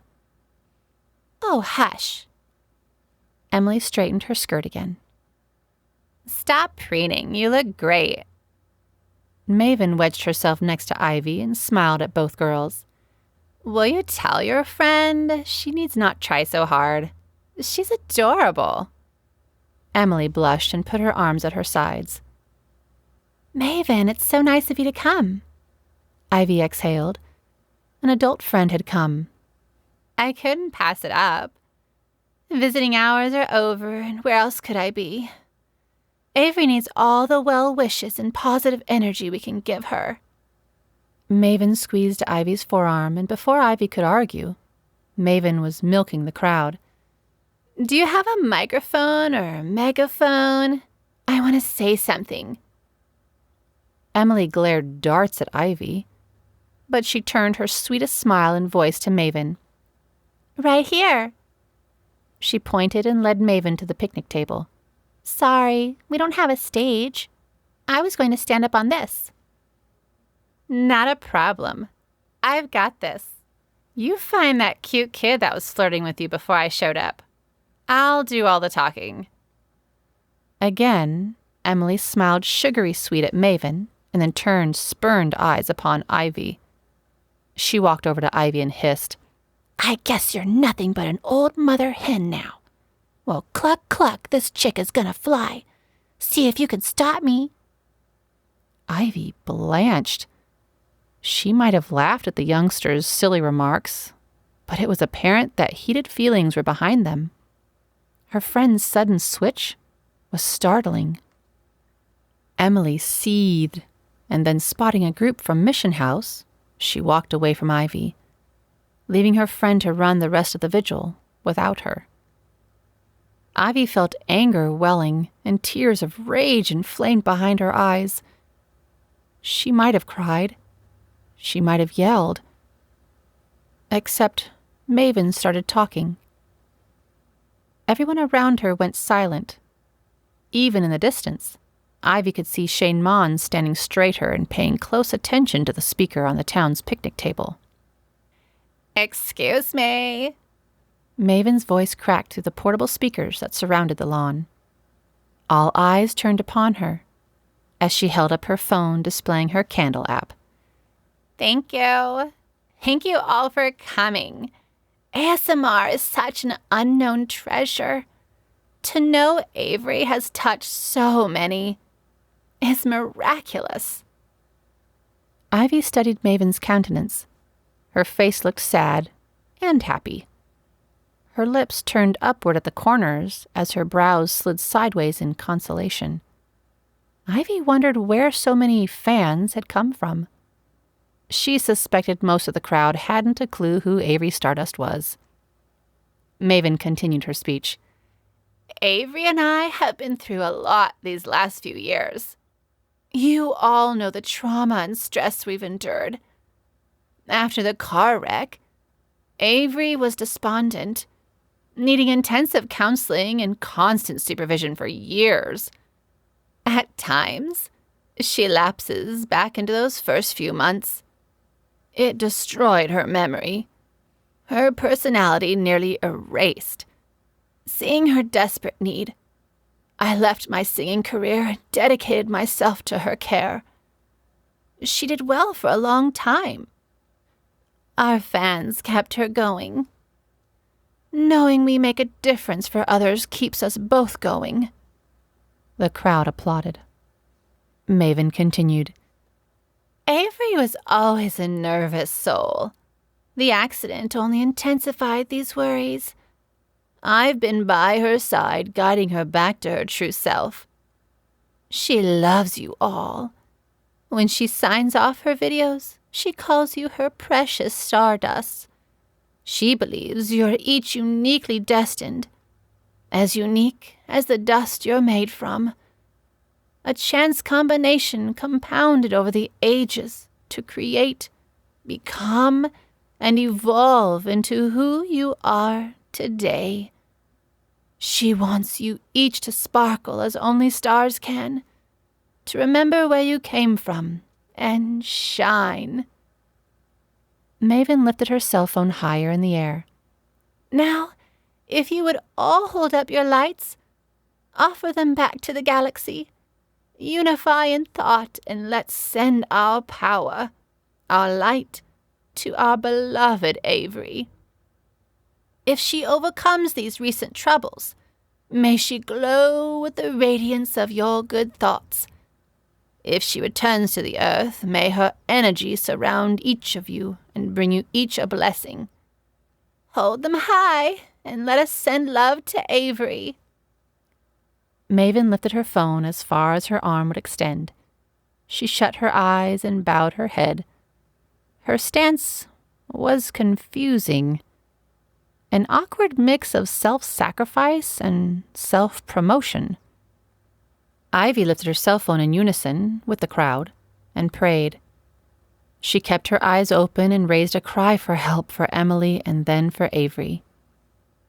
Emily was hiding somewhere in the crowd, but Ivy couldn't spot her. She turned her face toward Shane Mons, but he was no longer standing at the edge of the field. In his place, Hobo Joe stood, eyes closed and mouth moving in prayer. Ivy hoped Emily avoided Shane and the other way around. She prayed and then looked to Maven. In leather pants, Maven fit the stage. Her signature scarf rode the evening wind. Far from Averie's style, Maven dressed for show, whereas Averie dressed for service. After a deep inhale, Maven started the most famous verse of Amazing Grace, and the crowd joined in. Her voice, heavy with feeling, cracked and strained away from the notes needed to carry the song. The smooth richness of sound Ivy heard on her CD was absent. Maven's expression was tumultuous. It grew stormier with each new note. When she finished the second verse, Maven bowed her head, but the crowd continued. They sang aloud the last two verses. Maven crumbled, face to palms, and sobbed while they sang. The crowd ended almost in unison. Maven stood again, triumphant and unrelenting. She held an index finger to the group, shushing them all. And again she sang the first verse. When a few people straggled onto the song, she stopped singing and hushed them. Let this one verse be mine. Let me feel this like only I can. Averie is my cousin. Her tone was short and angry, but her face reflective. The crowd hushed to a lull in confusion. They watched slack-jawed as Maven finished the verse with long, vibrating notes. Her throat cracked and she winced. Then, with palms open to the crowd, Maven continued her speech. May the universe cradle you and bless you. Thank you. Thank you. Please drive safely home. Hug your loved ones and be at peace. Maven set the microphone down, stepped from the table, and sauntered through the crowd. Someone held out a hand, and she shook it. Maven looked almost presidential as she left the lawn. She turned toward Ivy, several feet away, and beckoned her to her side. Perplexed, Ivy went to her, and Maven drove her back to Lydia's. Chapter 11. Ivy and Emily sat watching videos. Emily was in a forgiving and friendly mood. The baby monitor rattled with static and snoring on an end table nearby. Well, ladies, what are you up to? Lydia tossed her purse down. Emily went off chattering about the vigil. She changed into sweatpants when some boy dropped her off at Lydia's. She left out all the details about her tiny skirt and the hunt for Shane Mons. Lydia treated herself to a black coffee, which didn't mesh well with the hamburger and onion rings she'd eaten on the trip home. She needed coffee if Emily was going to keep talking all night. So the mother sipped on the couch beside Ivy, listening to Emily spin drama and romance from a 10-minute conversation of happenstance. Then Maven talked about how we're all made of stardust. I mean, I guess I knew, but I hadn't digested it before. Stardust! Can you imagine? Why do we get so down on ourselves? We started so magnificently. Emily sighed, delighted in her epiphany. She, Maven, even called me Stardust. Why don't we all do that?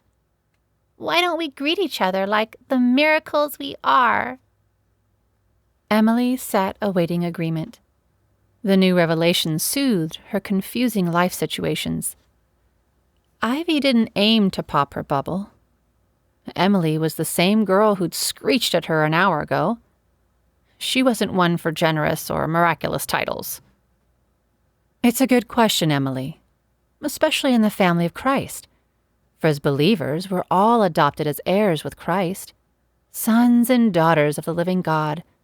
What could be more miraculous than that? Lydia enthused. Emily raspberried at Lydia's comment. Old wives' tales and ancient beliefs. Even the Bible says we're made from dust. We're part of something much grander than ourselves. Why believe in a God we can't see? We can be a part of the magnificent stars we can see. Lydia set down her coffee mug. Her thoughts spread across her face, plainer than her favorite lipstick. But, my sweet Emily, answer me this question. Which is the more magnificent?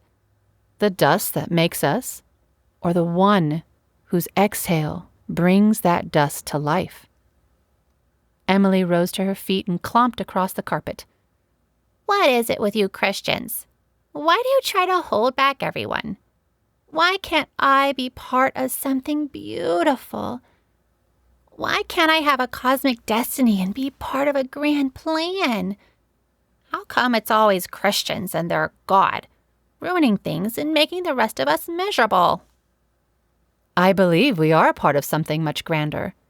A beautiful plan, handcrafted by God. He controls our destiny, not the finite and perishable cosmos. Stars die every day. Please think twice before placing your hopes in them. Lydia reached out for Emily, but the teen turned away. You're thrilled to be part of something that's mortal and dying. But there's one who's eternal, one who loves you, one who will never leave you, one who will never die. Put your hope in him. Lydia admonished her young friend, filled with emotion but careful not to grow loud in passion, and have Emily translate that passion as hostility. Lydia let her words float on the air and prayed the Holy Spirit would plant them where they were most needed. Emily whipped her cell from her sweatpants pocket and punched in 7 digits. I can't be here right now. It's stifling.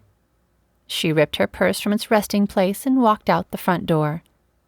Its slamming awoke not only Little Scout, but her babysitter.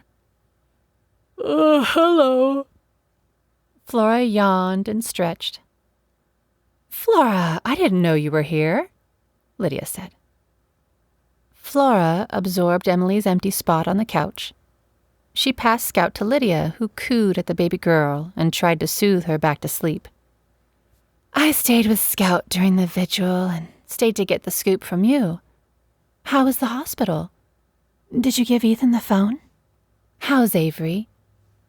Lydia chugged her remaining coffee, one-handed, and settled in to tell the tale. Averie was awake for a bit. She wasn't able to speak, but she knew I was there. I could tell she's worried and scared. The nurses checked her out. One will stay by her bedside. Ethan will be there until he's sent home by the Ashton team. How was the vigil? Sorry I missed it. Lydia turned to Ivy. Ivy shrugged. It was strange. Creepy, kind of. I can't explain. Emily was, just as she told you. She ran around chasing whatever guy would look at her. We've all been there, Flora interjected and tucked a pillow under the curve of her back. Yes, well, I hope Emily makes it out of this phase without... Ivy was about to refer to Scout as damage, but she couldn't. She believed it was best for a baby to be born to parents ready to care for her. But Ivy could not and would not regret Scout's birth. Irrevocable consequences? Lydia pet Ivy's silver-nailed hand. Exactly. Ivy's chest ached for her younger self, and ached for Emily. Anyway, the whole thing was odd. Shane Mons was there, but he didn't come to see Emily or me. At least I don't think so. He kept his distance. In fact, he stayed on the edge of the crowd. Then when Maven's speech started, I looked over and he was gone. I'm glad he left you girls alone, Lydia said. Flora's belly lurched with her baby's movement. Scout reached out for the bump. It's like they're already talking to each other. Flora and Ivy both giggled, and Lydia handed Scout back to her sitter. The baby snuggled into Flora's heartbeat, but left a chubby hand resting on her huge belly. Here, let me show you what I mean by creepy. Ivy flashed back on the topic and pulled her cell phone out of her purse. I found this video online. It's Maven's speech at the vigil. Lydia watched closely and shuddered at all the places Ivy found unsettling. What's with her voice? I think she was just overwhelmed. Ivy took her phone and was about to place it back in its home when Flora stopped her. Flora whispered. She did not want to wake Scout. I think I have the answer to that. Both her listeners shot surprised looks at Flora Brandeis. I know I'm simple, and I live a simple life, but that doesn't mean I'm a simpleton. I have ideas. She mimicked emotional damage with her scowl before reaching for the remote. I'll do it for you, Ivy offered and turned on the TV. Flora guided her to a concert from some years back. Maven sang. She hit notes Lydia never imagined possible for such a small, grisly woman. Now, Flora instructed, show Lydia the crash. Ivy obeyed, and Lydia watched jaw slackening with each new clip. You see it too, don't you? Averie wasn't driving that car, Lydia said. Flora shook her head. Maven was. Chapter 12. Berna hated hospitals. She hated their mock living room decor, their horrid wall art, and their sterile, yet urine-scented, filtered air. A hospital was the exact opposite of a bed and breakfast. That and people always died in hospitals. Not a single guest died at the Hive. Not yet. As soon as the thought formed, Berna chastised herself. A guest might still die. Berna cared, but was too nervous to find out. She didn't feign concern over Henry. The moron found a bag of leaves in Olive's hospitality cart, and instead of letting her toss them out, he'd taken them home. There, in the privacy of his camper, he rolled them and smoked them. Olive said when she visited Henry, he was running circles around the van and talking to invisible people. Berna believed the girl's story. After she discovered the grown man huddled in a sobbing mass, sweating and swearing and sucking his thumb, Henry needed professional help. Berna dropped him and Olive at the door of the ER and parked her car. She was only going inside to make sure someone checked them in, and they made the wait list. Then, if she could, she would convince Olive to leave Henry and come back to the inn. Ethan met her in the lobby. Why, Mrs. Berna, what are you doing here? Berna only had to point in Henry's direction. Ethan glowered. What's he done now? He decided any weed was good enough to smoke. Literally. He smoked some stuff Olive found in a guest's room. The sweet girl thought it was trash. But Lightbulb Henry thought he scored big time. Berna shook her head in disgust. Ethan's face changed. His thoughts weren't on Berna. Did he bring any of it with him? I expect Olive's carrying it in her bag. They're at the front desk. Ethan went to the strange couple. Berna sat down in a bright orange chair. She cringed, imagining who may have sat there last and what may have leaked from their body. The man beside her noticed her squirming. I know how you feel. He passed Berna some hand sanitizer. Thankful, she turned to the stranger and met a handsome smile. Why, Mr. Mons, what are you doing here? Ivy was still explaining. If Maven was driving, that explains all Averie's injuries and how Maven walked away from the crash. Ivy retrieved her laptop from her bedroom. She rested it on the kitchen table. The ladies joined her, leaving Scout curled on the couch. Flora moaned and exhaled. Lydia's eyes went wide. "You okay?" "I overdid it yesterday. I'm fine. Ignore it," Flora said. How anyone could ignore pain that intense was a shock to Lydia, but she said nothing. She took a chair and swung it to the corner of the table for Flora, and did likewise for herself. Ivy perched on the center seat. "Ouch!" Lydia squealed. "Not you, too." Ivy felt like a toddler at an old folks' home. The looks she gave both her friends told them as much. "I've got something in my shoe. I keep forgetting to take it out. This is more important." They watched old concerts and compared it to the filming of Maven's Amazing Grace. The voices were not the same.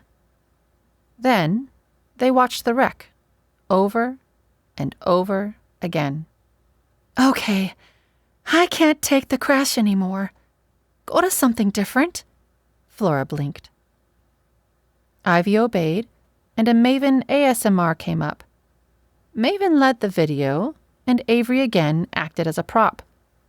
"That's different," Flora stated, hand to her back again. "She's wearing her scarf." "She always wears a scarf," Ivy countered. "She wore it at the festival and the banquet. She's always wearing a scarf." Flora grinned. "Yes, but she didn't before the accident." The women flipped back and forth between the videos. Early Maven, no scarf. Later Maven, scarf. Singer Maven, no scarf. Whispering Maven, scarf. "Lots of artists recreate themselves," Lydia said, on her way to the fridge. "Yes, but before, she was all low tank tops and scoop necks. I think she's hiding something." Flora clapped, giddy to be useful in their impromptu investigation. "Like what? A tattoo?" Ivy shifted in her seat. "Like a scar." Lydia dropped a plate of fresh fruit and pretzels in front of her companions. "A scar?" Enlarging the screen, Ivy zoomed in on a still of the car crash. Maven's hand was at her throat, and Averie was lying flat on the concrete. "From the wreck? But why would she hide it?" "Because she was driving, and she wanted no one else to know it." Lydia flung a grape into her mouth and cheeked it. "Because she wanted the world to think Averie had caused the crash." "Why? What would she have to gain?"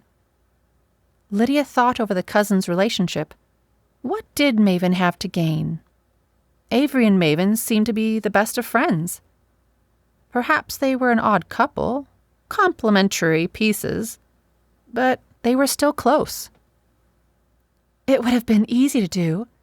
Averie was in a coma. She suffered severe memory loss.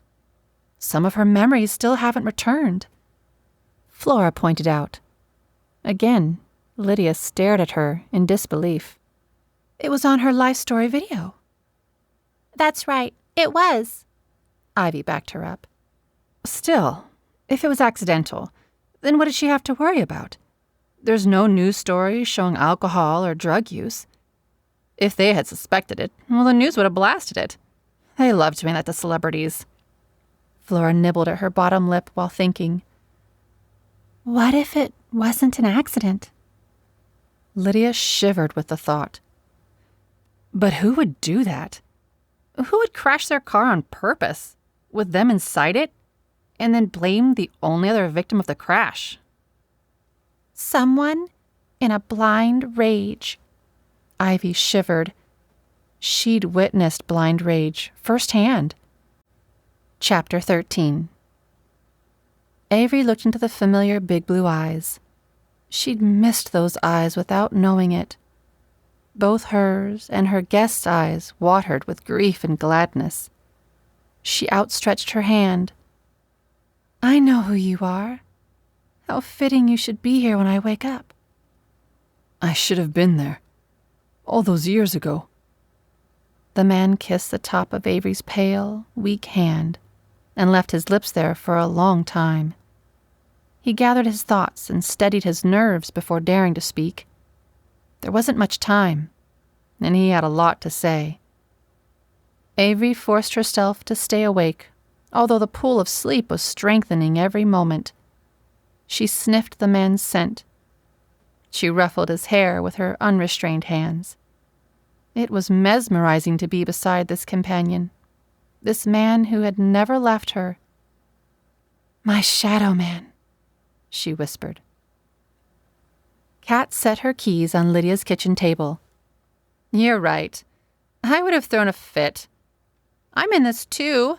There is no leaving me out," Kat pouted. Flora laughed. Most of the time, she was the babysitter and the last to know what was going on. Now, Flora was in the thick of it. She texted Kevin to ask if he'd tucked their children in bed. He responded with a thumbs up, a kiss emoji, and 3 Z's. "Is he good with me taking you home later?" Kat asked.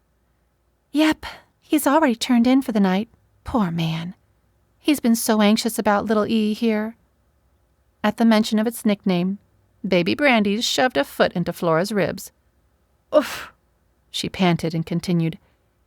"He hasn't been sleeping at all. He will now." "If Eden doesn't invade the bed," Ivy laughed. "There's always that." Kat was up to speed by 11:30, and the group hashed out new ideas. "Have you shown them the video?" Kat asked. "What video?" Lydia avoided the conversation and tossed another grape into her mouth. "Averie's yoga video. I know you sent it to yourself." All 3 onlookers put annoyed hands to their hips and glared at Lydia. "Okay, it's on my phone. I'll get it." "What yoga video?" "Averie shot a yoga video in the middle of the 5K track. Well, then later she's wandering through the field as someone chases her." Kat sucked the salt off a pretzel and chomped through the crisp, processed food product. Ivy turned her head away from the gorging sight. Her crunchy mom mentor was on a stress-eating binge. It wasn't pretty. "Who's chasing her?" she asked. "We don't know." Kat answered, mouth half full. Flora handed her a napkin. "What do you mean you don't know? There's no way the whole thing could be an accident. No way she could have just snapped. I mean, she was just attacked by a stalker the night before." "You can see a shadow. Someone is chasing her." Lydia brought over the phone and scrolled from screen to screen, failing to find her email icon. "Oh, dear." Flora rocked on her heels, holding her stomach. "Can you tell if it's a man or a woman?" Ivy asked to see the video. "No." Kat wiped her mouth with the back of her hand, and then her hand with her napkin. She downed an entire bottle of water, washing the salt away. "I can't find it, Kat," Lydia grunted. "I think my phone is updated." "Well, I dropped it earlier. Sorry, I hope it's not damaged." Kat remembered her waiting room encounter with Maven. Lydia flipped the phone around, searching for scratches. "No, it looks okay." Satisfied her mobile wasn't in disrepair. 3 stars looked back at her from the phone case. "This isn't my phone." She held the cell toward Kat, who snatched it. "No way! I thought you gave this to Ethan." "In the rush, I must have forgotten." Flora huffed. "So that's Averie's phone?" Both Lydia and Kat nodded in surprise. Ivy grabbed the phone from their shocked grasp and scrolled the screen. She stabbed it with one end of a cord and plunged the other into her laptop. "There's no use freaking out about it. We can't get in touch with Ethan if he's at the hospital. I suppose you can drive it back to him later. For now, we will watch this video." Ivy replayed the video on the laptop before the ladies could form a reasonable objection. On the larger screen, Averie's fear was even more palpable. Flora gulped several times before taking a seat. Ivy played the video again, zooming in more closely on the shadow chasing Averie. I can't tell who it is, but it's definitely a second person. Where did you find the phone? Flora paced. In a mud puddle right outside the bee fence, Lydia explained.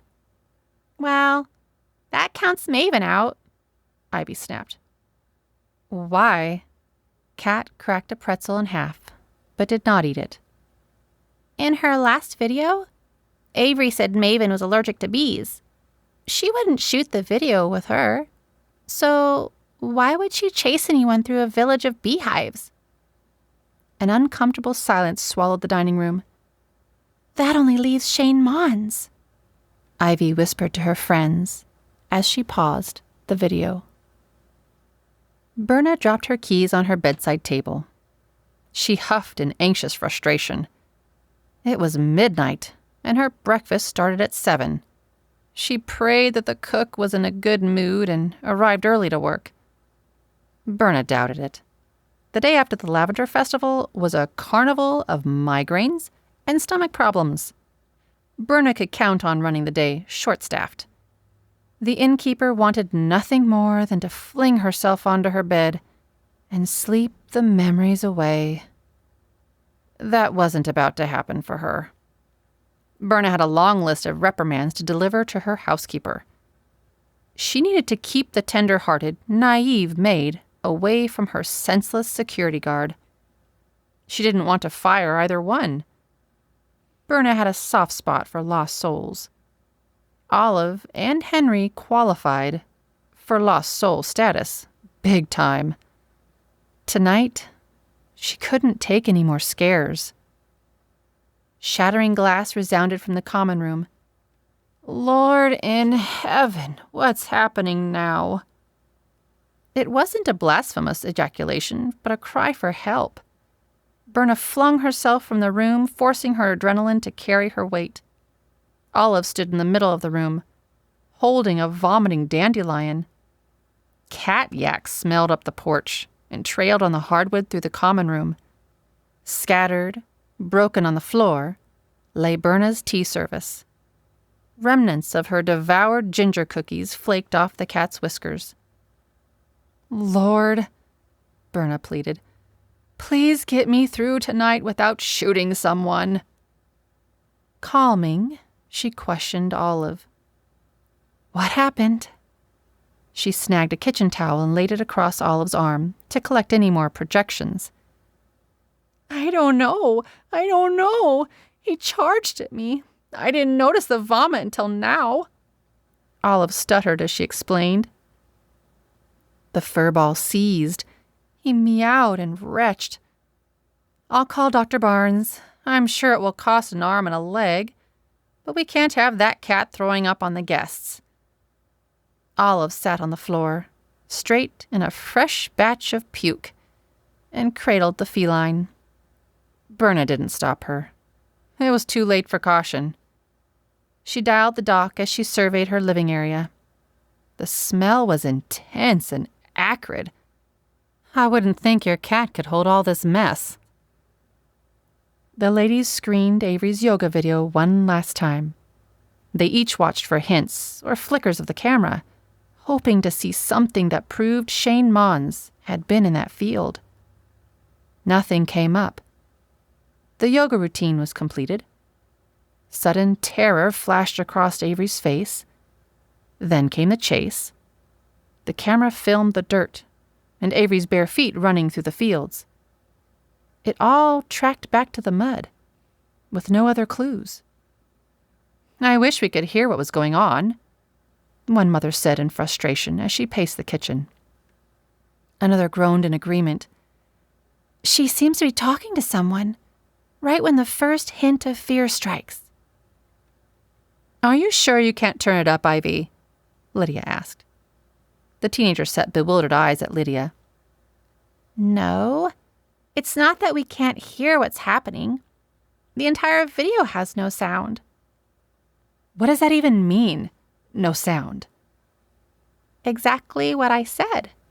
It has no sound.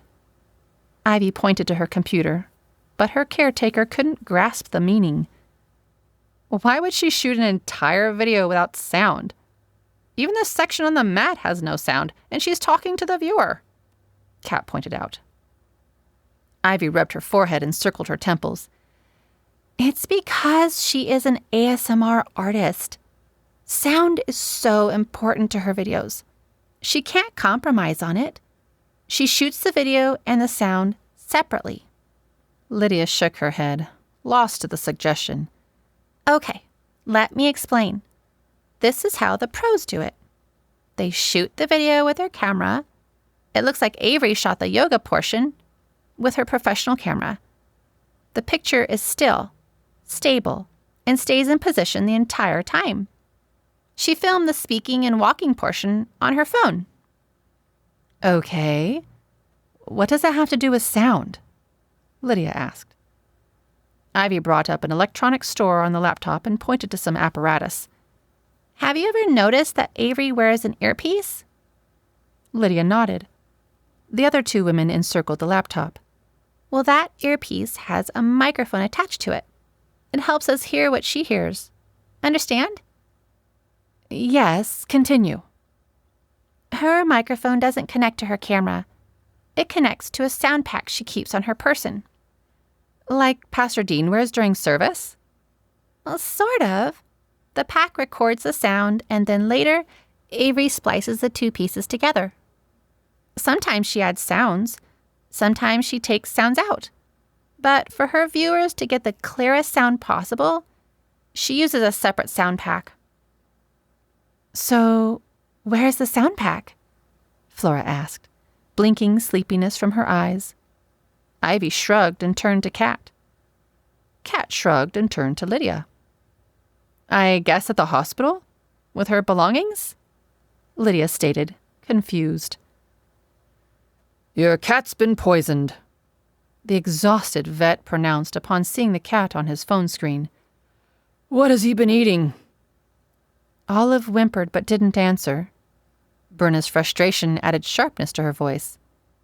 Well, the dumb animal busted through the porch screen and ate all my ginger snaps. Dr. Barnes shook his head. How many? Berna visualized her lovely nighttime snack platter. Maybe 5 or 6? Could he have nibbled on any plants? Walk me around the room. Show me what plants you keep indoors. Berna obeyed while Olive crooned to her fur baby. What's that? The doctor's question echoed off the kitchen tile. Where? Berna turned in circle, searching for another platter of food. To the left, on the counter by the stove. The doctor guided Berna to a transparent organza bag. The woman picked it up and held it close to the cell camera. Spill it out on the counter. Berna obeyed. Olive stood by her side, still holding the cat. Get Dandelion out of the kitchen, the vet commanded. But Berna, Olive choked. Worried, it took her a long time to spit out her words. That looks like what Henry smoked. It was more than terrifying. It was paralyzing. Chapter 14. Flora and Ivy selected to stay at Lydia's. Kat would come back early in the morning to get Flora. But Lydia would drive Averie's phone back to the hospital. She dreaded the journey, having made it so many times already. Her feet ached. She noticed halfway to the hospital she was still wearing her nasty running shoes and Kat's borrowed clothes. Coffee and adrenaline fading, Lydia kept her eyes on the road and used her other hand to dig for her phone. She shoved aside her wallet, her sunglasses, and more. Still watching the way, she unzipped pouches and fingered through makeup, tissues, and breath mints. The familiar rectangle shape was absent. Lydia looked all around. With no drivers in sight and no lights signaling an oncoming car, she felt safe to take a second and look into her purse. She set her bag on her lap and searched. No phone. Where did I leave it?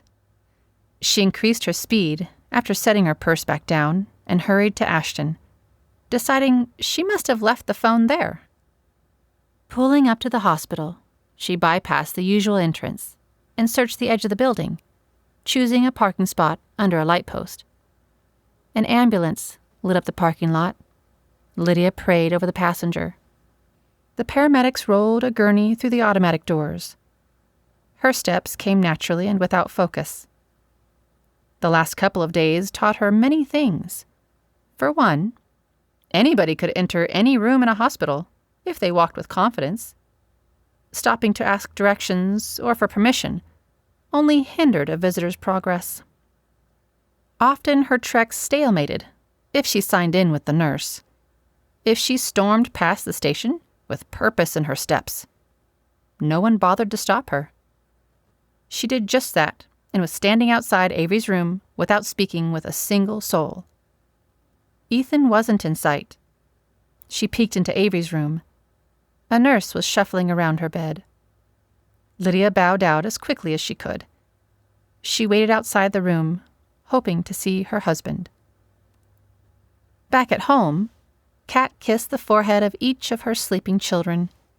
She tried spooning her snoring husband, but she was restless and high on information overload. Avoiding coffee, she made herself a cup of cinnamon tea, but couldn't focus enough to drink it. Instead, she dragged her laptop to her couch and browser surfed for Shane Mons. She hadn't thought to at Lydia's. Everyone focused on finding out more about Averie and Maven. Avrie's stalker never hit the list of internet searches. Surprised, many entries for Shane Andrew Mons illuminated her screen. Mr. Mons was also an online video star. His videos were art and woodworking tutorials. Some were labeled ASMR and featured only the sounds of his labor and not his directions.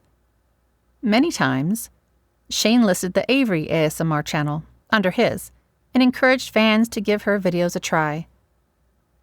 Kat followed a link over to Avrie's playlist and found several comments by Shane Mons. At least, it was his logo on the avatar icon. His screen name went from Shane Andrew Mons to SHDWMONS. Shadow Man. All his comments were kind and uplifting, not over flirtatious or over eager.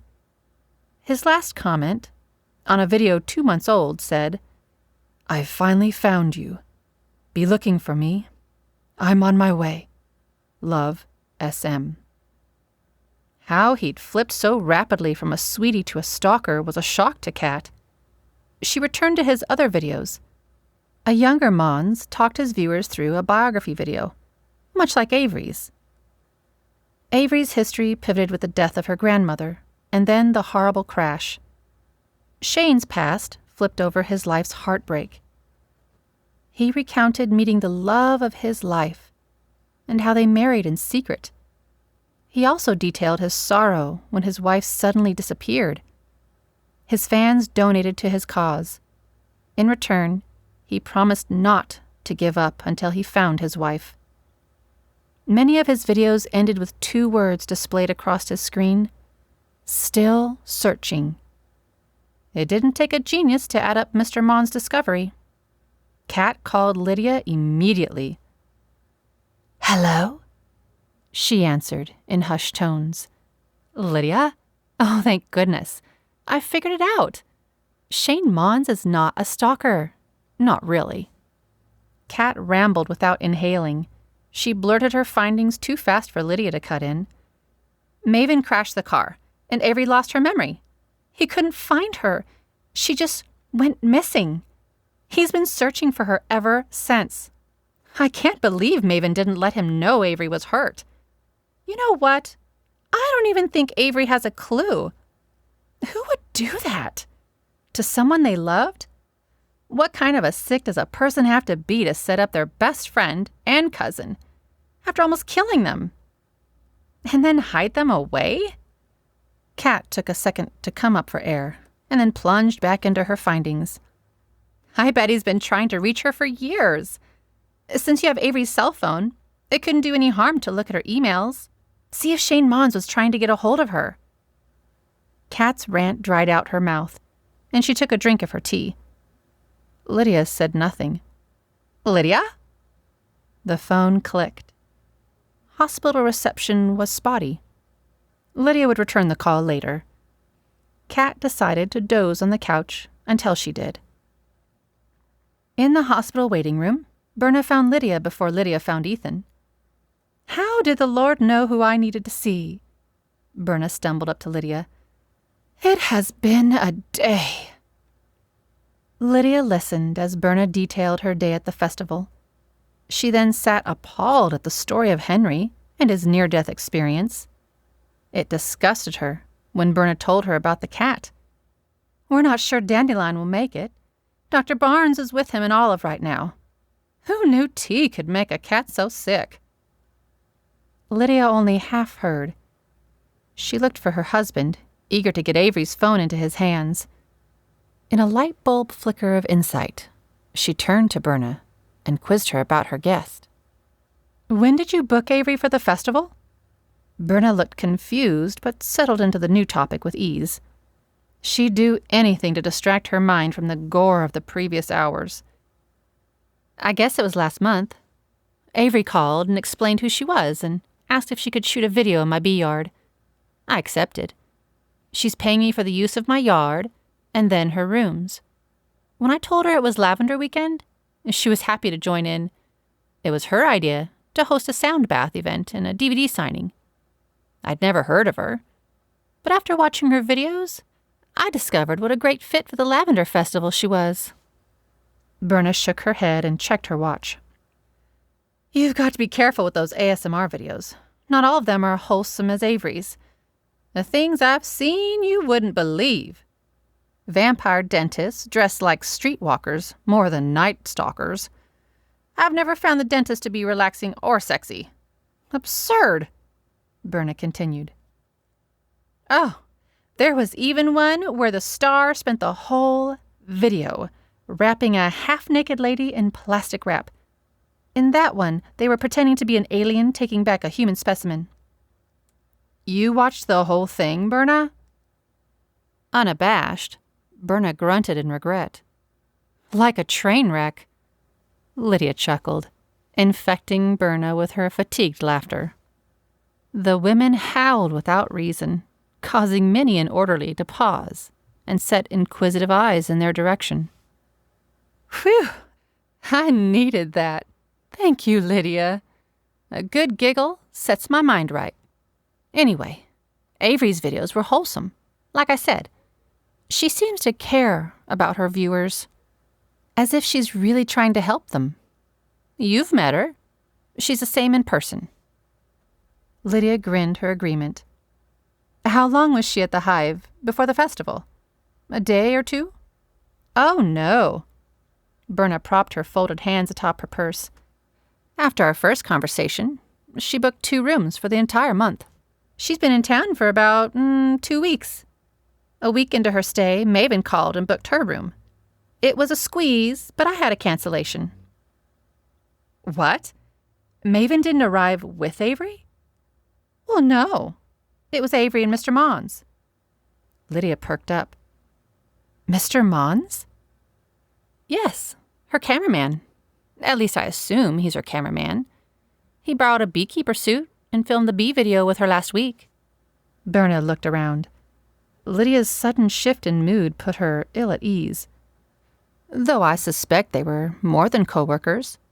Well, if they weren't, they would have been soon. They were so cute together. They walked the path at sunset and chatted during the wine and cheese hour. Lydia rubbed her knuckles across her chin in concentration. Berna, that doesn't make sense. Hand to her hip, Berna leaned into the conversation. Well, why not? Because Mr. Mons, Mr. Shane Mons, is the man that attacked Averie at the spa opening. Berna snorted. I never got a good look at him. He ran before I got off the floor. It was him, I'm sure. Lydia was adamant. Oh, pooh. I don't think so. Mr. Mons was protective of Averie. Not in a crazy way. In fact, if anyone in the group was crazy, it was Averie. Her first week at the inn, she was pleasant and thoughtful. However, after that, right before the party, she acted strangely. She forgot things like appointments and people's names. She would sit dazed on the porch. Sometimes she cried, unable to stop until Maven calmed her down. Thank the Lord. She showed up just in time. I guess the poor dear has to help Averie with these episodes quite often. Or at least that's what she said. Lydia slouched dumbly in her seat. She listened to Berna explain Maven's behavior toward Averie, and Averie's behavior toward the mysterious Mr. Mons. It was like she didn't know who he was after Maven arrived. At first I'd catch glimpses of the two talking outside. Then Averie didn't show for appointments. Mr. Mons waited in the common room for her almost every morning. Averie and Maven never came down to breakfast. There were many times he handed me notes for Averie, but she didn't come to the front desk for them. Maven had the letters sent upstairs. It was strange, but then again, if he was a stalker, then their avoidance made sense. Scanning again for her husband, Lydia rifled guilt-ridden hands through her purse and pulled out Averie's phone. Perhaps there were text messages between Shane and Averie. Berna continued to talk, but Lydia heard only every other beat.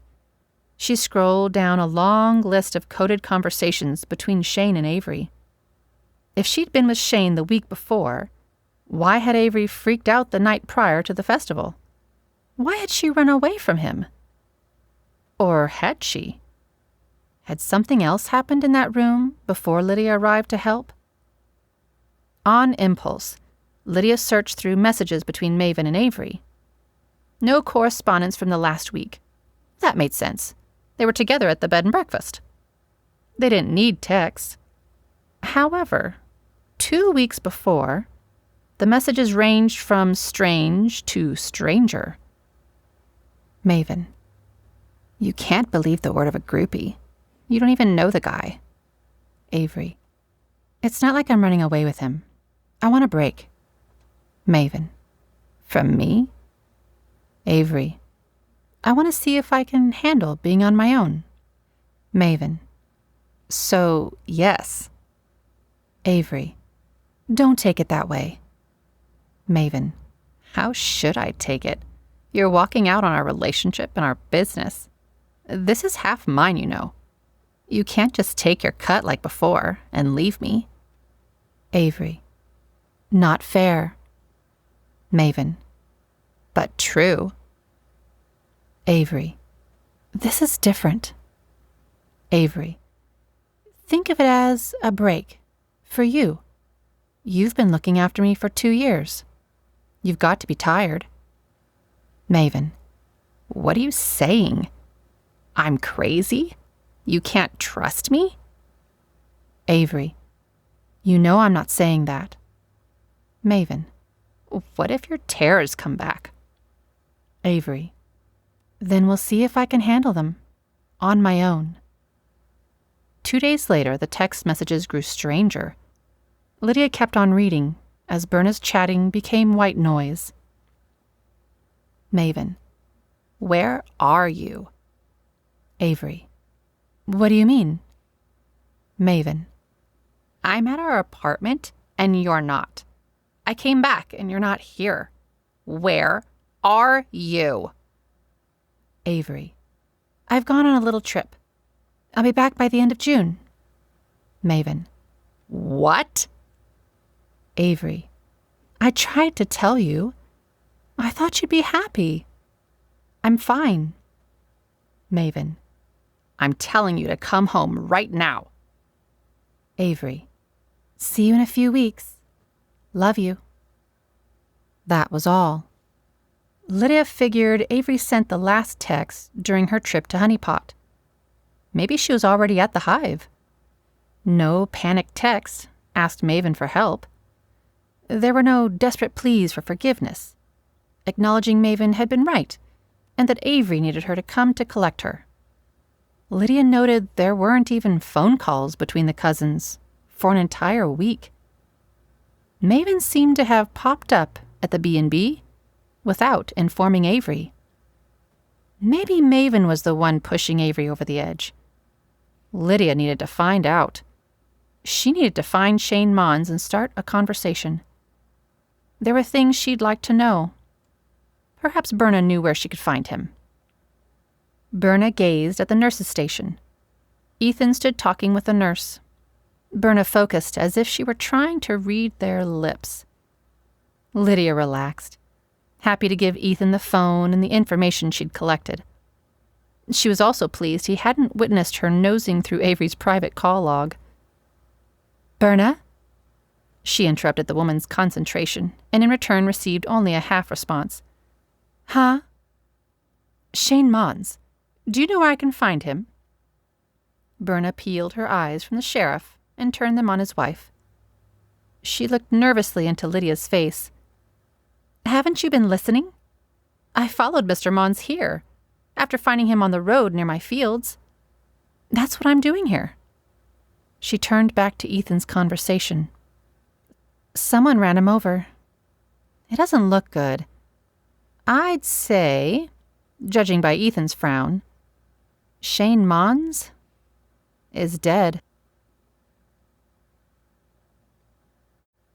Chapter 15. Ethan took Averie's phone from Lydia and informed her that Averie had been asking for her. "Me?" Lydia's forehead wrinkled in thought.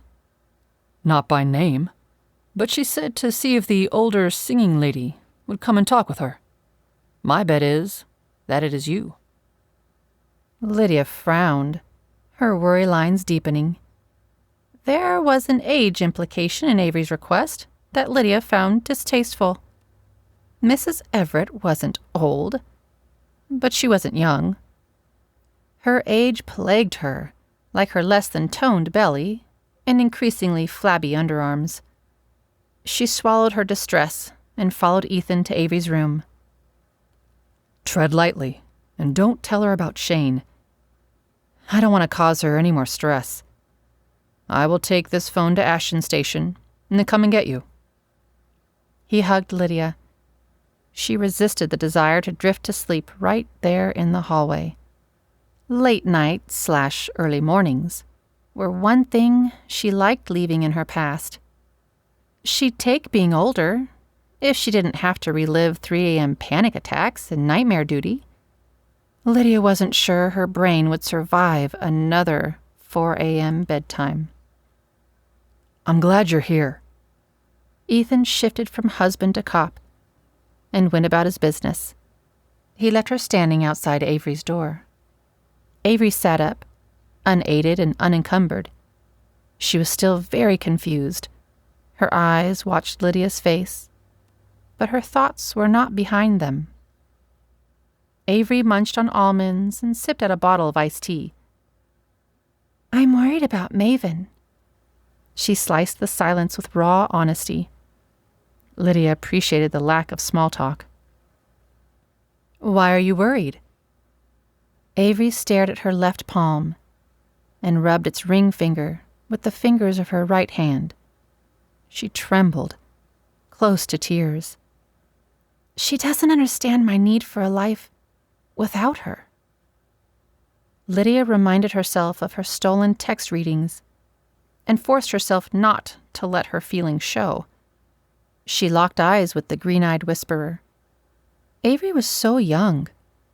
Darkness decorated her eyelids. Sorrow sucked at her cheeks. There was still joy tucked behind her expression. But Lydia wondered how long Averie would hold on to her happiness once she knew about Shane Mons. Life without her? Lydia forced her words out mechanically. She tried to keep all her theories and half-discoveries from domineering the moment. Not completely.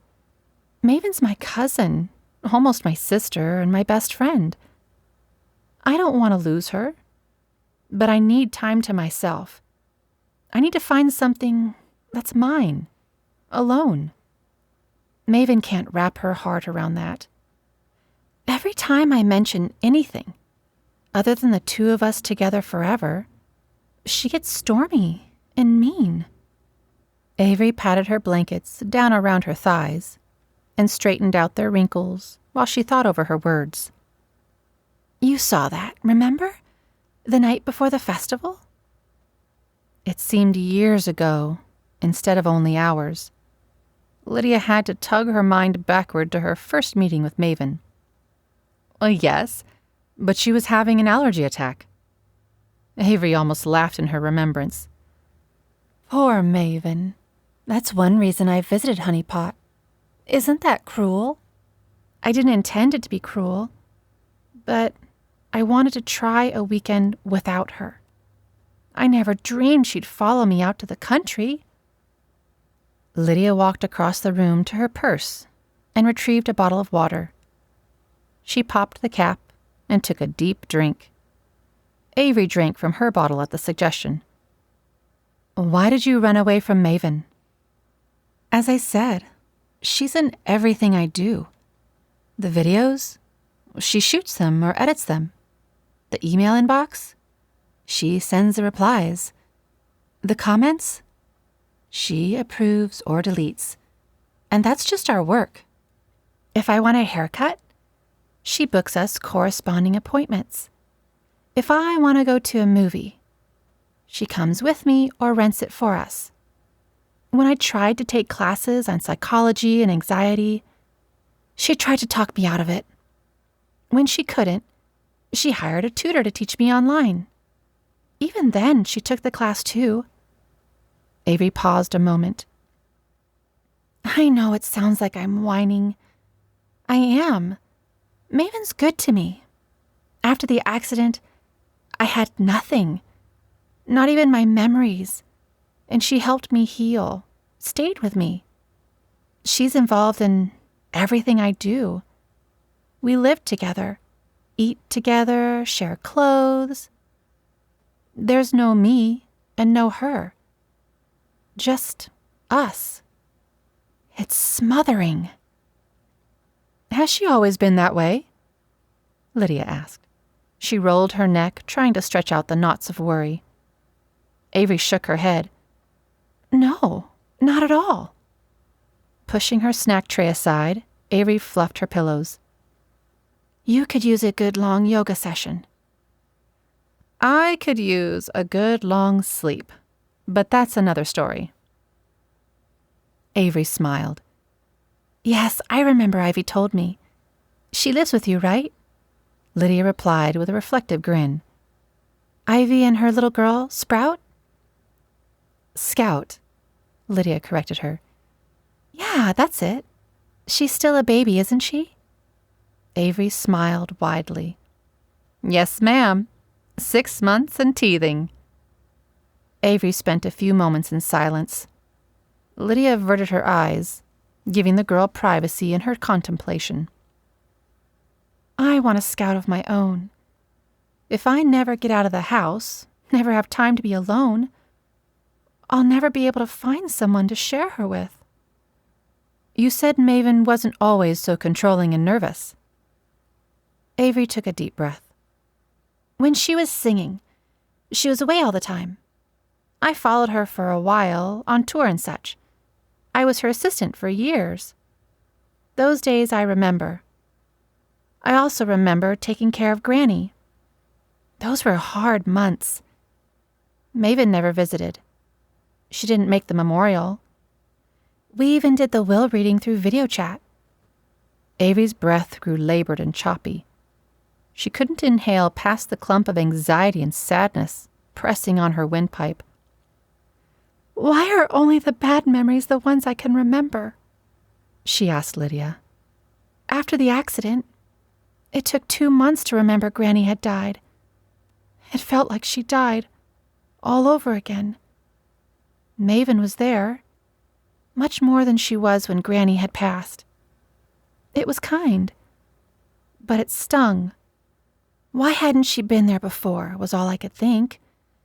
And then I was smattered with guilt for thinking things like that. I can remember all the horrible things that happened in my life for 2 months before the crash. Can you remember the crash at all? Averie shook her head and then placed her palms against her temples. I only remember waking up to Maven sitting next to me. She told me it had been 6 months since the accident. She told me it was my fault. Why would she tell you that?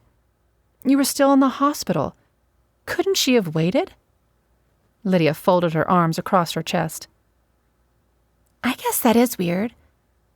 I'd never thought of it before. But no, Maven needed me to sign something so she could use Granny's money to pay the medical bills. Why use your Granny's money? Well, it was my fault. It wouldn't be right for Maven to use her singing money, especially after her last tour was a bust. We used the money Granny left me to pay the hospital, get our apartment, and start the ASMR business. Averie didn't see anything strange about Maven's request. But Lydia cringed at them. Why not split the costs, using the money Granny left you and the money she left Maven? She left none to Maven, just her antique scarves. At the time, Maven was nowhere around and hadn't been for years. I guess Granny was trying to make sure someone took care of me after I'd been taking care of her. Averie cried, overcome by her memories. Lydia dug in her bag for a tissue and went to hand it over when something stabbed the arch of her foot. Yow! She hobbled to her chair. Are you okay? Avrie's tears stopped to help Lydia. Yes, I'm fine. I have something in my shoe, and I keep forgetting it's there.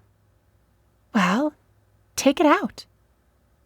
Lydia obeyed, frustrated with herself for not removing the pebble beforehand.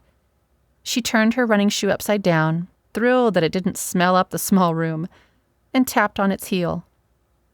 A bright orange chunk of plastic clicked onto the linoleum. Is that a Lego? Averie asked as she wiped away her tears. Lydia brought the plastic chunk up for Avrie's inspection. That looks like one of Maven's EpiPen caps. Well, what's left of one. How did you get one in your shoe? Berna stayed at the horrible hospital just long enough to tell the Ashton police all she had seen. She described Mr. Mond's body on the roadside until she was almost sick to her stomach. There was no chance of her forgetting a single detail of the mangled man. Not when she relived it over and over for an hour. She peeped at Henry, who was snoring. An IV drip fed him fluids, and the doctors assured Berna he'd be back at work in only a few days. Berna didn't worry about him returning to work.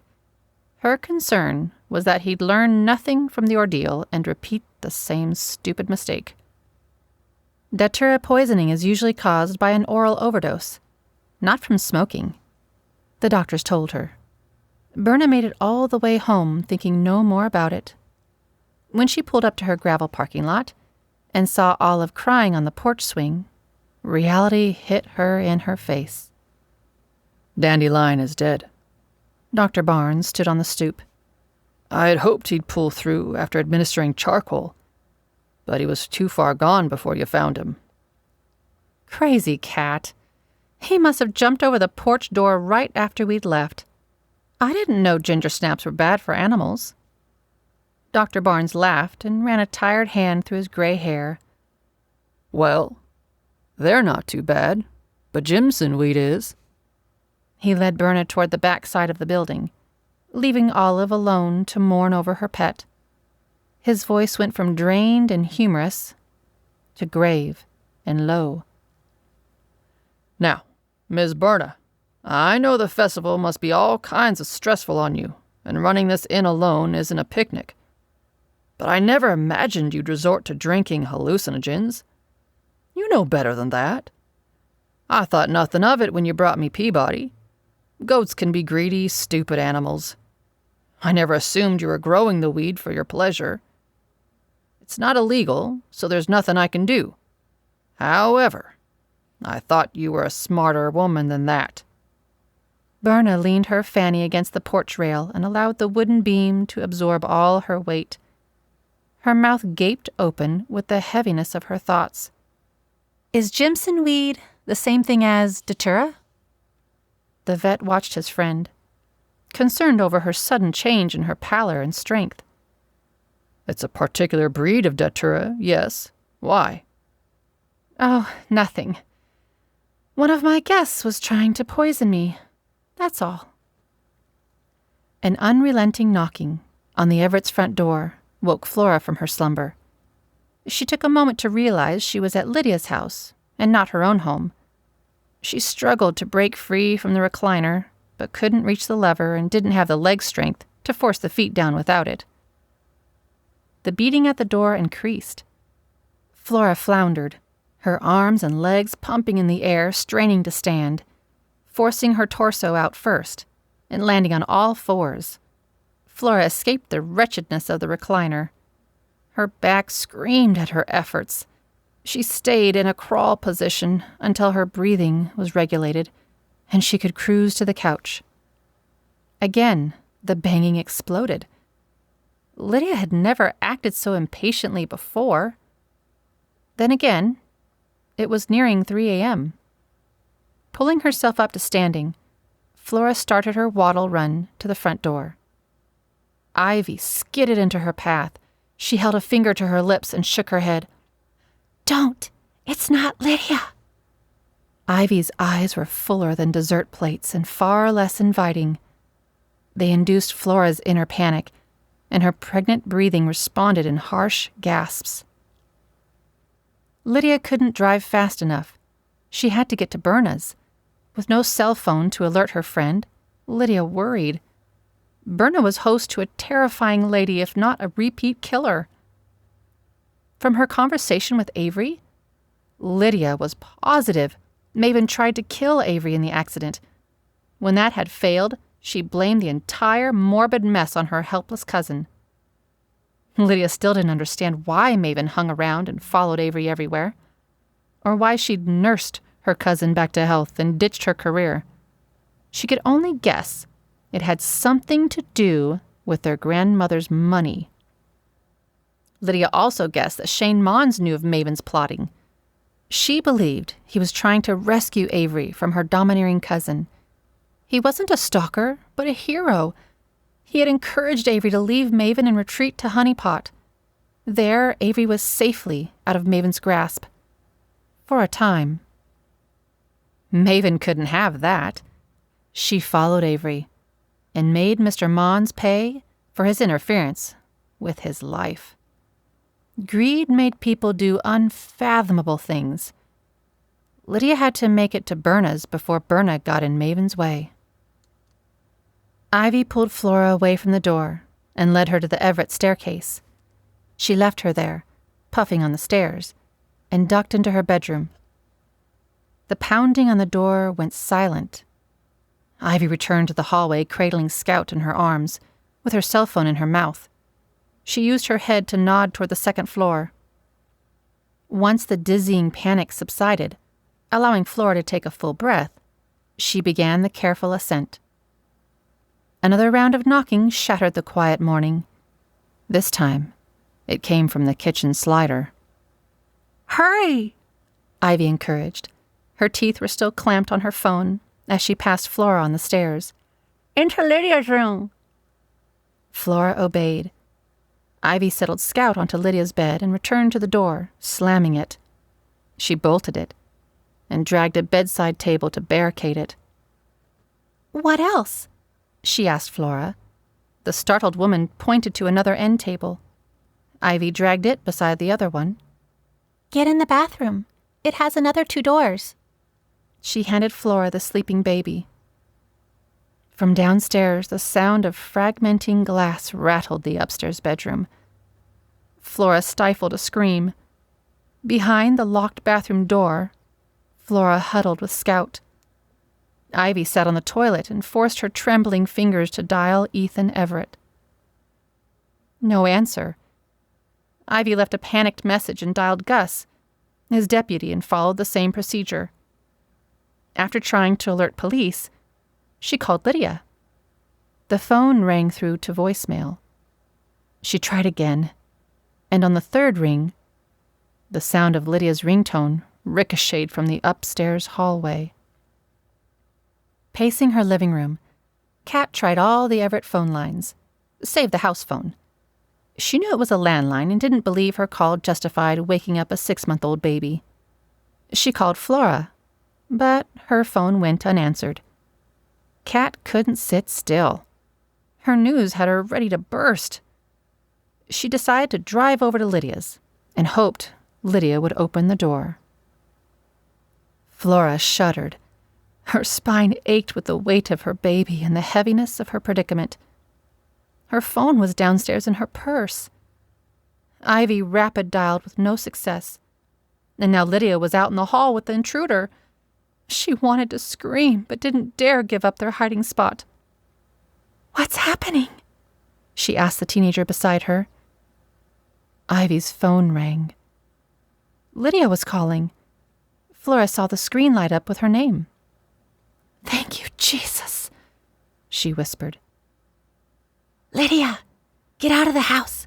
I think—" There was a snarky laugh, subtle and soft, from the other line. "Come on, Ivy. Tell me what you think. Where's your Miss Lydia, the do-gooder sheriff's wife?" "I don't know, Maven, but she's on to you." Another laugh echoed. "No doubt my cousin's been talking. Though nothing she says will be any help. I'm just here for her phone. I know Lydia has it." Ivy's shoulders relaxed. Lydia must have found a safe spot to hide. If Maven was raging at her for the phone, Lydia was safe. Ivy's eyes watered, tearing without her permission. Flora reached a hand out to touch Ivy. She wanted to comfort the young lady and needed comforting herself. She settled her hand on Ivy's knee. It shuddered out of control. "I'm not sure I know what you're talking about." "Don't play stupid." Maven's screaming ricocheted from the hallway, not just over the receiver. "I know you know. I've got Lydia's phone." Flora gasped and squeezed Ivy's knee. Her long nails dug through Ivy's sweatpants. "Your friend Kat's been texting Lydia all night. It seems she's found things I'd prefer remained hidden." "That's too bad, Maven.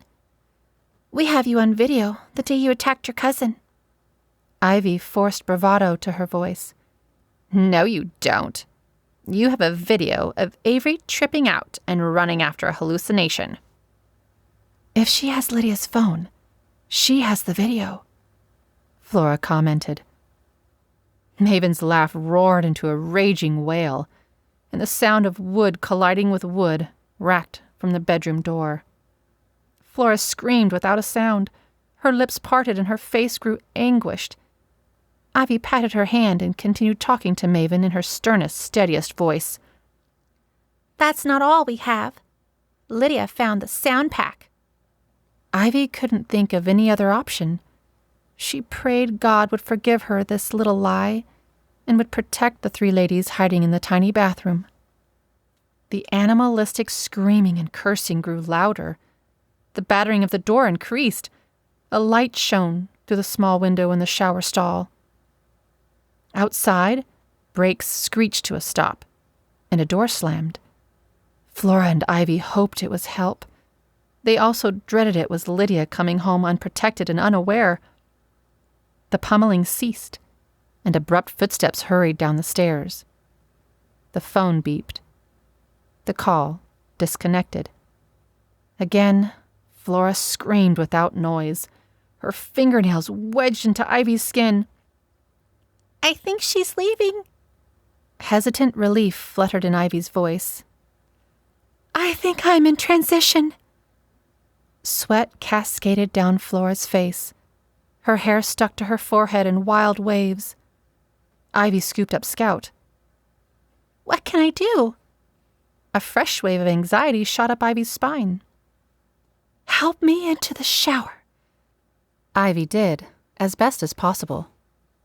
Flora made it to the tiny glass stall right in time to vomit over the drain. Lydia sat with Berna in the living room. Dr. Barnes had helped Olive part with her dead pet before driving back to town. Olive wept on the porch swing. I don't know what I did. Berna struggled to sip her chamomile tea. It reminded her too much of Maven's poison tincture. She drank out of a paper cup, leaving the original teacup resting askew on the coffee table. The spilled tea created white damage rings on the antique wood. Berna wanted only one thing more than to restore her beautiful table. She wanted to catch the woman who had tried to kill her. You made her breakfast and lunch? Lydia said, urging Berna to continue her story. Yes, I even brought her lunch up to her room. Did you go inside her room? Yes, but only for a minute, Berna gasped. I dumped her trash. In the bathroom, the stillness was more frightening than comforting. At least when Maven was trying to force her way through to Lydia's room, Ivy and Flora knew what was happening. Since the arrival of headlights, 3 minutes had ticked by with no creaking from the rest of the house. Flora stopped vomiting and stood in her tank top in the shower. She longed to have the water running down her back. Ivy made a bed for Scout, who slept unaware in the bathtub using a decorative towel. The baby snuggled up with a rolled terry cloth robe and sucked her thumb. A voice called from the living room. Ivy and Flora froze until Flora's next contraction. Flora panted, Hold my hand. Ivy gladly obeyed. Hello? The voice was frantic, but familiar. It came closer and closer to the master bedroom. Outside, car tires ripped through the Everett front lawn and squawked down the street. Ivy's phone rang from atop the toilet lid. It vibrated itself onto the floor and bounced closer to the bathtub. Ivy waited for Flora's grasp to loosen before retrieving it. Cat? She managed before sobbing.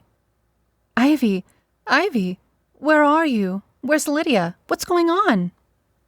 Kat's voice was a salve. Ivy squeezed herself around a panting Flora and stood on point to look out the shower window. Only Kat's van graced the street and driveway. Maven's car was gone. The sound of Kat shoving the master bedroom door echoed through the hallway and the cell phone. Let me in. Lord, thank you. Flora offered up tearful prayers and turned on the shower. Call Kevin. She huffed before clawing for Ivy's hand once more. Chapter 16. Lydia hated digging through garbage. Garbage, covered in cat puke, was the most disgusting combination she could imagine. In her compassionate and micromanaging way, Berna bought different colored trash bags for her guest rooms than she did for the public areas. This meant Lydia could bypass the bathroom and kitchen bags and head straight for the lavender-scented violet ones. The job would have been much simpler if Berna hadn't just completed one of her busiest weekends of the year. 9 bags from 3 floors and her honeymoon cabin lined up on the hardwood. Lydia re-washed the dead cat's bile from her arms and threw away the gloves Berna lent her. I'm sorry, she mouthed at Berna's mania-mangled face. Berna shook it off. What would I want poison cat gloves for? Lydia blanched. She'd put the mess from her mind, but the smell and the suggestion were stronger than her imagination. I'll get you a cold bottle of water. Berna hopped from her bar stool and hurried to the refrigerator. Any guesses? Which bag might be from her room? Lydia asked. Berna grimaced. She slid a green bottle over to Lydia. She reserved the sparkling citrus-flavored water for welcome baskets. However, Lydia more than deserved the effervescent delight. I'm guessing that one. Berna pointed to the third bag from the right. There's no evidence of a couple. Lydia refused to envision what that meant. She nodded and headed to the selected bag without questioning Berna. The innkeeper handed Lydia a fresh set of elbow-high gloves. The sheriff's wife squeezed her swollen fingers into them with gratitude. Here we go, she said, cutting open the knotted top of the bag. The lavender did nothing to mask the aroma of rotting food and toiletry items. Lydia forced herself not to gag. Berna waved a cloth napkin in front of her nose and then tidied up her already spotless kitchen.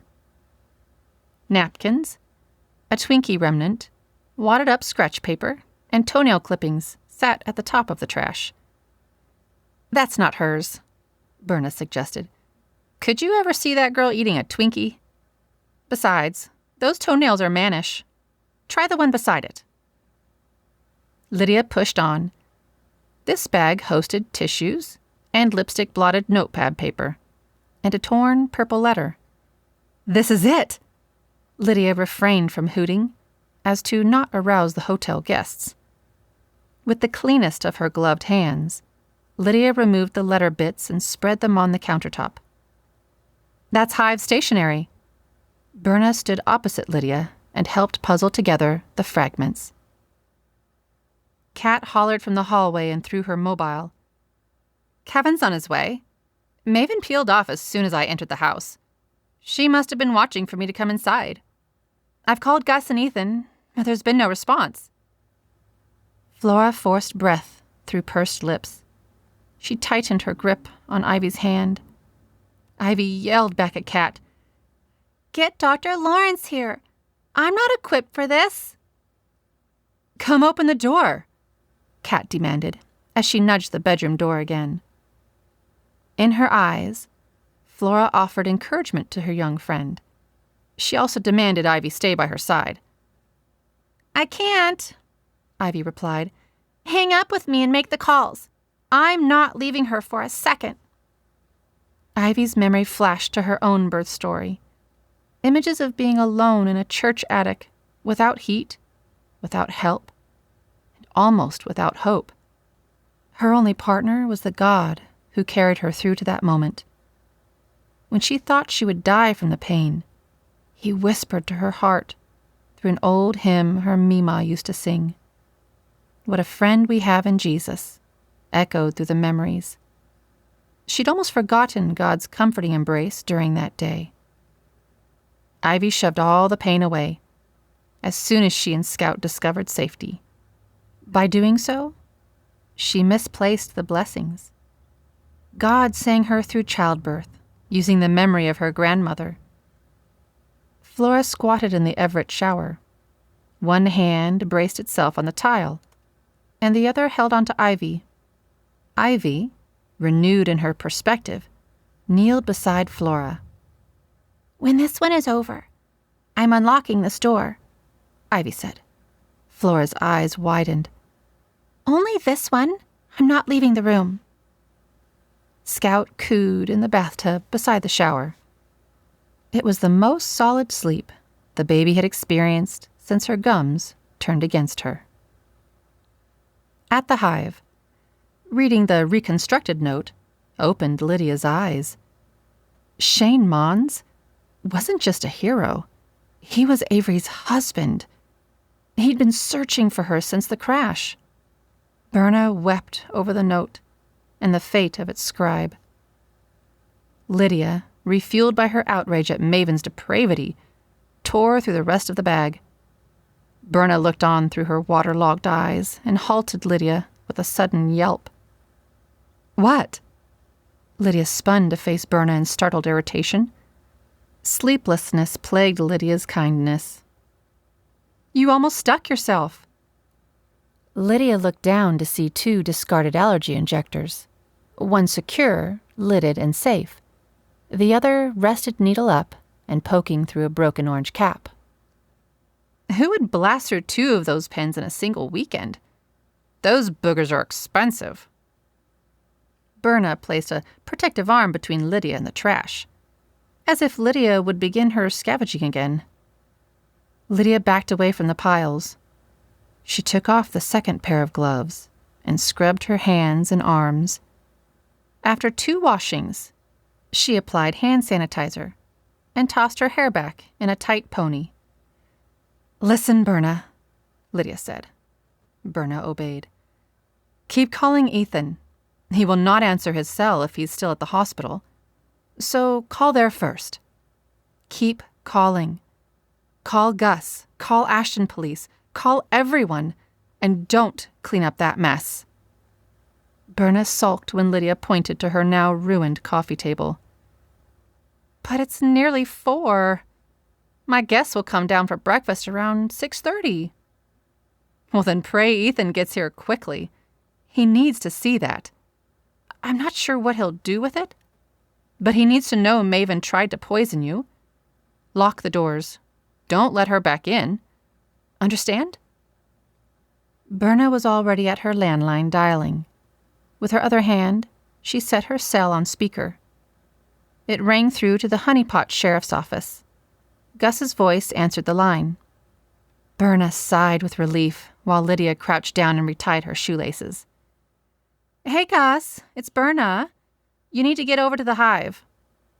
Gus responded with confusion and a story about another call that had just come in from Lydia's house. "But Lydia's here." Berna watched her friend charge out the front door and jog toward the lavender field. "Well, she was." Kat, with Dr. Lawrence's help, shoved through the barricade. There was a faint shuffling sound through the bathroom doors. Ivy's soft cry joined the buzz of the bathroom fan. Despite her tough stance and her explosion into the room, Kat accompanied Ivy's weeping. She was too late. Chapter 17. Lydia hit the field running. The sun raced her to the bee yard. Her shadow grew longer as it rose above the roof of the hive. She continued her pace. Sweat replaced the morning dew sticking to her shirt. "Oh, Lord, let Ethan hurry," she said as she opened the yard fence. "Where did she hide it?" Berna had 4 hives propped on stands. The colonies were active producers of honey and kept in tourist attraction shape. Visitors liked to watch their inhabitants hunt and flurry. Discarded signage, from the canceled apiary demonstration, leaned against the bee fence. A clean, white beekeeper suit lay draped upon a tree branch. Lydia snagged the suit and shoved her legs into the pants. Her fingers flew along the jumpsuit buttons, fastening them. She secured the hood and hurried to work. Low to the ground, Lydia patted at the earth. She rummaged through wood chips and moss. A few precisely placed plants decorated the yard. She searched them, too. The bees preferred to hit up the lavender and the distant wildflower fields for pollen. For the most part, they ignored her. Lydia's nails filled with dirt as she clawed at the apiary's sod. She hadn't a clue what she was searching for, but was sure she'd know when she found it. Her mind reeled with freeze frames of the last couple of days. Maven was strung out when the Everetts drove her to the hospital. Epinephrine did that to people. Lydia wondered if Maven used both doses the morning she attacked Averie, or if she'd come back searching and needed another shot. Bees circled the hives and danced in the early sun. Some went to harvest their crop. Others inspected Lydia. Nervous, with at least 20 bees resting on her face mask, Lydia paused her hunting and retrieved the bee smoker. The kindling was packed down, but she didn't see a lighter nearby. The bees returned to their work. Lydia followed their example. She trusted the suit to keep her safe. Under the 3rd hive, secured in the nook of a cinder block, Lydia found a small black transmitter. It was boxy and bulky, like a set of clippers from a hair salon. Lydia wondered how it recorded the sound. 2 thick silver antennae stuck out the top, and a skinny strand of earbuds cascaded from the back. This was it. She had found the microphone pack. Lydia hoped it held concrete evidence as to who assaulted Averie. In her excitement, Lydia left the apiary still garbed in the white uniform. The few bees that clung to her mask drifted off as she ambled back to the inn. Her tired body ached. Though her adrenaline was up, she grew sleepier with each heavy step. To her left, where the Lavender parted for the 5K, another shadow joined her journey. When Maven approached, waving Berna's cattle prod, Lydia's senses were slow to acknowledge the threat. "You're gonna want to stop and hand me what you found." Lydia turned around, sluggish to process, and slow to corral her body to comply. The beekeeper hood gave her owl vision. She needed to turn her entire head around to see every angle. Maven's first punch took Lydia by total surprise. She sprawled onto the ground, white-knuckling the recorder pack. Her breath sputtered, making it difficult for her to catch a full inhale. "Give me that recorder." "What makes you think I have it?" Lydia inched her way backward, away from Maven. Her attacker spun the prod in front of her. "Don't be stupid. I saw you take it." Spotting the prod was uncharged, and hoping Maven wasn't aware of that fact, Lydia slid her feet underneath her rear end. She took a slow, deep breath as Maven continued trying to goad her into a brawl. "Dear Lord, help all those squat jumps come in handy." Lydia launched toward the Lavender and away from Maven. Lydia knew help was on the way. She only had to distract and detain her pursuer long enough to get the pack to Ethan. Given time, she could evade her and escape. Lydia estimated Maven was 15 years her junior. She would not tire as quickly as the middle-aged mother. Lydia forced herself to continue. Maven watched Lydia run, surprised at the woman's tenacity. Maven had no intention of chasing Lydia. Berna's lavender only grew waist-deep.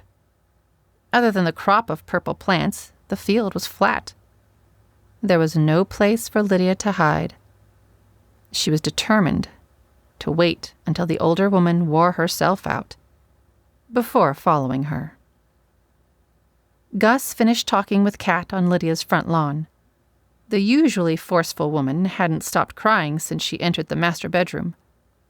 Kat kept a hand shading her eyes, embarrassed by her emotions. "Do we need to take a break?" The deputy put his pad down and checked his watch. He hated to see a mother cry. "I'll be fine." Kat shook her head and cleared her throat before huffing a huge sigh and bouncing on the balls of her feet. Gus raised an eyebrow at the strange shift in attitude. "I've told you everything I know.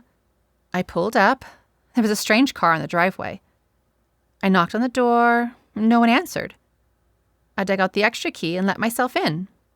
Before I shut the door, I caught sight of Maven. She bolted for her car and took off." "How can you be sure it was Maven? If she bolted, it could have been anyone," Gus asked. "Yep, you're right. Except I know it was Maven. She texted me and told me she was going after Lydia. That's why I came over. Here, look." Kat handed over her phone and kept shifting her weight from foot to foot. Ivy charged from the front door wrapped in her green quilt. She flung her arms around Kat the instant she reached her. Kat hugged the girl back. The ladies stood like that, as Gus tried not to stare.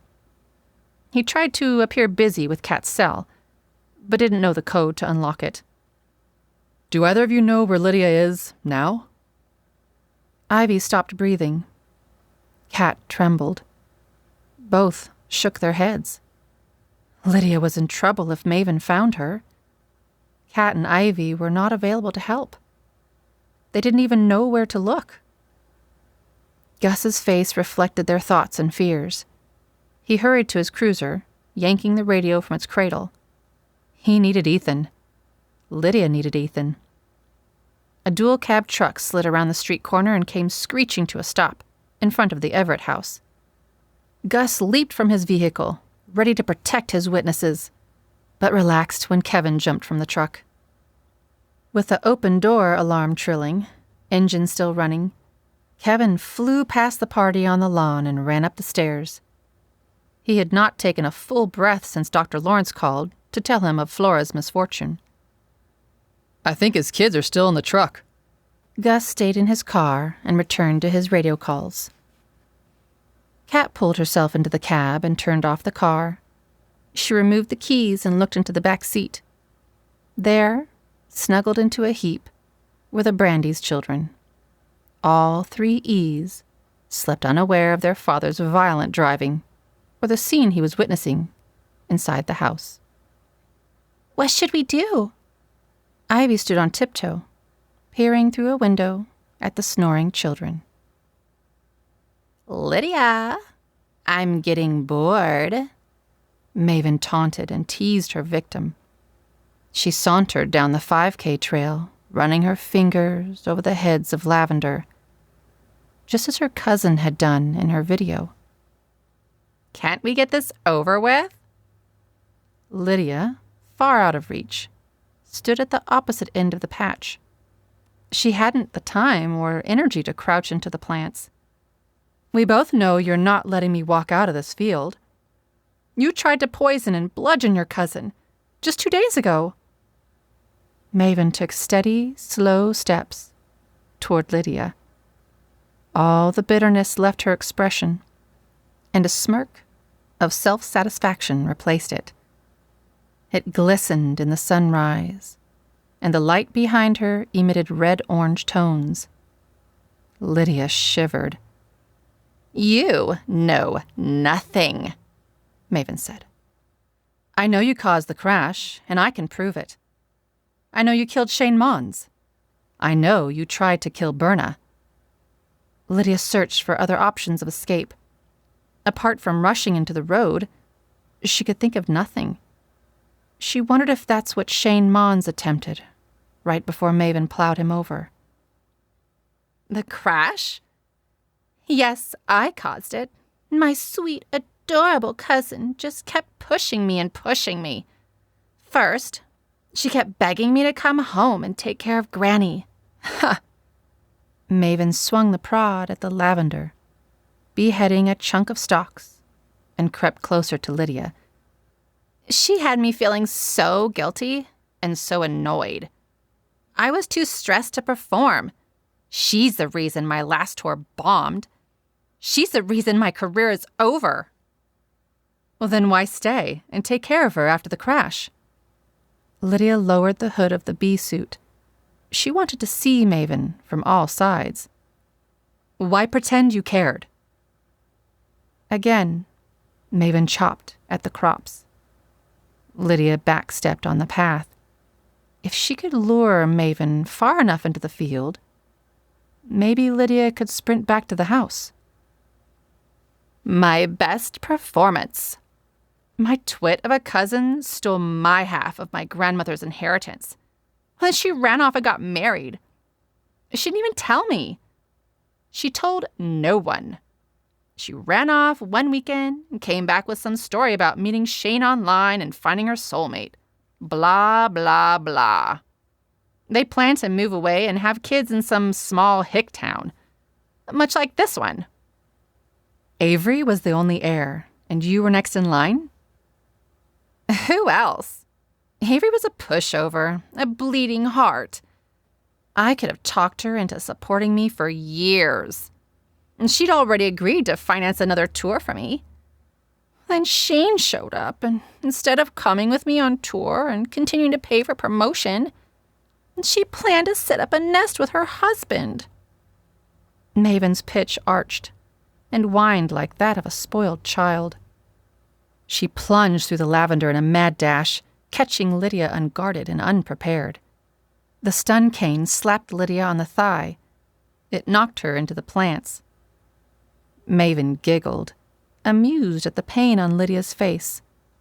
She held the rod to Lydia's leg. To the elder's delight, the sting of the prod was only in its strike.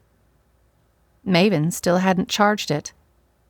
For a moment, Lydia allowed Maven to revel in her victory. Then, with a determined concentration of strength, she kicked Maven's ankles. She crashed to the dirt beside Lydia. Surprise held Maven to the ground a second longer, and Lydia used the moment to regain her footing and run.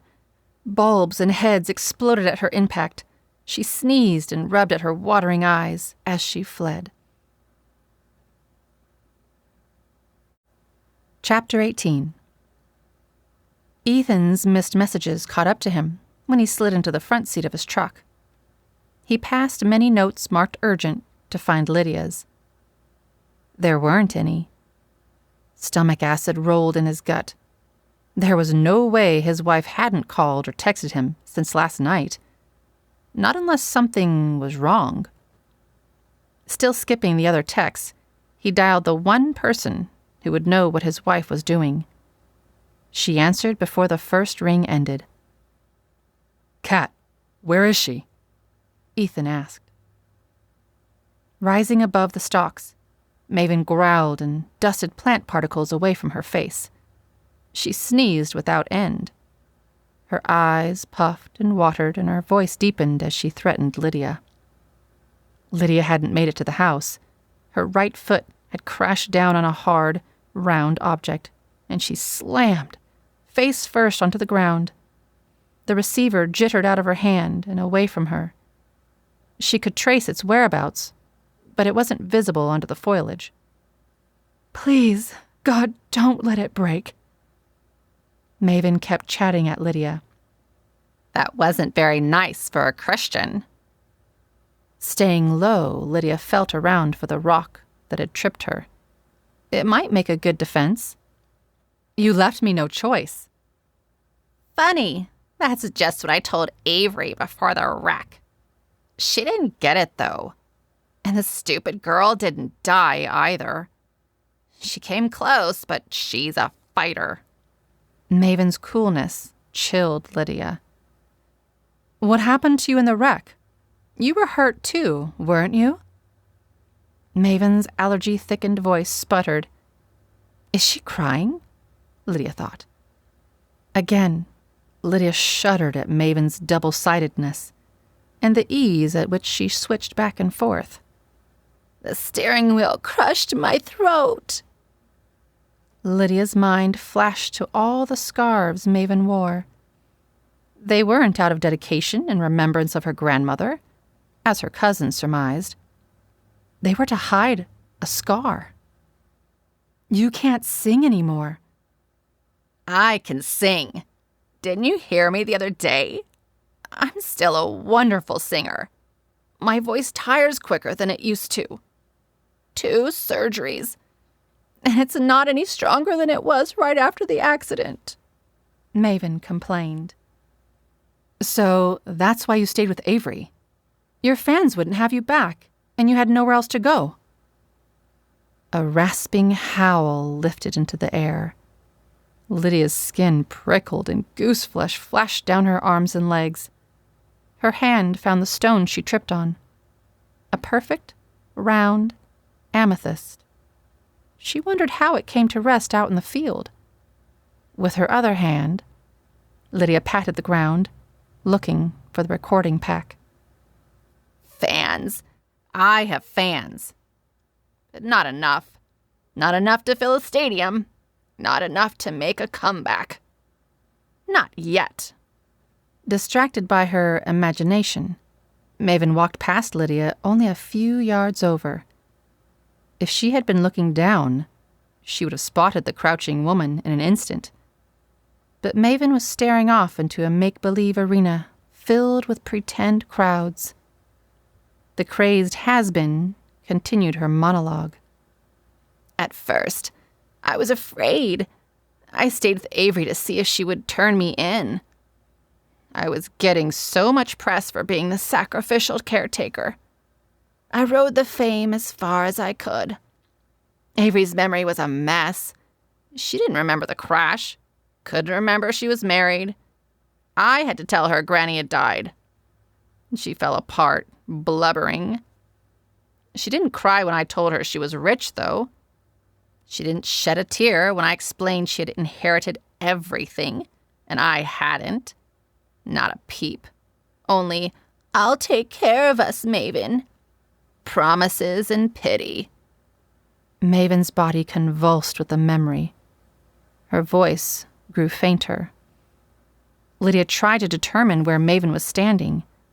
Her fingernails scraped the metal microphones, and she pulled the recorder close. This time, she tucked it into her shirt, under the bee suit. I guess we'd have been okay if she'd just given up and not tried to get her memories back. Why? Why would she do that? We had each other. We were making videos and money. The fans were trickling back. New fans for a new Maven. Lydia emerged from the lavender. Maven was a good 30 feet away. Her voice carried over the silence of the field. She wanted her life back. Lydia responded to this cooler, quieter Maven. This was a Maven she could subdue and escape. She only needed to keep her downcast and delusional. I am her life.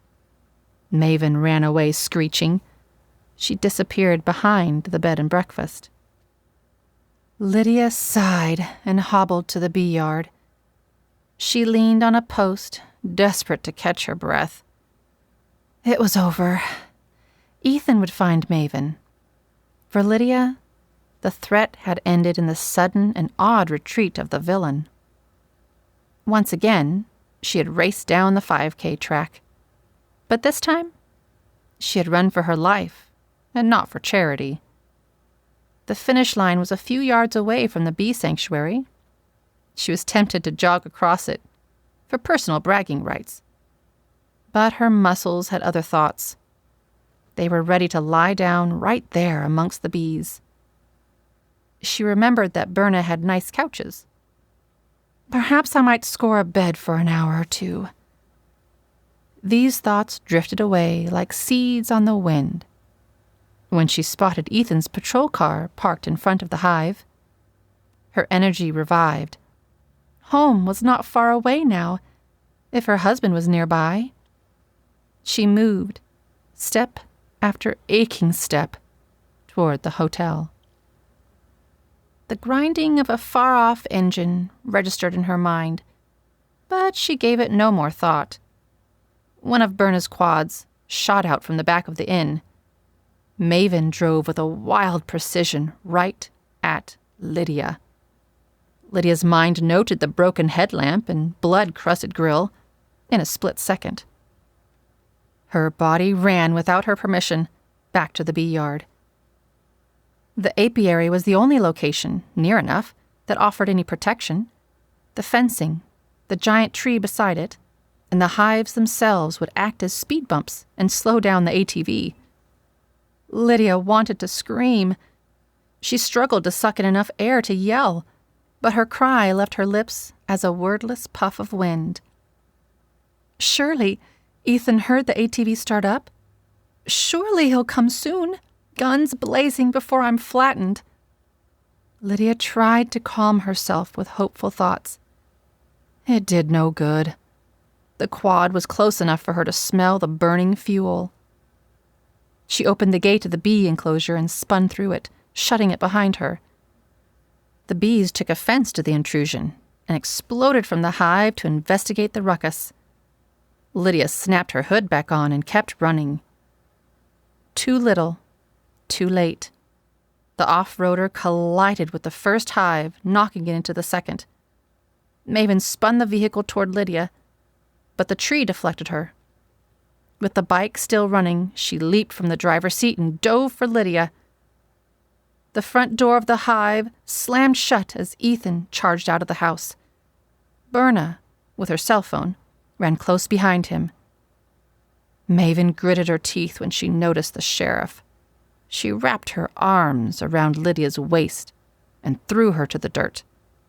The amethyst popped from Lydia's hold and rolled away from her. "He's not going to save you." Maven's voice was thick, scratchy, and low. She was serious. She intended to kill Lydia before Ethan could reach them. Lydia squirmed beneath Maven. The girl was young and strong. Lydia felt sore and old. Maven had a rage that energized her. Lydia had faith and persistence. In a mad flurry, Maven punched and slapped at her nemesis. Lydia searched for a weapon. The cattle prod lay buzzing in the grass.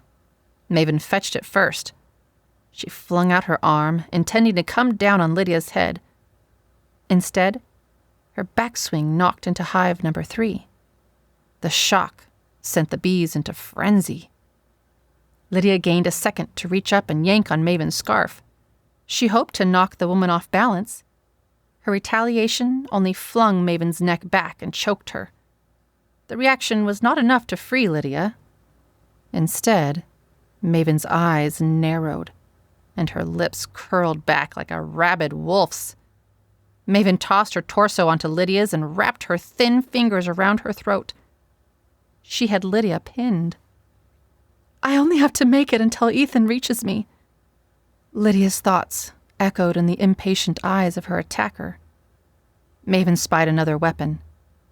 She forced out a wheezing laugh as she picked up the violet orb. "Deja vu," she said, and raised her arm to bash Lydia on the head. Lydia's vision blackened.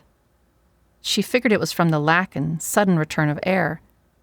A humming cloud told her otherwise. Bees landed on her face mask. They covered it. Lydia wouldn't see the blow that ended her. She was grateful for her ignorance. She sent love to her husband, daughter Joan, and her new children in faith, Ivy and Scout.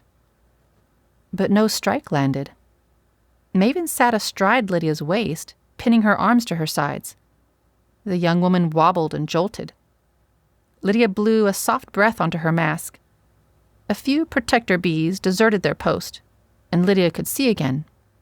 Maven's face was swarming with bees. Lydia pumped her hips, trying to shake Maven off. The girl's leg strength weakened, and she slid from her position. Lydia shoved her last limb off of her torso and sat upright. She could see Ethan and Berna struggling with the bee smoker. She jumped when skin brushed her wrist. Maven reached out for her. Using her ungloved hands, Lydia shooed the bees from Maven's face. The woman's eyelids were swelling shut as Lydia watched. Your pen! Where's your shot?" Maven rolled her head. "Used." Maven reached out for Lydia. Lydia took a hand in hers. No one should die alone. Lydia struggled to spill the gospel to Maven, rapid fire. She hoped the woman would reach out for Heaven's hand before it was too late. Maven tried to chuckle, but only managed to gag and cough. "She just wouldn't stay dead." Ethan descended on the pair. Lydia started chest compressions on Maven the moment she stopped breathing. They did little but frustrate Lydia. No air could make it past Maven's swollen throat. Berna waved her smoker over Lydia and Maven. It created a cloud around the scene. The bees hurried to their remaining hives and gobbled at their honey stores. Chapter 19. Cat rubbed lavender oil and baking soda on 6 swelling bee stings, decorating Lydia's hands. Lydia hadn't noticed them. She didn't see Cat nursing them either. Lydia sat speechless, in Berna's living room, wrapped in a crisp, clean bed comforter. She couldn't hear Kat prattle about the attack on Ivy and Flora. She only heard her bed calling and the cadence of her husband's voice, delegating orders to his deputy. He was taking his wife home and would bring her by the station tomorrow. Lydia wanted nothing more than to sleep the next month away. Her body had other plans. 2 days later, without a smidge of exercise, it craved movement to relax her overtaxed muscles. Bright and early in the afternoon, Lydia shocked her household when she popped in a video and completed an entire yoga routine. Feeling better, but not yet energized, she heaved her groggy mind and matching limbs into her favorite jeans and an old pair of boots. There was a new baby E to see, and his mother was dying to show him off. Flora's face sported a smile that sparkled through her tired eyes and infected her visitors with bliss. Lydia sat on the corner of her bed and opened her arms to receive the tiny newborn. Enoch Graham Brandeis sighed in his sleep. He burrowed his head into the crook of Lydia's arm and lifted a mitten-covered hand into the air. "Perfect," Lydia said. "Did you expect anything less?" Flora beamed and kept a protective hand resting on her son's blanket. "Not for a moment." Each mother exchanged the dramatic recounting of their weekend adventures. First came Flora's tale of birthing her 4th baby in the Everett's shower. Then Lydia gave her a gentle retelling of her encounter with Maven and the murderess's death. The friends chatted until Enoch's next feeding. Lydia left the happy family and hurried off to her next appointment. Ethan stood with Lydia. Kat stood next to her at a gravesite. Lydia's arm threaded through Ethan's. She rested against his strong shoulder. Her black eye was now a faded yellow. Her hand had returned to its standard size. Memories swelled with thoughts of Maven's sad, desperate eyes. "I can't believe we're here," Kat said. She huffed and checked her fitness tracker for the time. "Who does this?" "It's a funeral," Lydia said, without moving from her husband's side. "Yeah, a funeral for a cat." "Show some respect." From her position, Lydia felt Ethan suppress a chuckle at Kat's discomfort. She knew if she looked up, tiny laugh lines would garnish his otherwise solemn face. She hugged his arm tighter and released a happy sigh. Olive walked up the pebbled path. A somber and embarrassed Henry followed her. He carried a wooden box in his arms, with dandelion flowers painted on the cover. On the front porch, Averie exited the inn. She watched the odd gathering with a curious eyebrow raised. Berna followed her, pointing and gesturing. Avrie's face glittered with empathy. She had 2 funerals to plan. Lydia watched them talk, remembering the day before. Averie had visited with Lydia. Lydia's house was still a wreck from Maven's attack. The slider was repaired, but the bedroom doors rested on the living room floor. Ivy scrubbed down the master bathroom, but Lydia still didn't use it. She swore she could smell blood whenever she turned on the shower. So instead of meeting there, Averie and Lydia met at 3 Alarm Coffee. At a private booth, Averie let her heart's thoughts pour out over coffee. Averie was giving up tea. Lydia didn't blame her. She despised tea. She believed Averie was bright to rethink her habit. Her cousin used her dependence on tea to calm her anxiety, to fuel it. Maven had taken to her mortar and pestle and ground datura seeds and leaves into Avrie's nighttime tea. Averie believed she'd been ingesting the poison for at least 6 months before coming to the hive. That's when I had these dreams about a shadowy man trying to reach me. He stalked me and hunted me at night. I thought I was losing my mind. No, worse. I thought I was dying. I believed it was an old injury from the accident. However, Now, I think it was Shane's energy trying to find me. Her eyes lowered at her own words. Lydia knew she was reliving the wreck from a new and accurate perspective. Averie was experiencing it as the first time her cousin had tried to murder her. But it didn't kill me. It made me crazy. That must have made Maven so angry. It explains a lot about her mood during the time. Averie almost grinned at her memories. It's okay to remember her the way you saw her. You know the truth, and it's horrible, but you don't have to dwell in it, Lydia said. How? How do I get past this? How do I get over losing my best friend and cousin and a husband I forgot I had? How do I deal with my closest companion killing that husband and trying to kill me? How do I ever trust anyone ever again? Avrie's head sunk to the table. She wrapped her arms around her pink hair and wept. She poured out her sorrow until there was no breath left within her. Lydia reached out her hand and laid it atop her bubblegum locks. Do you mind if I pray? She said. Averie peeked out from behind an elbow. I'm not sure what I believe anymore. Does that matter? Not at all, I believe. And I know our God is listening, and he's already working on the situation.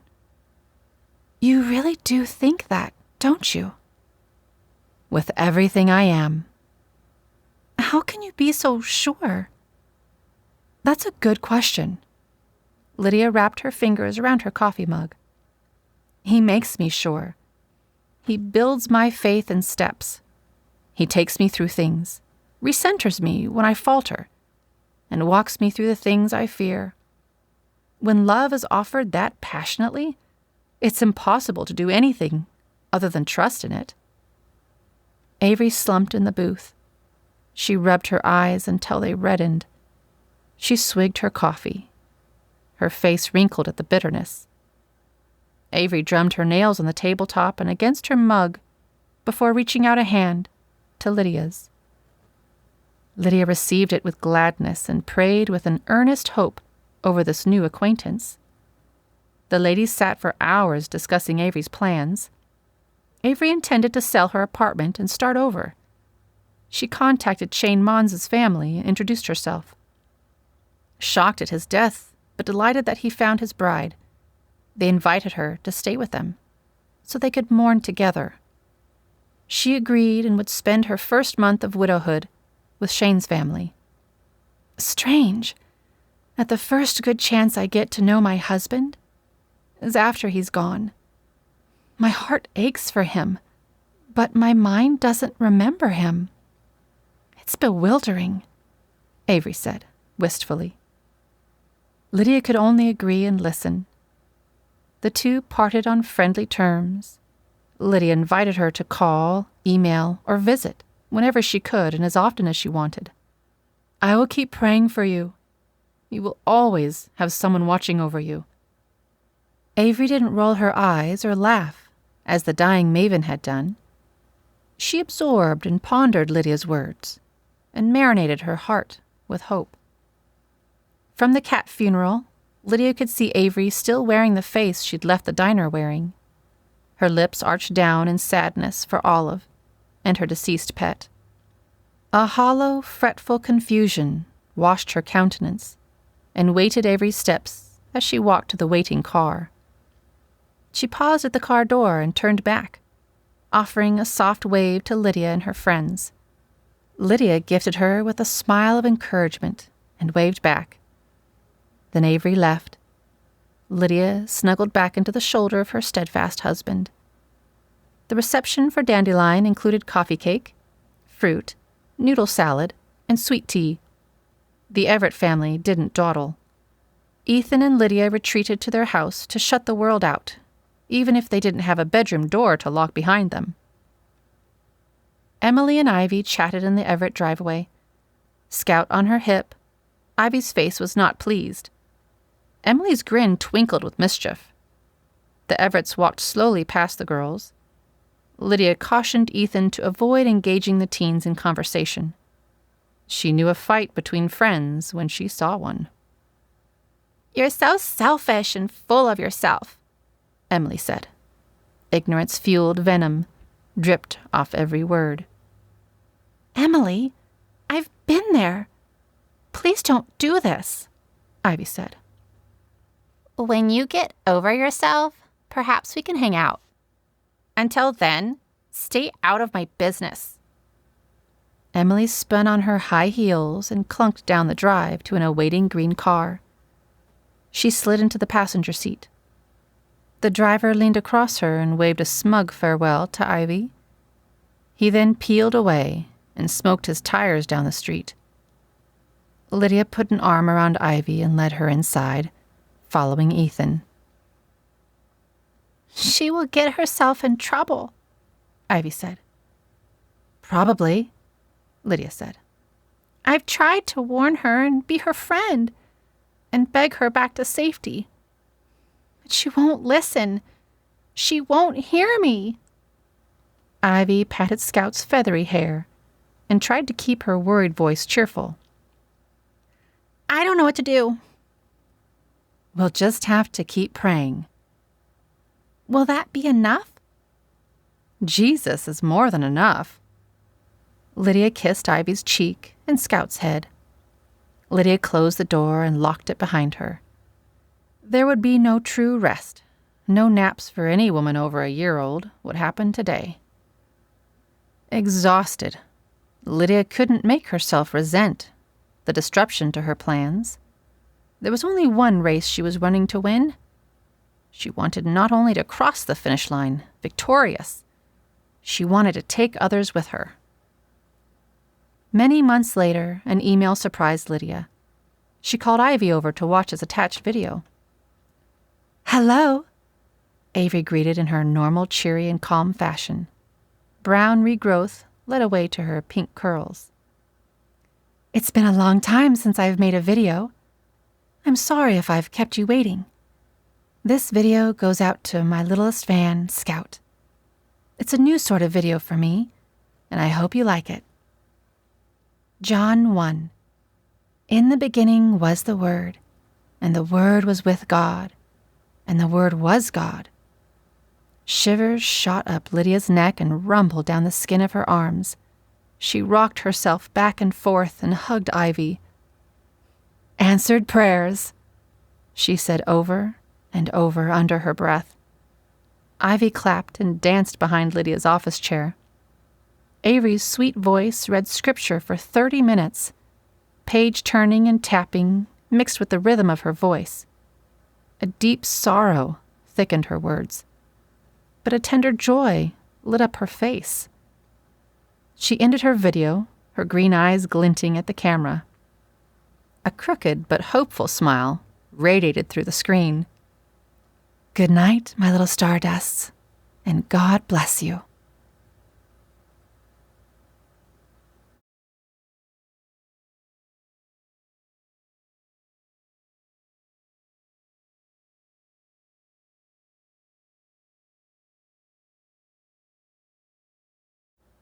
This has been Lethal and Lavender, a honeypot mystery, Book 2, written by Sarah Hualde, narrated by Jasmine Rose. Copyright 2019 by Sarah Hualde. Production copyright by Sarah Hualde.